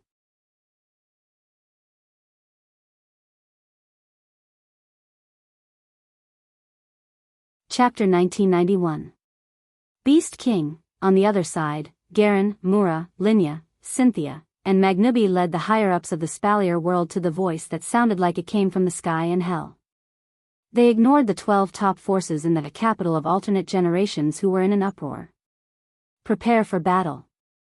While the Spalier world's powerhouses were appalled by the sudden voice, the 3 emperors, Kate, Gedda, and Weya, let out a bellow that calmed the restless Spalier world's powerhouses. Charge! In an instant, a dense crowd of Spalier world's powerhouses swarmed out of the capital of alternate generations and formed a sea of people.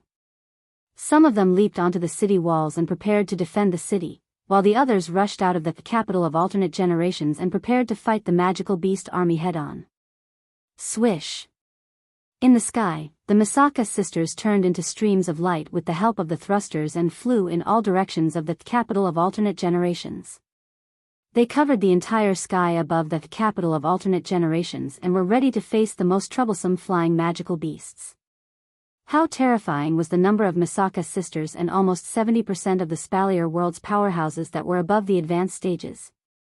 It was a pity that almost 70% of the powerhouses above the intermediate and advanced stages. No matter how many humans there were in the Spalier world, they were no match for the magical beasts that had strong reproductive abilities and a longer lifespan than ordinary humans. Roar! Roar! Roar! Under the countless gazes of the people in the capital of alternate generations, a series of loud, chaotic roars sounded in the behemoth forest ahead. Shortly after, the dark clouds in the distance were gradually dispersed and the sound of breaking wind was heard continuously. Shadows that blotted out the sky and covered the earth swept out from above the clouds like a tide. Accompanied by loud roars, they came from all directions and surrounded the capital of otherworldly beings. In the interior of the behemoth forest, the giant trees seemed to have been trampled by something. One after another, they collapsed. As the familiar, annoying roars sounded and the ground shook repeatedly, the behemoth forest's army of magical beasts spread across the land. The densely packed magical beast army also charged over from all directions, advancing with all their might towards the capital of alternate generations. The magical beasts are finally here, gazing at the two camps that were divided into land and air. The magical beast army swarmed over from all directions like a swarm of locusts. Many people's faces turned pale. Although all the powerhouses had already expected this scene and guessed what kind of scene it would be and were mentally prepared, it was inevitable that they would be shaken when they saw the army that outnumbered them by many times. Of course, if the sight of the magical beasts charging toward them made the powerhouses of the Spalier world waver, in the next moment, when 7 figures that looked like black dots in the distant horizon led the flying magical beasts toward the capital of alternate generations from 7 different directions, the powerhouses of the Spalier world screamed in shock. That's a beast king. A demigod beast king. How? How is that possible? 7 beast kings, let alone the powerhouses of the Spalier world. Even the demigods and higher-ups of the Spalier world couldn't help but change their expressions when they saw this scene. This is going to be troublesome, Jarlin said in a deep voice. I didn't expect the Beast King to create 7 demigod subordinates. I'm afraid the Beast King is afraid. Mura sneered. He's afraid that Miss Z will use some kind of trick to trick him again, so he created a group of pawns and let them charge forward first to test the waters.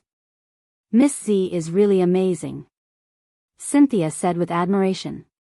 Not only is she powerful, but even the demigod Beast King is afraid of her. Compared to Miss Z, we are far inferior. What do you think? Do you want to go? Magnubi curled his claws slightly, lightning flashed faintly on his body, and his eyes were extremely cold. Thanks to Sir Wu Yan's help, we have all recovered to a state where we can fight. Although we can't fully recover our combat energy and mana in such a short time, it won't take us long to deal with these useless demigods. I think we shouldn't. Linya waved her hand and stopped him. Miss Yukari is a wise woman. She didn't show up even after seeing this situation. She must have predicted this situation and has other plans in mind. Let's follow Sir Wu Yan's instructions and cut the grass. By cutting the grass, she meant to torture the weak. It's undeniable that the Beast Clan's army is too big. Their numbers are an unavoidable problem. Even if the Misaka sisters and the powerhouses of the Spalier world could handle it, it's inevitable that there will be casualties. Setting aside the powerhouses of the Spalier world, Wu Yan couldn't just sit by and watch the Misaka sisters fall into danger. Therefore, he ordered the 5 demigods of the Spalier world who haven't fully recovered to deal with the weak. Come to think of it, with 5 demigod-level powerhouses attacking, the magical beast clan would be wiped out sooner or later no matter how many of them there were. That was why Linya said those words. The group of 5 demigods naturally had no objections. They looked at each other and flew out of the capital of a different era, charging towards the magical beast army. Seeing this, Carter, Gedda, Wee, and the other higher-ups of the Spalier world were excited. They followed closely behind the 5 demigods and rushed out of the capital of alternate generations. At this moment, Wu Yan stood on the rooftop of the heart of alternate generations with a group of girls. Many of the girls gasped when they saw the 7 figures in the sky leading the flying beasts. You were right, Hinajaku said to Yukari, who was standing beside her with a sigh. The Beast King really did raise another group of demigod Beast Kings. He sent them to scout ahead. He's already lost twice. If the Beast King dares to challenge us again, he won't be underestimating us. He's just being stupid. Violet shook her head and smiled. Right now, he's only wary of me. He thinks that I'm the only one who can threaten him. He's ignoring everyone else, right? Now that you mention it, I'm looking forward to it too. Shokuho Misaki smiled beautifully. I'm looking forward to seeing the Beast King's expression when he finds out that we're not the only ones who can threaten him, Yen. Mikoto's bangs sparkled as she spoke excitedly. Do you need us to accept the challenge? You? Wu Yan, who is standing in the center of the group of girls, muttered to himself. Then, he revealed an enigmatic smile. Judging from their auras, these pseudo-beast kings are weaker than the 3 pseudo-beast kings we encountered in the 3 empires. You girls don't have to go all out against one of them. Wu Yan glanced at the girls. Violet, you take on one of them. Ikaros and Astria can handle 1 demigod beast king. The elves will take on 1 demigod beast king. Chuju, Mikoto, Kitsui-chan, and the girls from the Black Ops will take on 1 each. But... Kotori frowned. She looked at the sky that was filled with flying demonic beasts. These flying demonic beasts are coming from all directions. The 7 demigod beast kings are leading 1 direction each. There's 1 direction that isn't led by a demigod beast king, but it has the most flying demonic beasts. If we take on 4 demigod beast kings, what about the remaining 3 and the one that isn't led by a demigod beast king? Don't worry. Wu Yan glanced at the flying demonic beasts coming from 8 different directions. His voice floated in the air as he spoke. It's time for you to meet our new companions. New companions? The group of girls was stunned. Only Z's eyes lit up slightly. Wu Yan smiled without saying anything, and he pointed his finger forward. Bzzz. A blinding light shone from the empty space in front of them. It's a light the girls are familiar with. Within the dazzling light, 1 figure after another began to appear.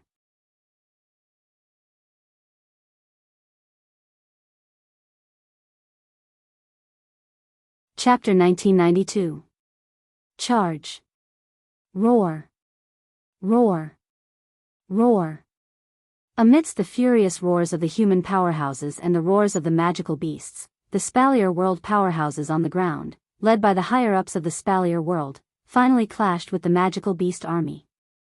Looking down from the sky, the clash between the powerhouses of the Spalier world and the magical beast clan looked like scattered ants rushing into a black tide. However, in terms of numbers, the magical beasts of the magical beast clan were at least thousands or even tens of thousands of times more powerful than the human powerhouses. However, the magical beast clan continued to fall to the side of the battle. The 5 demigod powerhouses, Jarlin, Mura, Linya, Cynthia, and Magnubi, directly found the level 9 magical beasts in the magical beast clan and waved their hands without hesitation. In less than a minute, each of them killed at least 2 or 3 level 9 magical beasts. On the other hand, Carter, Geda, Weya, and the rest of the level 9 human powerhouses followed the example of the 5 demigod powerhouses and bullied the weak.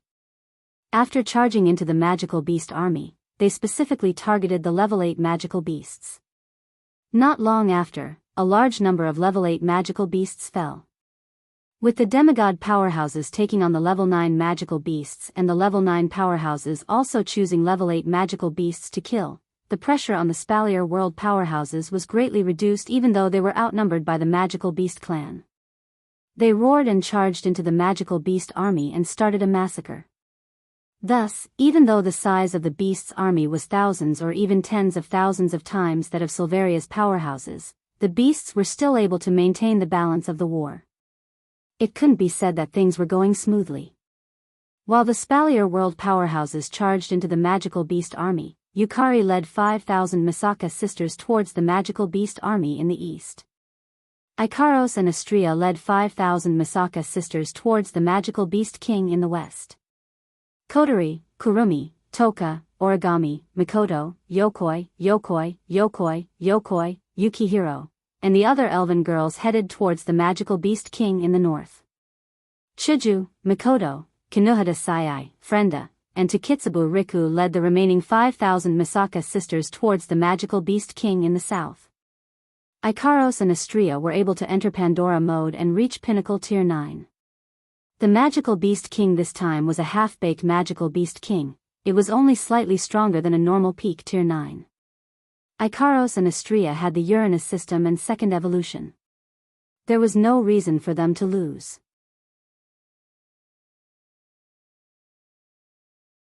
Kotori, Kurumi, Toka, Origami, Mikoto, Yoshino, Yakuya, Yuhan, and the other elven girls had the advantage in numbers, and with the sharpness and sturdiness of their angels and spiritual equipment, they might have a hard time dealing with the previous fake Beast King, but it shouldn't be a problem to deal with the half-baked fake Beast King. On the other hand, Chuju, Mikoto, Kinohada Sayai, Frenda, and Takitsubu Riku might have a hard time dealing with the magical Beast King. However, they were all espers. After receiving Takitsubu Riku's boost, they should be able to increase their power by a lot. Plus, Chuju had the fantasy killer with her. Under various circumstances, taking down a half-baked magical Beast King shouldn't be a problem. As for Yukari, she should be the one with the least suspense. Not to mention her ability to manipulate her realm like a bug, just based on her level alone, Violet was far above her opponent. It might be a bit of an exaggeration to say that she could deal with that half-baked fake Beast King with a flip of her hand, but it was definitely just a matter of a few minutes. While the group of girls led 20,000 Misaka sisters to face off against the magical Beast Kings from the east, south, west, and north, the magical Beast King from the southeast was also leading a swarm of flying magical beasts. Its face was filled with blood and excitement as it flew towards the capital of otherworldly beings. Suddenly, its expression froze as its body came to a halt in midair. It wasn't just the leading Beast King. Even the flying magical beasts behind it seemed to have come to a sudden stop. They quickly came to a halt, and all kinds of roars seemed to be stuck in their throats, unable to come out. What caused the magical Beast King and the flying magical Beast King to react this way was a figure floating in midair. Yes. It was just a figure. It was a figure that was much smaller than any of the flying magical beasts that were as dense as locusts. However, when the figure appeared out of thin air and blocked their way, none of the magical beasts, including the magical Beast King, dared to move. They stared at the figure that seemed to be the most powerful being in the world, unable to make a sound for a long time. It was a young girl with slightly curly emerald hair and scarlet eyes. She wore a red and dark red checkered vest and a knee-length skirt of the same color. She wore a yellow bow tie and a white long-sleeved shirt underneath the vest. Looking at the tall and slender young lady who seemed like she would be torn to shreds by his magical beast army with just a single charge, the fake Beast King's heart rang with a wild alarm, and he couldn't help but let out a low roar. "Who are you?" The young girl widened her scarlet eyes and looked at the magical Beast King as if she had just realized that she was blocking the way of a group of ferocious beasts. Then, she smiled delightedly. "It doesn't matter who I am." She raised her parasol and pointed at the magical beast army that was many times larger than her. There wasn't the slightest bit of fear in her tone. Instead, she revealed an extremely violent fighting spirit and dominance. "The important thing is, are you my opponent?" As she spoke, an extremely terrifying pressure suddenly surged out from the girl's tall and slender body. It instantly enveloped the heavens and the earth, causing the air to be filled with monstrous killing intent. The magical Beast King's expression changed drastically. Buzz! Between heaven and earth, surges of vitality from nature transformed into majestic demonic powers that replenished the young girl's body, making her aura even more terrifying. In the next moment, the light from the magic cannon of the strongest existence in the fantasy village rose sharply in this part of the world. It swept through the densely packed army of flying magical beasts, drowning all the magical beasts, including the fake Beast King. Delicate fragrance Kazakami. Descend. When the light from the magic cannons of the most powerful being in the fantasy village expanded sharply in the southeast direction, two figures that were much more mysterious than delicate fragrance Kazakami's domineering and arrogant figure appeared in mid-air in the southwest direction. They also blocked the magical Beast King that led the flying magical beast army. They were also two young girls. The young girl on the left wore a nurse's cap on her head. She wore a cheongsam-like dress with various patterns embroidered on the lower half of her body. Her silver hair was tied into a braid with a hairband at the end. She looked to be about 20 years old. The young girl on the right wore a kimono with a pink top and red bottom. She had extremely smooth long black hair and a delicate face that could cause the downfall of a country. The sleeves of her dress were extremely long. She had a mysterious charm that seemed eternal and fleeting at the same time, making it hard for people to look away. Era. The girl who was wearing a kimono like Yamato Nadeshiko, with long black straight hair that was as smooth as a waterfall, used her long sleeves to cover the corner of her mouth. However, a gleam of schadenfreude flashed in her eyes. It's only been less than a minute since we set off, and there's already a fight over there. He can't wait to charge into the enemy's formation directly, and that soaring battle intent and powerful demonic power. Another young girl who was wearing a Taoist robe and a cheongsam with a nurse's hat on her head said indifferently. Other than the one in the sunflower field, there shouldn't be a second candidate, that's true. The extremely beautiful girl with long black hair shrugged her shoulders. Her gaze was cast towards the black mass of beasts that was gradually approaching. The leader of the beasts was a sinister figure with a ruthless face. A faint smile hung on her beautiful face. Then Yonglin, shouldn't we make a move too? Since the princess said so. The young girl nodded casually, but her eyes began to shine with a cold light. That's great. I haven't exercised my muscles and bones for a long time. Mount Penglai bright night. Yonglin 8 wills. Descend. R1152.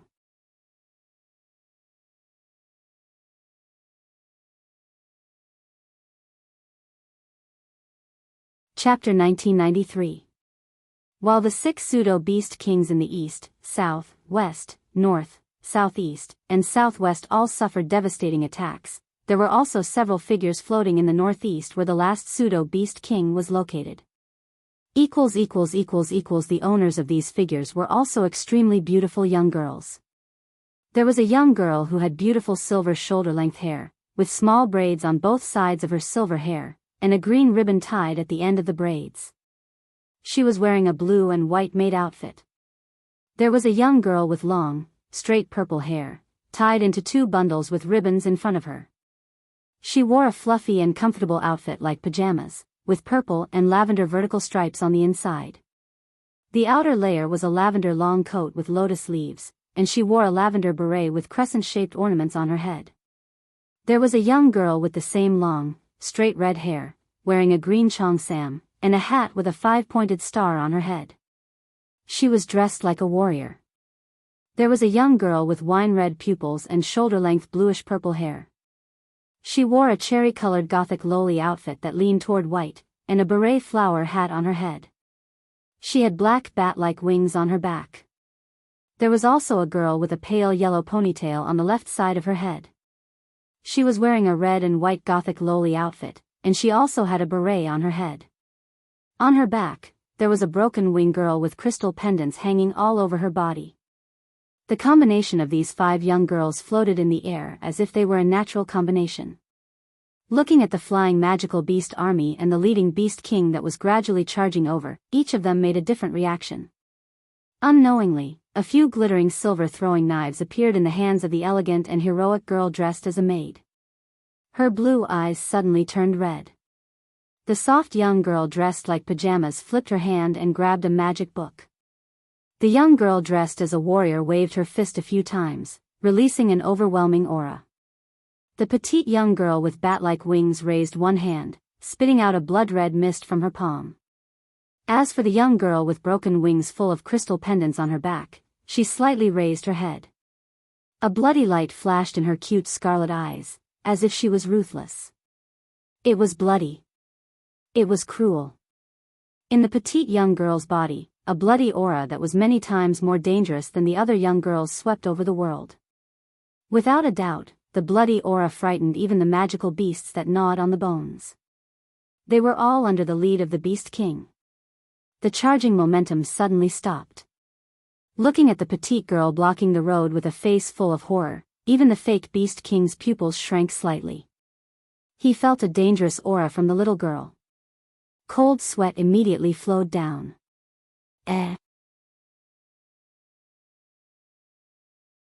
However, the young girl with broken wings full of crystal pendants on her back seemed to be in disbelief. She innocently opened her mouth and said the cruelest words in the world. "Why did you stop? This way, they can't crush you into powder, right?" "Yes. You have to understand them, little sister." The beautiful young girl with long purple hair held the grimoire and said with a face full of wisdom. "Even the beasts that only know how to eat know to run when they encounter danger. They stopped and didn't directly run away. It's already very praiseworthy. If possible, I don't want to wantonly slaughter."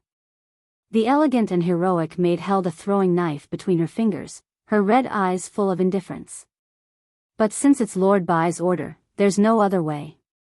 China, if you slack off, you'll only have 2 meals left for 3 meals in the future." "What?" The young girl dressed in a cheongsam looked as if she saw the end of the world. Her eyes became unprecedentedly stern and serious. "I won't slack off. Also, Miss Xiaoyi, I'm not China, I'm Hong Miling. Although I'm not happy that he asked us to deal with a group of beasts that only know how to eat, I'll reluctantly agree since he's my brother." The petite young girl with bat-like wings grinned, revealing a pair of small canine teeth as she giggled. "It's rare to have such an opportunity. Fran, I'll allow you to have fun today." "Ha." The little girl with broken wings on her back that was covered with crystal pendants suddenly laughed. Her innocent and cute pretty face actually started to show traces of ferociousness as she laughed. Then, the next sentence of the petite young girl opened the beginning of this cruel and bloody massacre. "Hey, you guys, do you want to play with Fran?" Remilia, Fran, Patrice, Xiaoyi, Hong Miling, the Red Devil's 5-member team descended together. At the same time, the army of flying beasts in the northwest direction that was not led by a pseudo-demigod beast king and was heading towards the capital of otherworldly beings in an extremely excited state did not encounter the same terrifying enemies as the other 7 directions, but they were stopped by a group of girls. It was a group of young girls that looked very strange just by looking at their formation. Moreover, these young girls seemed to be divided into 3 groups. First, the group on the left was a group of 3 children who looked like they were only 10 years old and 2 young girls who weren't even 20 years old. Among the 3 children, one of them was wearing a pink and white robe that resembled that of a magical girl. She held a magic wand in her hand and had long, snow-white hair that reached her waist. Another one had short, black hair that reached her shoulders. She was also wearing a blue robe that resembled that of a magical girl. The last one had dark skin and wore a tattered red night robe. She held a pair of black and white daggers in her hand.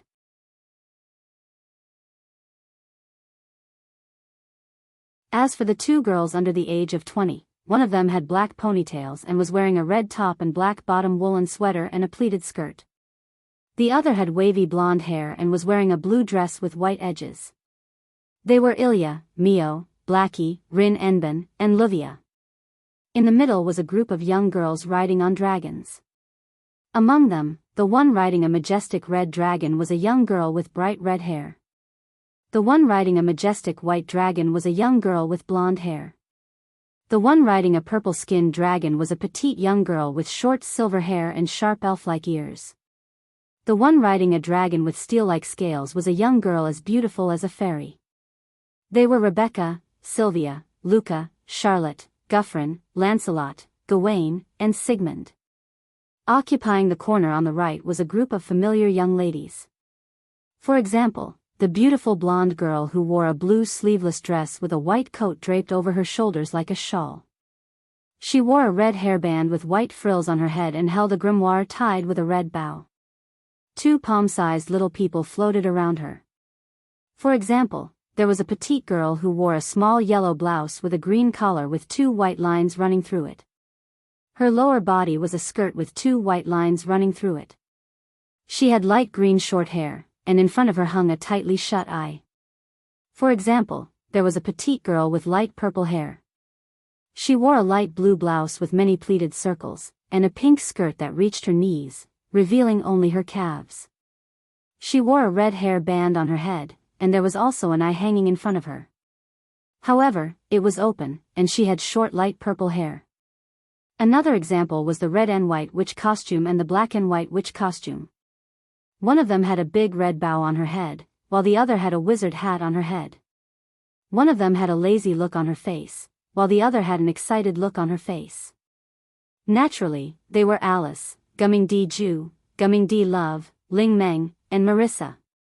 Looking at the fearless army of flying magical beasts charging towards them, and recalling the various introductions to this world and the current situation in their memories, other than Ling Meng and Gu Ming's love, the rest of the girls all showed different degrees of solemnity.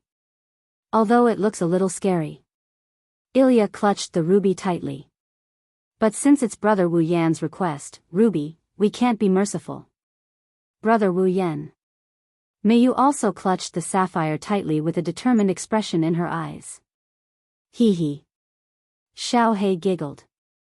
However, the magical energy on his body was already rolling restlessly. Squeeze your magical energy until there's only a trace left before going back to Big Brother to replenish it. I don't have many gems left. Rin Enbin was going crazy. Damn it, I'll make him compensate me when we get back. Oh. Livia laughed sarcastically. I still have a lot left in my inventory, magical beasts. Lebecca smiled sweetly as she rode on Guffrin's back. As the master of the dragon race, I don't want to be defeated by a bunch of random beasts, Lancelot. Sylvia also stroked Lancelot's hair and said softly. Let him see our growth, definitely.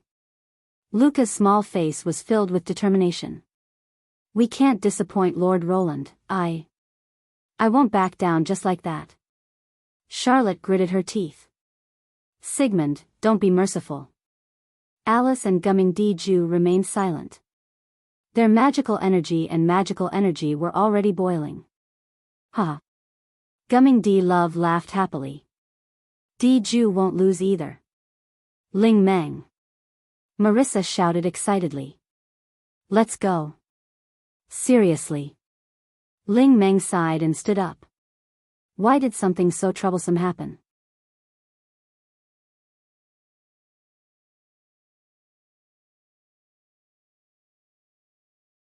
Chapter 1994.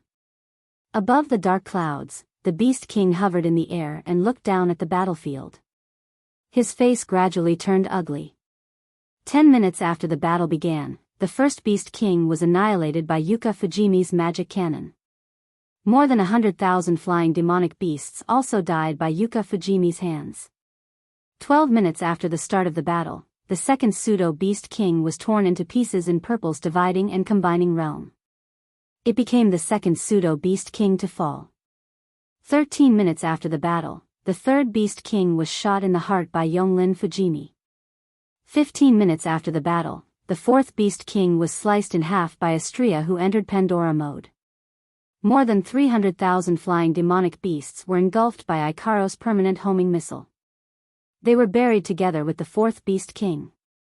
18 minutes later, Hinajiku seized the opportunity to kill the fifth Beast King with her fantasy killer, and followed in Black Bat's footsteps. Along with the pseudo-god's power, everything was erased by the fantasy killer. 20 minutes later, the sixth fake Beast King was also crushed into a bloody mist under Fran's power, dying without a complete corpse. 21 minutes after the battle. The last Beast King wasn't spared either. Kotori, Kurumi, Toka, Origami, Mikoto, Yoshino, Yakuya, and Yuki Sien surrounded it. He was killed by Kotori's camel, Megiddo, Toka's Halvanhilaf, Origami's annihilating angel, Ardalith, and Yakuya and Shimizu's Raphael, Elkanaf. In less than 30 minutes, the 7 fake Beast Kings that the Beast King had created were all killed. This caused the Beast King's expression to become more and more unsightly. When the last Beast King died, his expression became so gloomy that it almost dripped water. A bunch of trash. The Beast King didn't care about the Beast Kings that were killed. As long as he has enough false god power, it won't affect his strength. He could create as many fake Beast Kings as he wanted. That was the purpose of creating them. He wanted to use them as cannon fodder to lure out Yakumo Yuka's trump card. Who would have thought the Beast King wouldn't be lured out by Yakumo Yuka's trump card? Instead, it attracted a group of girls with extremely high power that he had never seen before. The Beast King reached out his hand, and the pseudo-god's power that was erased by Hinajiku's fantasy killer flew back to his hand. A strange black light illuminated the Beast King's cruel eyes. If these are your trump cards, Yakumo Yuka, you're underestimating me. Saying this, the Beast King clenched his fist, and the distorted power of the false god in his hand immediately went back into his body. I'll show you. No matter how many helpers you find in front of me, they are just a bunch of chickens and dogs. The moment his voice fell, in the sky, clusters of black fog were suddenly born from the black cloud layer.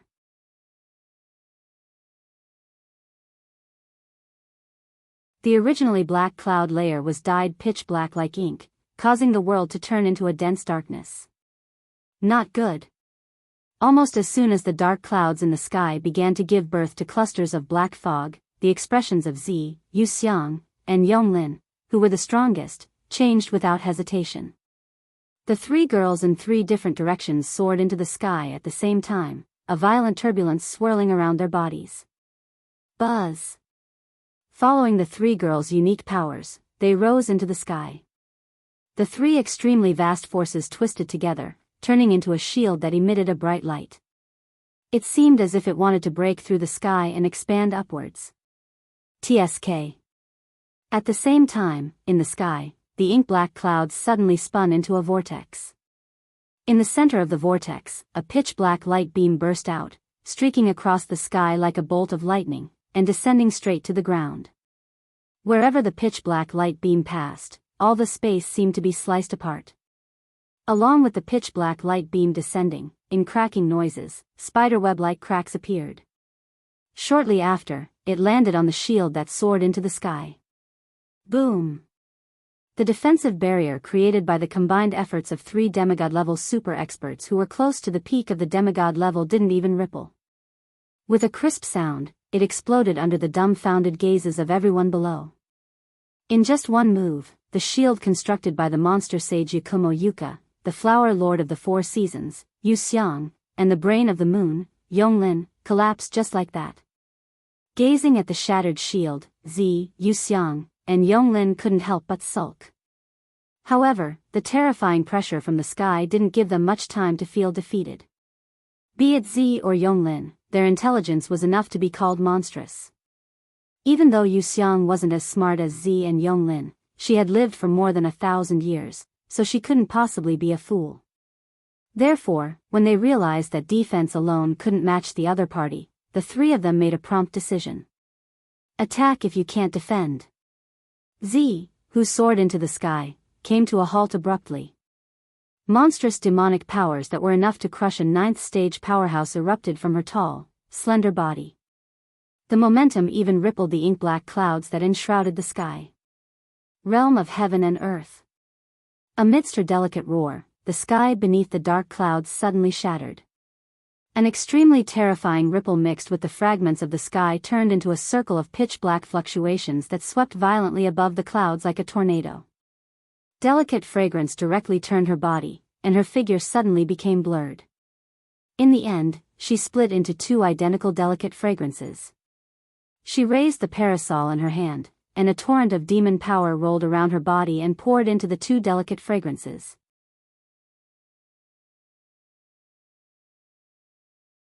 The demon power of the delicate fragrance expanded to several times more terrifying than purple. Double spark. Suspended in the terrifying torrent of demonic powers, the two Yuxiangs raised the parasols in their hands at the same time. The vitality from nature all turned into the purest demonic powers, desperately flowing into the parasols in the hands of the two Yuxiangs, condensing into a mass of demonic powers at the tip of the parasols. Suddenly, it exploded and turned into a huge beam of light with a diameter of 20 meters. It soared into the sky and swept towards the center of the cloud vortex. Yonglin raised the bow in her hand. An extremely mysterious and frightening power rippled from the bow that seemed like it would break with a snap, causing the bow to explode with dense black light and turn into an arrow. Moon Prayer Arrow. When the slender hand loosened the bowstring of the wooden bow, the arrow carrying the moonlight bloomed in the sky. Like a ray of light landing on the moon, it shot straight towards the center of the vortex like clouds. Under the expectant gaze of countless Spalier world's powerhouses on the ground, 3 terrifying attacks that were enough to destroy heaven and earth, carrying a power that made one's heart tremble, directly broke through the clouds, scraped the airflow, cut through the space, and shot towards the looming figure at the top of the clouds. However, such 3 terrifying attacks only attracted a cold voice. Overconfident. After these simple words were spoken, a cluster of pitch-black fog surged from the figure above the clouds. Like a tarsal bone, it swept up the pitch-black ripples that were mixed with the fragments of the sky, the enormous resplendent pillar of light, and the arrow that seemed to carry the moonlight, causing them to abruptly stop. Then, they swelled up together with the black fog that swirled around the figure. Bang! There wasn't the slightest strange phenomenon, nor was there the slightest strange sound. It was just the sound of glass shattering. Then, under the astonished gazes of the people on the ground, the seemingly incomparably terrifying 3 attacks shattered inch by inch. With a bang, they turned into light spots and dissipated.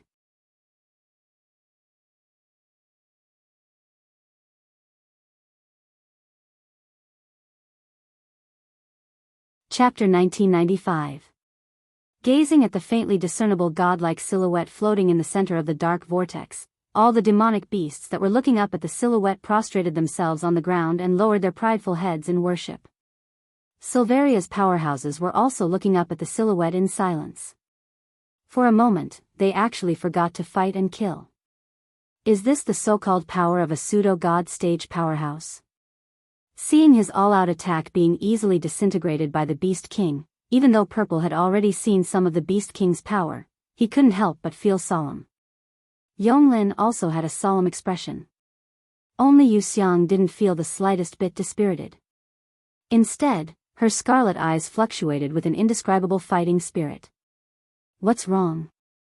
The Beast King hovering in the center of the dark cloud vortex looked down at Purple with a hint of sarcasm in his tone.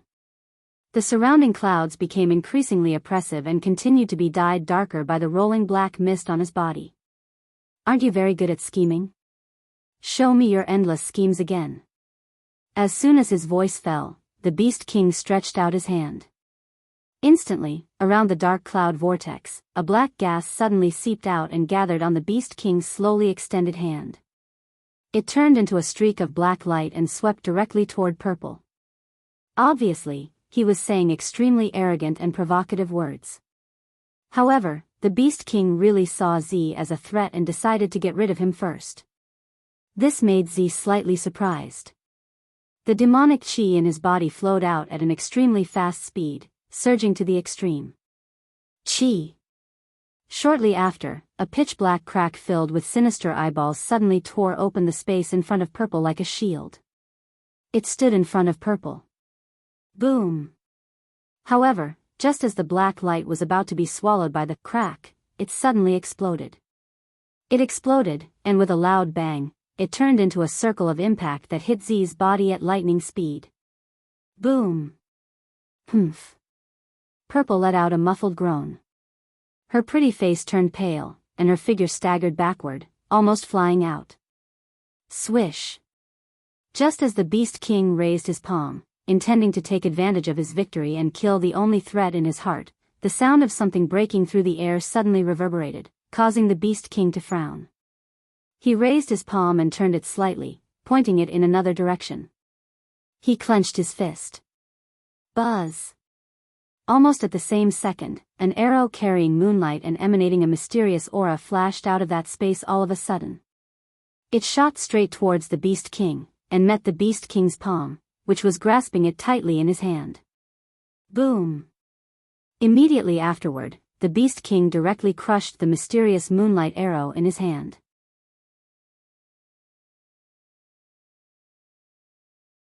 His hand, which was covered in black mist, slapped forward, and slapped the space where the arrow had flashed from. Crack! Along with the sound of a crack. That space was shattered into pieces by the Beast King's palm, and a tall, slender figure was sent flying out of the shattered space. She let out a muffled groan and was apparently shaken by the impact. It was the 8-Will Yonglin. Hindrance. A cold glint flashed in the Beast King's eyes. He stretched out his other hand and curled it into a claw shape, breaking through the surrounding airwaves and grabbing for Yonglin's head like a black shadow. If this claw hit, even the 8-will Yonglin's fragile head would definitely be crushed. Yonglin. Below, Huiye's face paled as she cried out in alarm. Just as she was about to recklessly charge into the sky, she discovered that another tall and slender figure had suddenly appeared on the other side of the Beast King.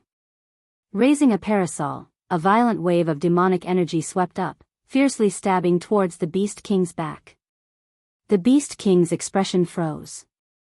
He decisively abandoned his pursuit of Yonglin and turned around. His shadowy claws collided with the tip of the parasol. Clang! The seemingly fragile parasol collided with the claws and a crisp sound of metal clashing echoed in the sky, stirring up countless sparks. However, under the shadow of the parasol that collided with the hand claw, another parasol that looked exactly the same shot out from the shadow of the parasol that collided with the hand claw. In a flash, it pierced towards the heart of the Beast King with a sonic boom. Boom! To everyone's surprise, the Beast King who was hit in the heart by the parasol didn't even tremble. Instead, the owners of the parasols seemed to have been hit by something and their bodies flew back. They didn't stabilize until they were some distance away. It wasn't until he saw the full appearance of the owner of the 2 parasols that the Beast King understood what had just happened. Floating in front of the Beast King were 2 identical young ladies. Not only were they identical in appearance and figure, but their demonic power and aura were also exactly the same. Of course, it was Delicate Fragrance. Doppelganger? And it's a doppelganger with the same strength? The Beast King looked at the 2 women floating in front of him. Their eyes were filled with battle intent, and a look of interest appeared in his eyes. Pretty good ability and strength. Most importantly, you're not a human either. What's your name? Delicate Fragrance. The 2 delicate fragrances turned at the same time and merged into one. An even more majestic demonic power surged from her body. She raised the parasol and said with a joyful expression, "You're strong. Very strong. But I will defeat you." After that, without giving the Beast King a chance to reply, the tip of the parasol in Yu Xiang's hand immediately fluctuated with a familiar bright light. It turned into a bright beam of light, carrying an extremely violent force as it shot straight at the Beast King. In your dreams. Seeing this, the Beast King's eyes turned cold. The claw that had just collided with the tip of the Delicate Fragrance umbrella swung out again. Like a sharp blade, it cut through the air in front of it and directly grabbed the terrifying beam of light and pinched it down. Boom! The powerful magic cannon was instantly crushed in the Beast King's hand. The Beast King also disappeared, leaving behind an afterimage on the spot. When he reappeared, he was already beside Delicate Fragrance. Delicate Fragrance felt her vision blur and the Beast King had disappeared. When she sensed a strange aura from the space beside her, it was already too late. At the next moment, a claw mixed with rolling black mist landed heavily on Delicate Fragrance's back. Boom! Ugh! Severe pain spread from her back, causing Delicate Fragrance's mind to become blank. Her figure also flew out, drawing a perfect parabola in the air, and fell to the ground. Delicate Fragrance. Seeing that the strongest of the 3, Fengjian Yu Xiang, was defeated in an instant, Purple and Yonglin's faces couldn't help but change. Is this the end? The Beast King didn't even look at Delicate Fragrance who fell to the ground. Instead, he glanced at the lineup of the Spalier world's powerhouses below with a face full of horror. As though he was sick of it, he turned to the direction of the capital of different generations. Although we, the Beast race, have decided to take root on the continent of the Spalier world, the Behemoth Forest is still our territory. Humans can't occupy a single inch of it. Let me make that eyesore of a city become history. The Beast King raised his palm and black mist surged like flames. The corner of his mouth revealed a sinister smile. As the crowd below shrunk their pupils, he mercilessly swung his palm downward. Buzz! As the Beast King waved his hand, the dark clouds in the sky began to spin crazily. Waves of black fog that made one's scalp numb quickly condensed, causing the clouds to begin to tremble. Buzz, buzz, buzz, buzz.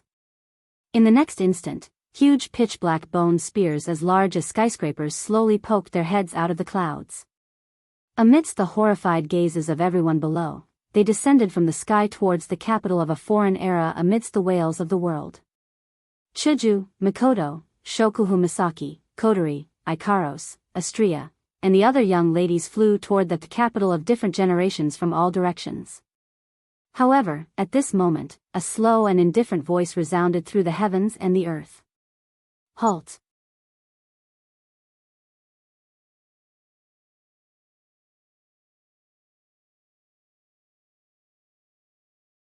Chapter 1996. Freeze. When this voice echoed in the sky above the behemoth forest and entered everyone's ears, everything in this world came to a standstill.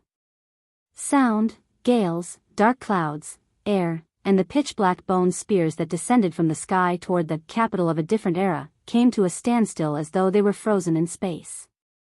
The Beast King's pupils shrunk at this sight. Shortly after, he realized that the space around him had as though solidified, restricting his movements. Immediately, the black chi on the Beast King's body boiled and rushed into the surrounding space, causing the space around him to emit a bang sound as if something had shattered. Only then did the Beast King feel that he had regained his freedom. Who's there?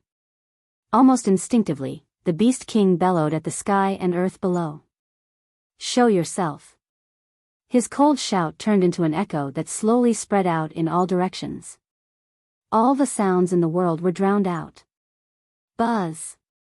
At the next second, in the sky above the capital of a different era, a corner of space rippled abruptly. It attracted everyone's attention. Amidst the ripples, a figure carrying an emerald green, short-haired young lady stepped out of the ripples and appeared before everyone's eyes. Looking at the person who slowly walked out of the space, the Beast King was startled and asked in surprise. It's you? Around him, Chuju, Mikoto, and the rest of the young ladies revealed joyful expressions. The newcomer, of course. It's Wu Yan. And the one being carried in Wu Yan's arms was Yu Xiang, who was struck down by the Beast King just now. Under the sudden silence of the crowd, Yi Zichen was stunned. Wu Yan stepped out of the ripples in a mysterious way as though no one was around. He scanned the surroundings and gazed at the group of young ladies beaming with joy. Then, he met the gazes of Yukari, Yonglin, Kagaya, and the other young ladies who were summoned not long ago. He smiled, extended his arm, and swung it gently. Boom! With just such a simple action, the pitch-black bone spears that could destroy the entire capital of a different era fell from the sky and exploded without warning, scattering black bone fragments all over the sky and sprinkling on the ground. Looking at this scene, everyone sucked in a breath of cold air.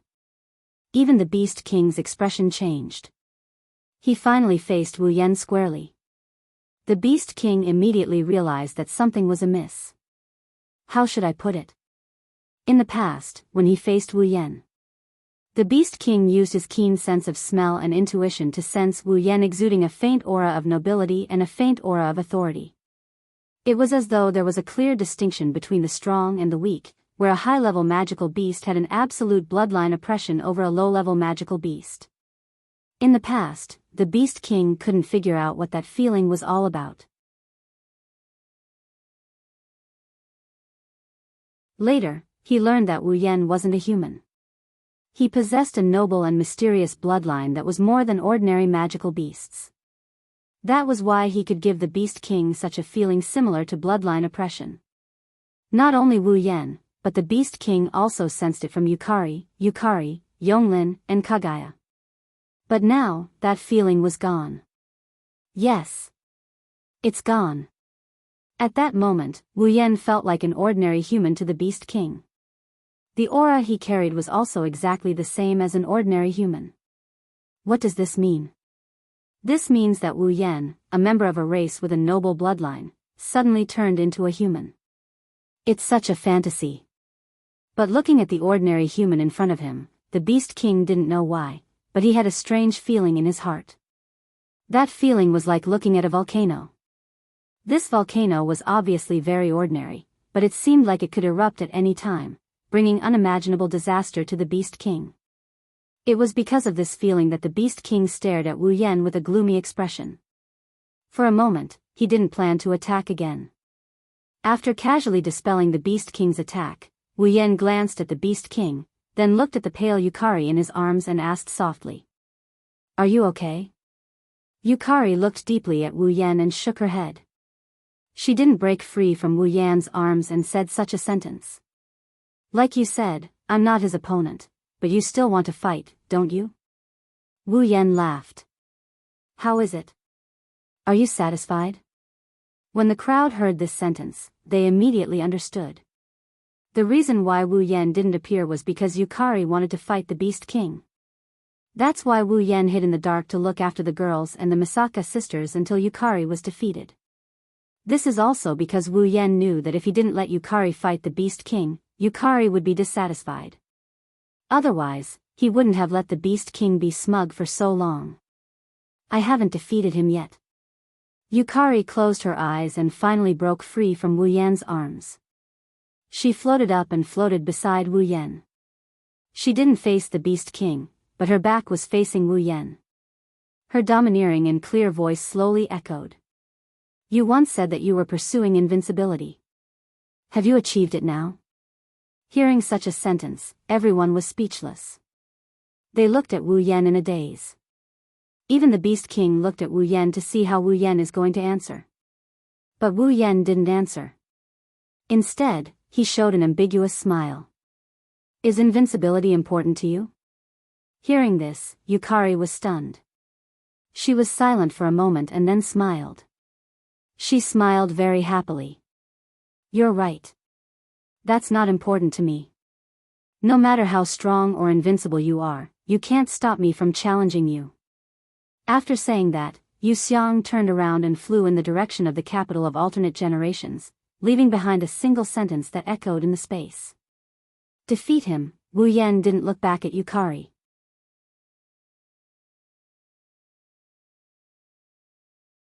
Instead, he raised his head and looked at the Beast King, whose face turned cold because of Yukari's words.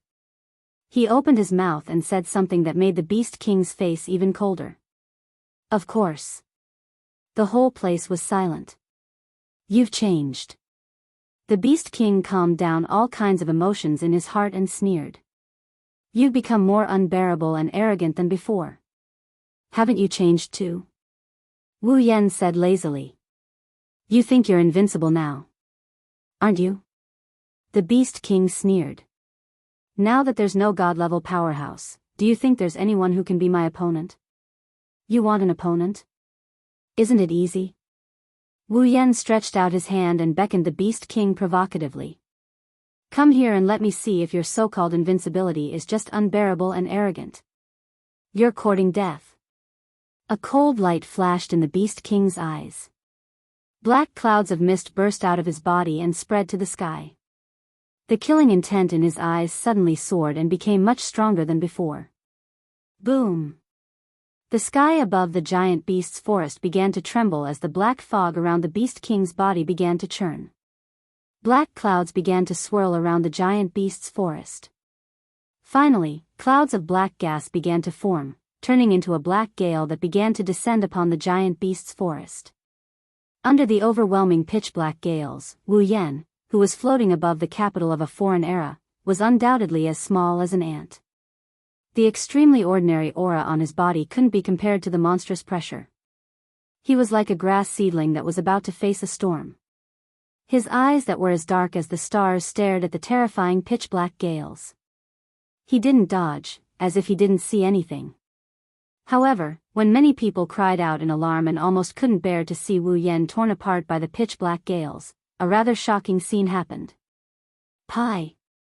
Following this strange sound, the pitch-black gales pressing down on Wu Yan suddenly changed direction and shot towards the Beast King at a speed faster than when they came. Mikoto, Shokuhu Misaki, Kinohada Sayai, Frenda, and Takitsubu Riku cried out in alarm. Vector manipulation?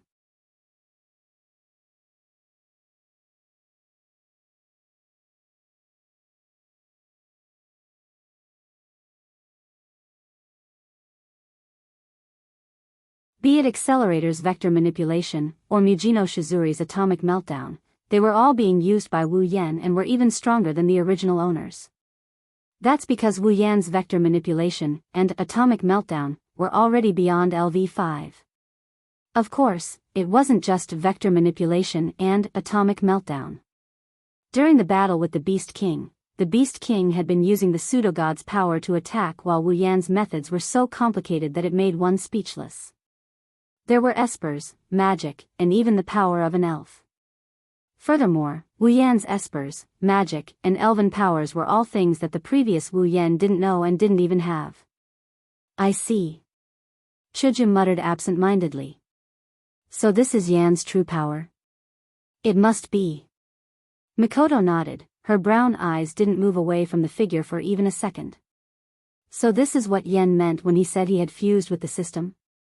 True control over everything in the system. That's right. Wu Yan had true control over everything in the system. That day, Wu Yan finally saw the true face of the system in the depths of his soul. At the same time, it was also the last time Wu Yan saw the system.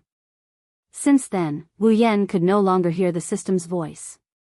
The system had completely become Wu Yan's possession. Its existence had disappeared, but everything in the system was under Wu Yan's control. Equipment.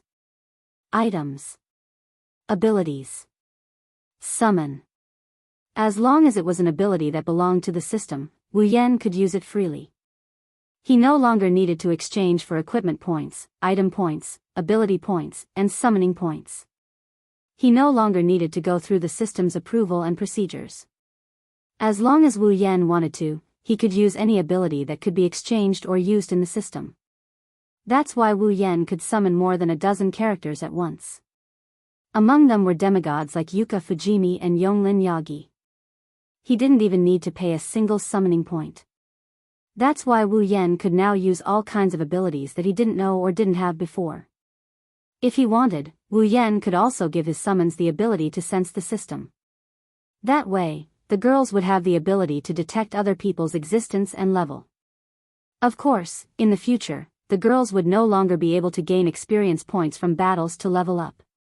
When Wu Yan enters other dungeons, there would no longer be any dungeon quests.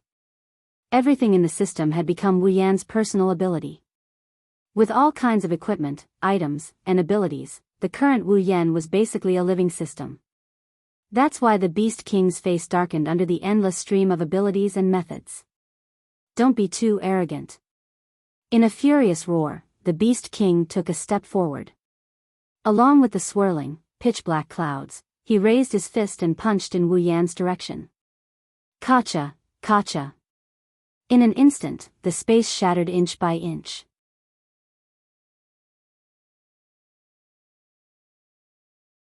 The overwhelming black mist transformed into a fist that was large enough to occupy anyone's field of vision. It crashed down heavily on Wu Yan with terrifying strength. Humph. Seeing that the Beast King finally couldn't help but use his true strength, Wu Yan let out a snort. He didn't dodge. Instead, he raised his fist and punched back. Boom! Along with Wu Yan's punch, a violent shockwave burst out like a gigantic, invisible cannonball that soared into the sky and greeted the huge, pitch-black fist. Boom! The pitch-black fist and the invisible cannonball collided in midair. The shockwave from the collision shattered many of the huge trees in the behemoth forest into powder. Many of the beasts were also blasted into a bloody mist. They didn't even know what happened before they died. Retreat. Below, the powerful beings of the Spalier world were frightened out of their wits. One by one, they fled for their lives. Even the Misaka sisters had cast their Tori, domain of will. The group of young ladies also cast defensive spells and retreated rapidly. In the sky, witnessing the scene of his attack being blocked, the Beast King's expression couldn't help but change. The Beast King had unleashed his full strength in that attack. It was 100% the full strength of a powerful being in the pseudo-god stage. However, this attack that defeated Yakumo Yuseong, and Yonglin in a single strike didn't even leave a scratch on Wu Yan? Impossible. Impossible. The Beast King couldn't help but murmur. Even if he can borrow Yakumo Yukari's power and use the same level of power as Yakumo Yukari, he shouldn't be able to block my full power attack. Even Yakumo Yukari couldn't block it. How could he? What's wrong? While the Beast King was still muttering to himself, Wu Yan remained calm. He looked at the Beast King who was floating in the middle of the pitch-black vortex clouds and mocked him. Aren't you good at boasting? Show me your invincible strength again. This was what the Beast King said to Yakumo when he first appeared. And now, Wu Yan had changed it slightly and returned it to the Beast King. Wu Yan. The Beast King's expression turned ruthless. You're courting death. Courting death? Wu Yan's expression turned cold. You're the one who's courting death. Wu Yan snapped his fingers. A crimson spatial ripple unfolded behind him. Within it, treasures of various colors emerged. Real treasures.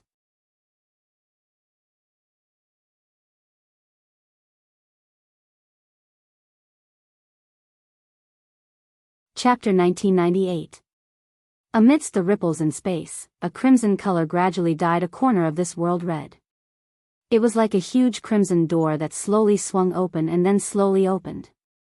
There were sabers, swords, spears, halberds, and all sorts of treasures that exuded vicissitudes, ancient, mysterious, and indescribable fluctuations.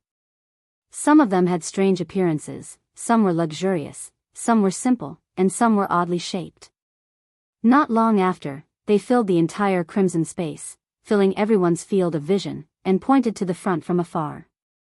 After controlling everything in the system, Wu Yan no longer had to worry about his equipment storage. Not only did he store all the original treasures of the Gate of Babylon into the system, but he also converted some treasures that were not original and unique treasures from other worlds into the Gate of Babylon. Finally, the power of the Gate of Babylon reappeared and improved. Under such circumstances, although the power of the Gate of Babylon could not be upgraded to the level of a mythical armament, it was at the peak of a legendary armament. It was only one step away from becoming a mythical armament. In addition to the treasures of the Gate of Babylon, which had all kinds of strange abilities, there was no doubt about it. In terms of lethality, the Gate of Babylon was truly above a legendary armament. It had reached the level of a mythical armament. Therefore, the Beast King, who was furious, could not help but feel his face twitch when he was pointed at by the treasures. His eyes turned gloomy as he suppressed the anger in his heart and activated the false god force in his body. The black fog that covered the sky and earth surged out of his body. It rose into the air, and with a roll of the surrounding pitch-black whirlpool of clouds, it completely concealed its body within it. Of course. The Beast King did not just want to hide his body. The surrounding pitch-black fog and clouds had enough defensive power to block any attack. Any attack from an opponent weaker than the Beast King. Pseudo-god power?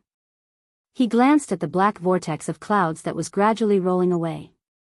From the bottom of his heart, Wu Yan despised the disgusting power of the false god. Without hesitation, he waved his hand.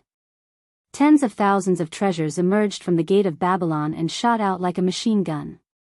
The rain of treasures was like a storm that covered the sky and covered the earth. It was like a stream of light that flashed in mid-air, drawing a cold arc of light that belonged to the weapons. Amidst the riot of the atmosphere and the chaotic sound of the air being torn apart, it was like a rainstorm that advanced dauntlessly and fell on the pitch-black whirlpool of clouds. Dong, dong, dong, dong, dong, dong, dong, dong.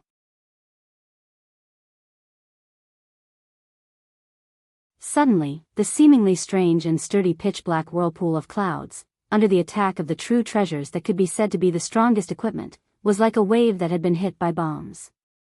With a series of loud noises, holes appeared one after another. The sea of clouds also completely churned and became much thinner all of a sudden. Ah! Not long after, the Beast King's pained and enraged roars echoed from within the pitch-black vortex of clouds. There was even a hint of hysteria in its voice. Go to hell. Whoosh. As the pitch-black whirlpool of clouds became thinner, the Beast King that was hiding in it let out a low growl. The pitch-black whirlpool of clouds tumbled like boiling magma, and at the same time, fishy smelly bubbles emerged. Black mist permeated the air and turned into a gigantic beast claw that covered the sky. Together with the pitch-black whirlpool of clouds that gave birth to the gigantic beast claw, it was as though a terrifying giant beast had stretched out its claw from the center of the whirlpool of clouds. Wherever it passed, the space trembled and the sharp sound of the wind could be heard clearly in the entire world. Looking at the gigantic beast claw that burst out from the pitch-black whirlpool of clouds, Wu Yan's expression remained unchanged. He snapped his fingers. Buzz! Behind Wu Yan, a huge ripple appeared in the center of the crimson space filled with all kinds of treasures. A huge sword that was not inferior to the huge beast claw suddenly flew out from the gate of Babylon, causing the surrounding space to distort. Ugalima. As the atmosphere vibrated, the relic, Igalama, flashed out of the gate of Babylon, and collided with the huge beast claw. Bam! With a loud muffled sound, the huge beast claw was blasted apart by the old huge sword. The huge sword did not lose its momentum. It swept up a frenzied airflow and directly shot towards the pitch-black whirlpool of clouds, colliding with it heavily. Boom! Another loud sound rang out. This time, it was the pitch-black vortex clouds that were violently smashed into pieces by the old giant sword. They scattered into countless pitch-black air masses that were like meat scraps. They scattered in all directions and swept out together with the air waves that were created from the impact. However, in the nick of time, a black shadow brought along a dense black fog and retreated out of it in time, dodging the terrifying giant sword.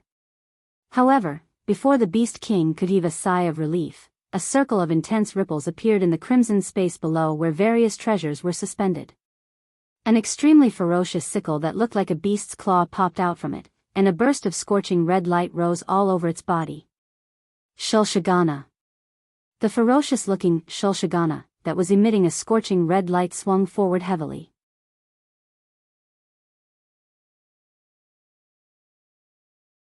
A violent sea of flames instantly spread along the trajectory of the scythe like an indomitable wave, instantly shrouding the thick black mist around the Beast King.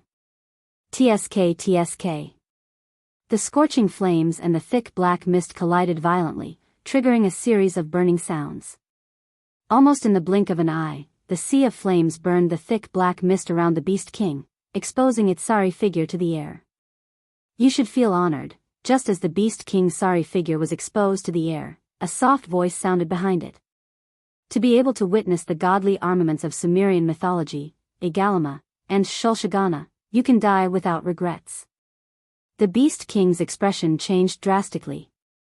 His pupils shrank to the size of a needle due to shock and disbelief. He could only turn around violently and take in the familiar face with a sneer and ridicule in his field of vision. Then, a crimson spear appeared in front of the Beast King. The Beast King glared at Wu Yan as he thrust the spear towards the Beast King's chest. The Beast King's eyes almost popped out of their sockets. Wu Yan grabbed the spear and thrust it towards the Beast King's chest. "How dare you!" The Beast King bellowed like an injured beast. Clouds of black mist erupted from its body and coiled around it, forming layers of shield-like defenses before the scarlet spear. The Beast King subconsciously raised his arms to protect his chest. However, the next moment, Wu Yan, who was wielding the crimson spear, spat out a cold sentence in liberation language. "Piercing spear of death, Gi Bang Lg." Buzz. The instant the spear of death piercing was released, the flame-like radiance coiling around it expanded and solidified. Shing. The scarlet spear that was surrounded by flames turned into a red bolt of lightning.